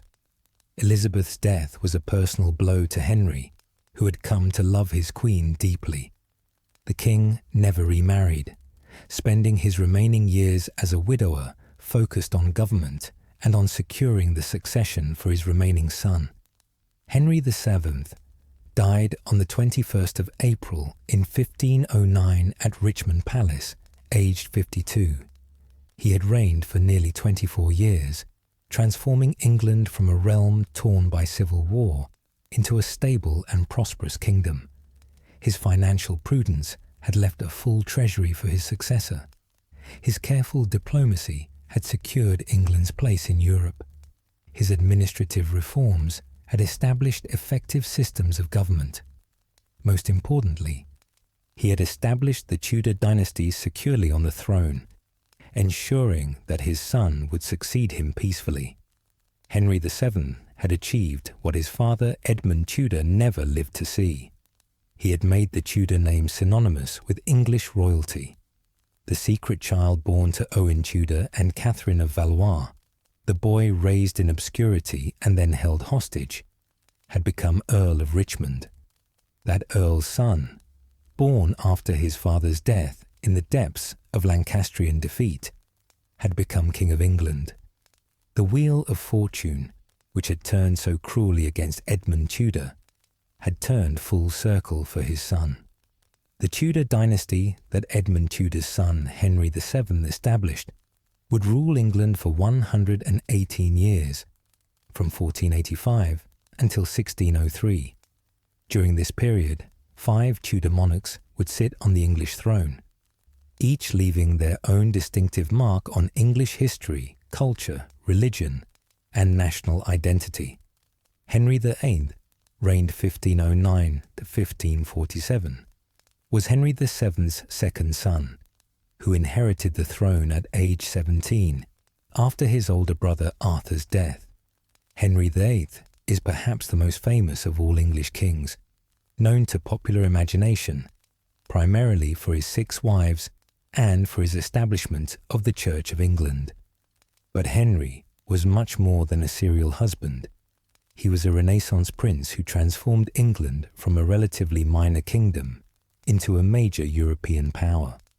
Henry VIII's reign saw profound religious changes that reshaped English society. His desire to divorce his first wife, Catherine of Aragon, his brother Arthur's widow, led him to break with the Roman Catholic Church and to establish himself as supreme head of the Church of England. This English Reformation had consequences that extended far beyond Henry's personal life, transforming England from a Catholic nation into a Protestant one and establishing the principle that the English monarch, rather than the Pope, had ultimate religious authority in England. Henry VIII also presided over a cultural flowering, with his court becoming a centre of learning, music and art. He was himself a talented musician, composer and poet. He sponsored scholars and artists, built magnificent palaces and promoted education. The dissolution of the monasteries in the 1530s, though motivated partly by Henry's need for money, redistributed vast amounts of land and wealth, creating a new class of landowners loyal to the Tudor dynasty. Henry's foreign policy was ambitious and expensive, with wars against France and Scotland that strained the royal finances his father had so carefully built up. Henry's navy became one of the most powerful in Europe, with great warships like the Mary Rose showing English maritime ambition.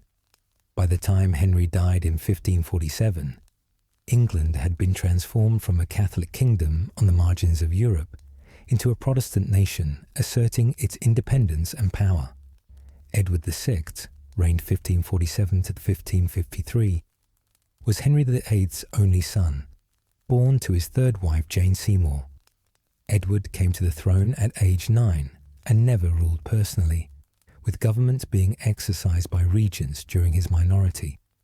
Despite his youth and short reign, Edward's 6 years as king saw the consolidation of Protestant reform in England.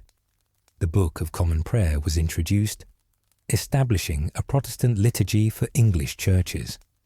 The religious changes of Edward's reign moved England decisively away from Catholic practice toward a more thoroughly Protestant faith. Edward was by all accounts highly intelligent and deeply committed to Protestant theology. Had he lived, he might have become one of England's great kings. But Edward's health was always fragile, and he died of tuberculosis in July of 1553 at age 15, having reigned for only 6 years. His death plunged England into a succession crisis that would test the stability of the Tudor dynasty. Mary I, reigned 1553-1558, was Henry VIII's eldest daughter, born to his first wife Catherine of Aragon. Mary had endured years of humiliation and danger after her father's divorce from her mother and his establishment of the Church of England. She remained a devout Catholic throughout these trials and was determined to restore Catholic Christianity to England once she became queen. Mary's accession was contested. Edward VI had attempted to exclude her from the succession in favour of their cousin Lady Jane Grey, but Mary successfully claimed the throne with widespread popular support. Her reign saw the reversal of Protestant reforms and the reconciliation of England with the Roman Catholic Church.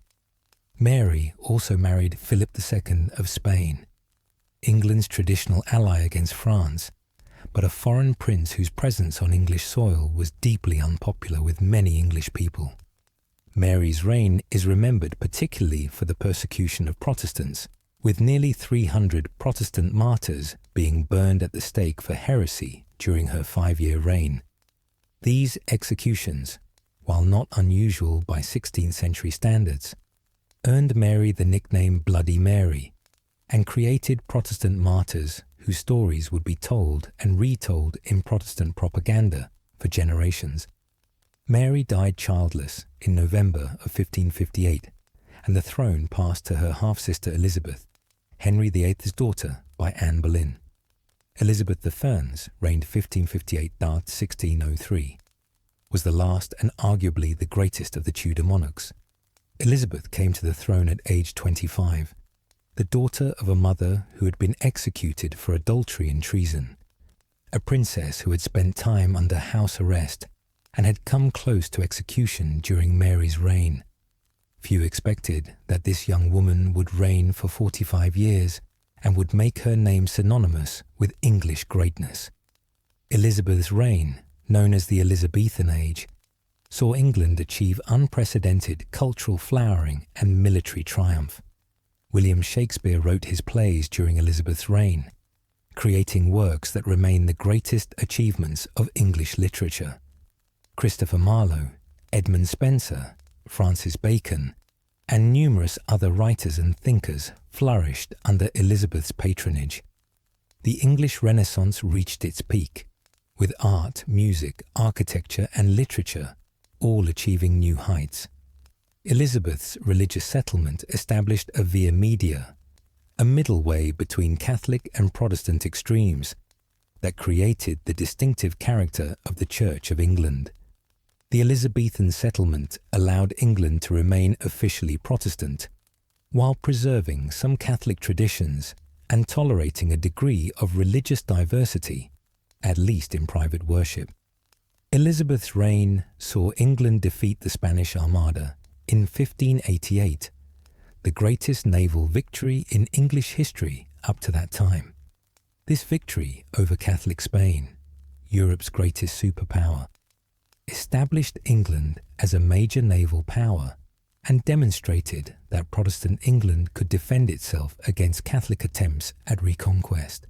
The defeat of the Armada became a foundational myth of English national identity, a proof of divine favour and English valour.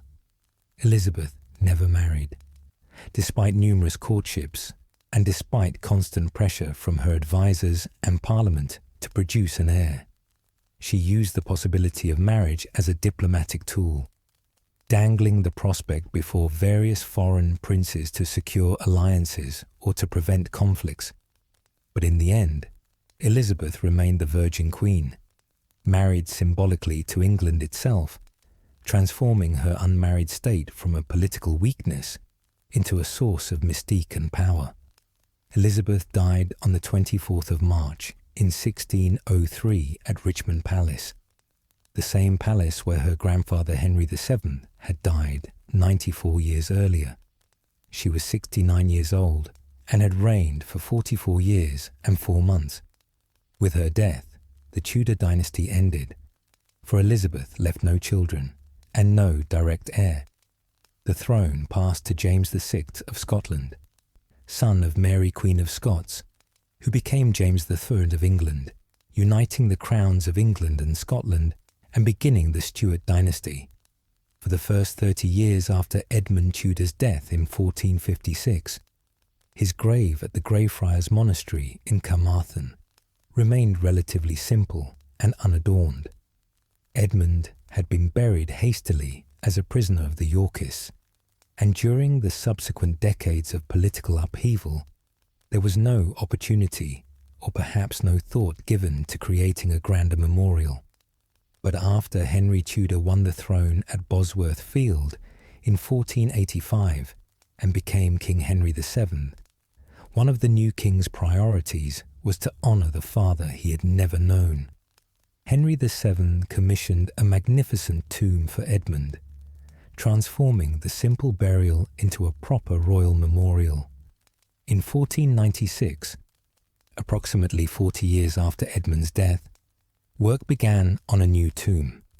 The tomb was made of fine alabaster, carved with exquisite detail by skilled craftsmen. The effigy on top of the tomb depicted Edmund as he had been in life, a young man in his prime, dressed in noble robes, his hands folded in prayer, his features calm and dignified. Around the base of the tomb were carved the Tudor badges and symbols, including the Tudor rose that had been created to symbolize the union of Lancaster and York through Henry VII's marriage to Elizabeth of York. The tomb was also inscribed with Latin verses that praised Edmund's virtues and that lamented the tragedy of his early death. The inscriptions emphasized Edmund's royal blood, his loyalty to the Lancastrian cause, and his role as father of the king. Though the exact wording of these inscriptions has not survived, they would have followed the conventional patterns of memorial verse, celebrating Edmund's noble character, while noting the cruelty of fate that took him before he could see his son's triumph. This elaborate tomb at the Greyfriars in Carmarthen served as Edmund's memorial for over 40 years. But in 1539, during the reign of Henry VIII, Edmund's memory was honoured again in a way that Edmund himself could never have imagined. The 1530s saw the dissolution of the monasteries under Henry VIII, a systematic campaign to close all the monasteries, friaries, and other religious houses in England and Wales, to confiscate their lands and wealth for the crown, and to redistribute their property to loyal supporters. The Greyfriars Monastery in Carmarthen was dissolved in 1538, and the buildings were gradually demolished or repurposed. Henry VIII, concerned that his grandfather's tomb might be damaged or destroyed in the chaos of the dissolution, ordered that Edmund's remains be moved to a more secure location. The king chose St. David's Cathedral in Pembrokeshire as the new resting place for Edmund Tudor. St. David's was one of the most important religious sites in Wales, the traditional centre of Christianity in Wales, and a cathedral with a long history dating back to the 6th century. The move took place in 1539. Edmund's remains were exhumed from the Greyfriars in Carmarthen, perhaps still in their original coffin or perhaps transferred to a new one. The alabaster tomb that Henry VII had commissioned was also moved, carefully transported the approximately 40 miles from Carmarthen to St. David's. This was a significant undertaking, requiring skilled workers to dismantle the tomb, transport its components without damage, and then reassemble it at the cathedral. At St. David's Cathedral, Edmund's tomb was placed in a prominent position near the high altar, in a location reserved for the most honoured dead. The tomb remains there to this day, over 480 years after it was moved. Visitors to St. David's Cathedral can see Edmund Tudor's effigy, can read the inscriptions, though worn with age, and can stand at the grave of the man who fathered the Tudor dynasty, but who died without knowing his son's destiny. The tomb at St. David's became a place of pilgrimage, not in the religious sense, but in the historical sense. Tudor monarchs and nobles visiting Wales would stop at St. David's to pay respects to Edmund. Antiquarians and historians studying the Tudor period would make the journey to see the tomb. In the 19th and 20th centuries, as tourism developed and as popular interest in the Tudors grew, Edmund's tomb became one of the attractions of St. David's Cathedral. The cathedral itself underwent various changes over the centuries, with restorations, repairs, and modifications to its structure. But Edmund's tomb was carefully preserved through all these changes. During the English Civil War in the 1640s, when many church monuments were damaged by Puritan iconoclasts who objected to religious imagery, Edmund's tomb was spared, perhaps because it was seen as a historical monument rather than a religious object, or perhaps because of respect for the Tudor dynasty that had been so important in English history. Edmund Tudor's life was short and in many ways tragic. He lived only 26 years, died as a prisoner before achieving most of what he might have accomplished, never knew the son who would become king, and was buried hastily in a monastery church, far from the centres of power. Yet Edmund's historical significance is profound, for without him, the Tudor dynasty would never have existed, and English history would have taken a dramatically different course. Edmund's marriage to Margaret Beaufort, contracted when Margaret was only 12 years old and consummated immediately despite her youth, produced the child who would become King Henry VII. Without this marriage and this child, the Lancastrian cause would have had no credible heir after the deaths of King Henry II and his son, Prince Edward. The Wars of the Roses might have continued indefinitely, with various Yorkist and Lancastrian claimants fighting for the throne. England might have fragmented into competing regions controlled by powerful nobles. The religious reformation under Henry VIII might never have occurred, or might have occurred in completely different ways. The defeat of the Spanish Armada, the Elizabethan flowering of literature and drama, the establishment of England as a major naval power, all of these developments depended on the Tudor dynasty, and the Tudor dynasty depended on Edmund's marriage and his son. Edmund's Welsh heritage also had lasting importance. The Tudor dynasty's connection to Wales, through Edmund and his father Owen, gave the Tudors a way to appeal to Welsh loyalty and identity. When Henry Tudor invaded England in 1485, he landed in Wales and marched under the Red Dragon banner, presenting himself as the fulfilment of Welsh prophecies about a Welsh deliverer. This Welsh support was crucial to Henry's victory at Bosworth Field. Once on the throne, the Tudor monarchs maintained their connection to Wales, and Wales benefited from being the homeland of the ruling dynasty. The Acts of Union passed in 1536 and 1542 under Henry VIII, which formally incorporated Wales into England and gave Wales representation in the English Parliament, were partly a result of the Tudor dynasty's Welsh connections.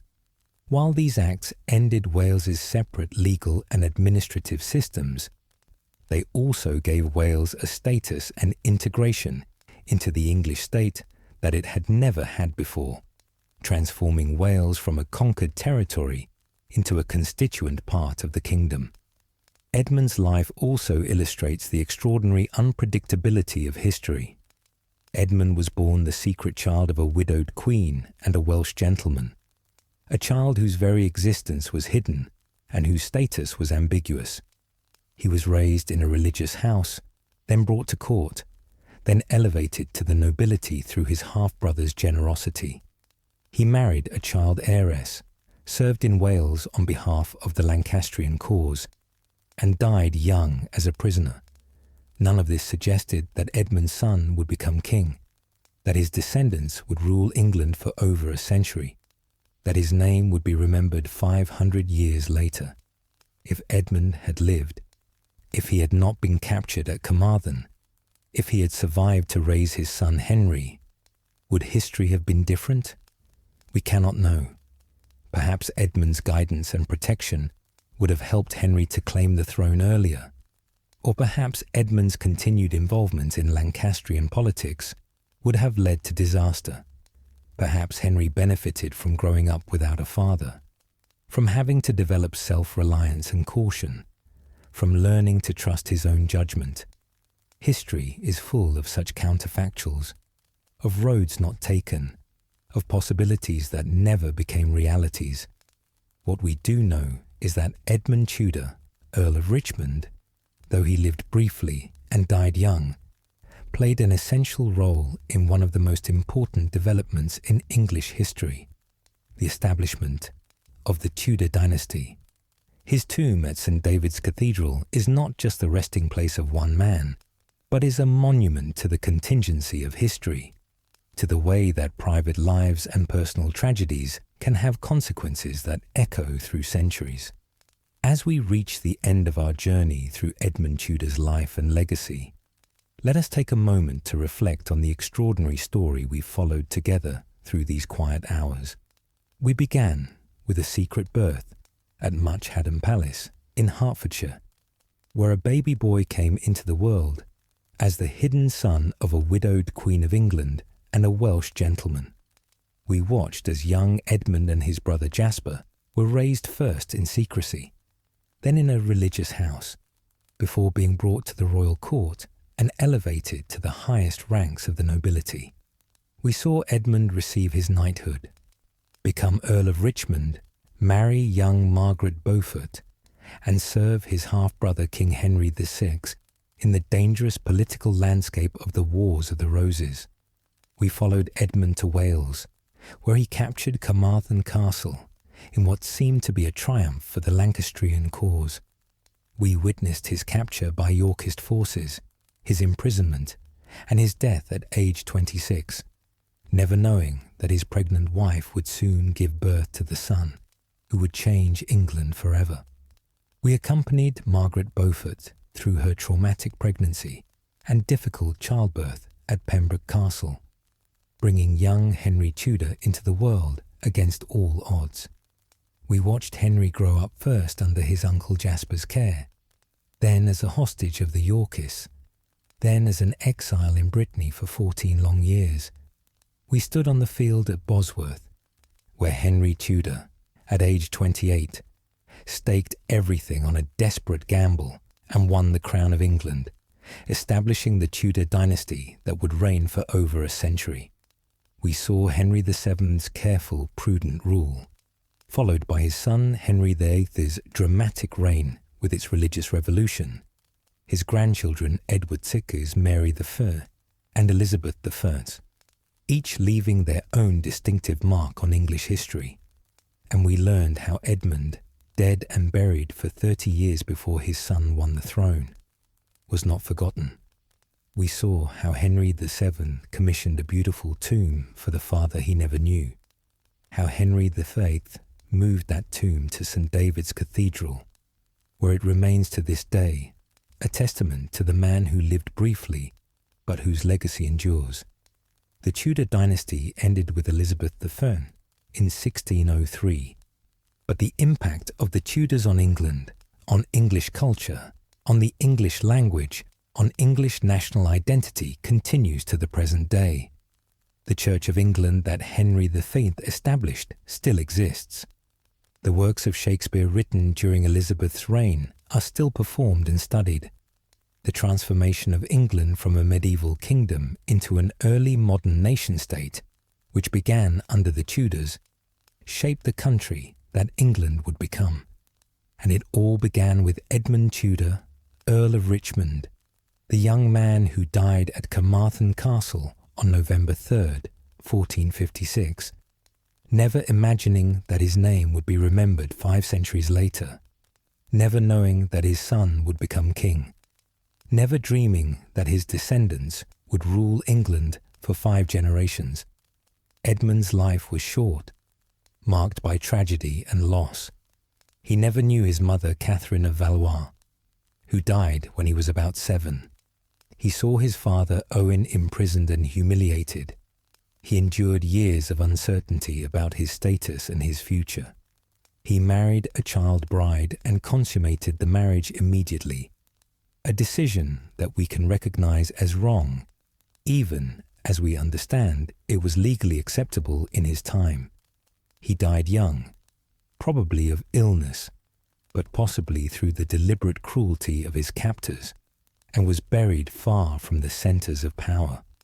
Yet Edmund's story is also one of hope, of the possibility of redemption, of the way that suffering and loss can sometimes lead to unexpected triumph. His son Henry, born after Edmund's death, endured exile and hardship, but ultimately won the crown and established a dynasty. His descendants ruled England through one of its most transformative periods. His tomb became a place of honor, visited by those who wished to pay respects to the founder of the Tudor line. As you drift into sleep, dear listener, let the gentle story of Edmund Tudor remind you that our lives have meaning beyond what we can see in the moment. Edmund died believing that the Lancastrian cause was lost, that his son would grow up as an exile or a hostage, that the Yorkists had won permanently.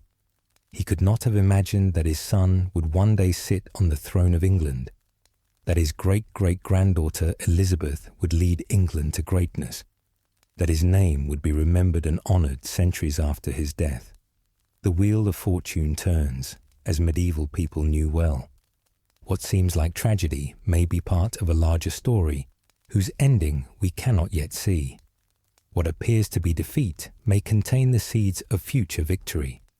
The child born after a father's death may yet honour that father's memory and fulfil dreams the father never lived to see realised. Rest now, gentle listener. Let the soft whispers of 15th century Wales and England carry you into peaceful dreams. Let the story of Edmund Tudor, of Margaret Beaufort, of Henry VII and his descendants, of the rise of the Tudor dynasty from secret beginnings to royal greatness, soothe you into restful sleep. Remember that Edmund's tomb still stands in St. David's Cathedral, a testament to the enduring power of love, of family, of the connections that bind us across generations and across centuries. Remember that Edmund, though he died young and far from home, is not forgotten, that his story is still told, that he remains part of the grand tapestry of English history. Sleep well, dear friend. Let history's gentle voices guide you into dreams. And when you wake, refreshed and renewed, remember the lesson of Edmund Tudor's life, that even when we cannot see the future, even when circumstances seem darkest, we are part of stories larger than ourselves, stories that continue long after we are gone. Good night, dear listener. May your dreams be peaceful. May your rest be restorative. And may you wake to a bright tomorrow. Thank you for joining me on this journey through the life and legacy of Edmund Tudor, Earl of Richmond, father of the Tudor dynasty, and the Welsh Earl who died before his son was born, but whose memory lives on. Sweet dreams, my friend. Until we meet again for another gentle journey through history's quiet tales, sleep well.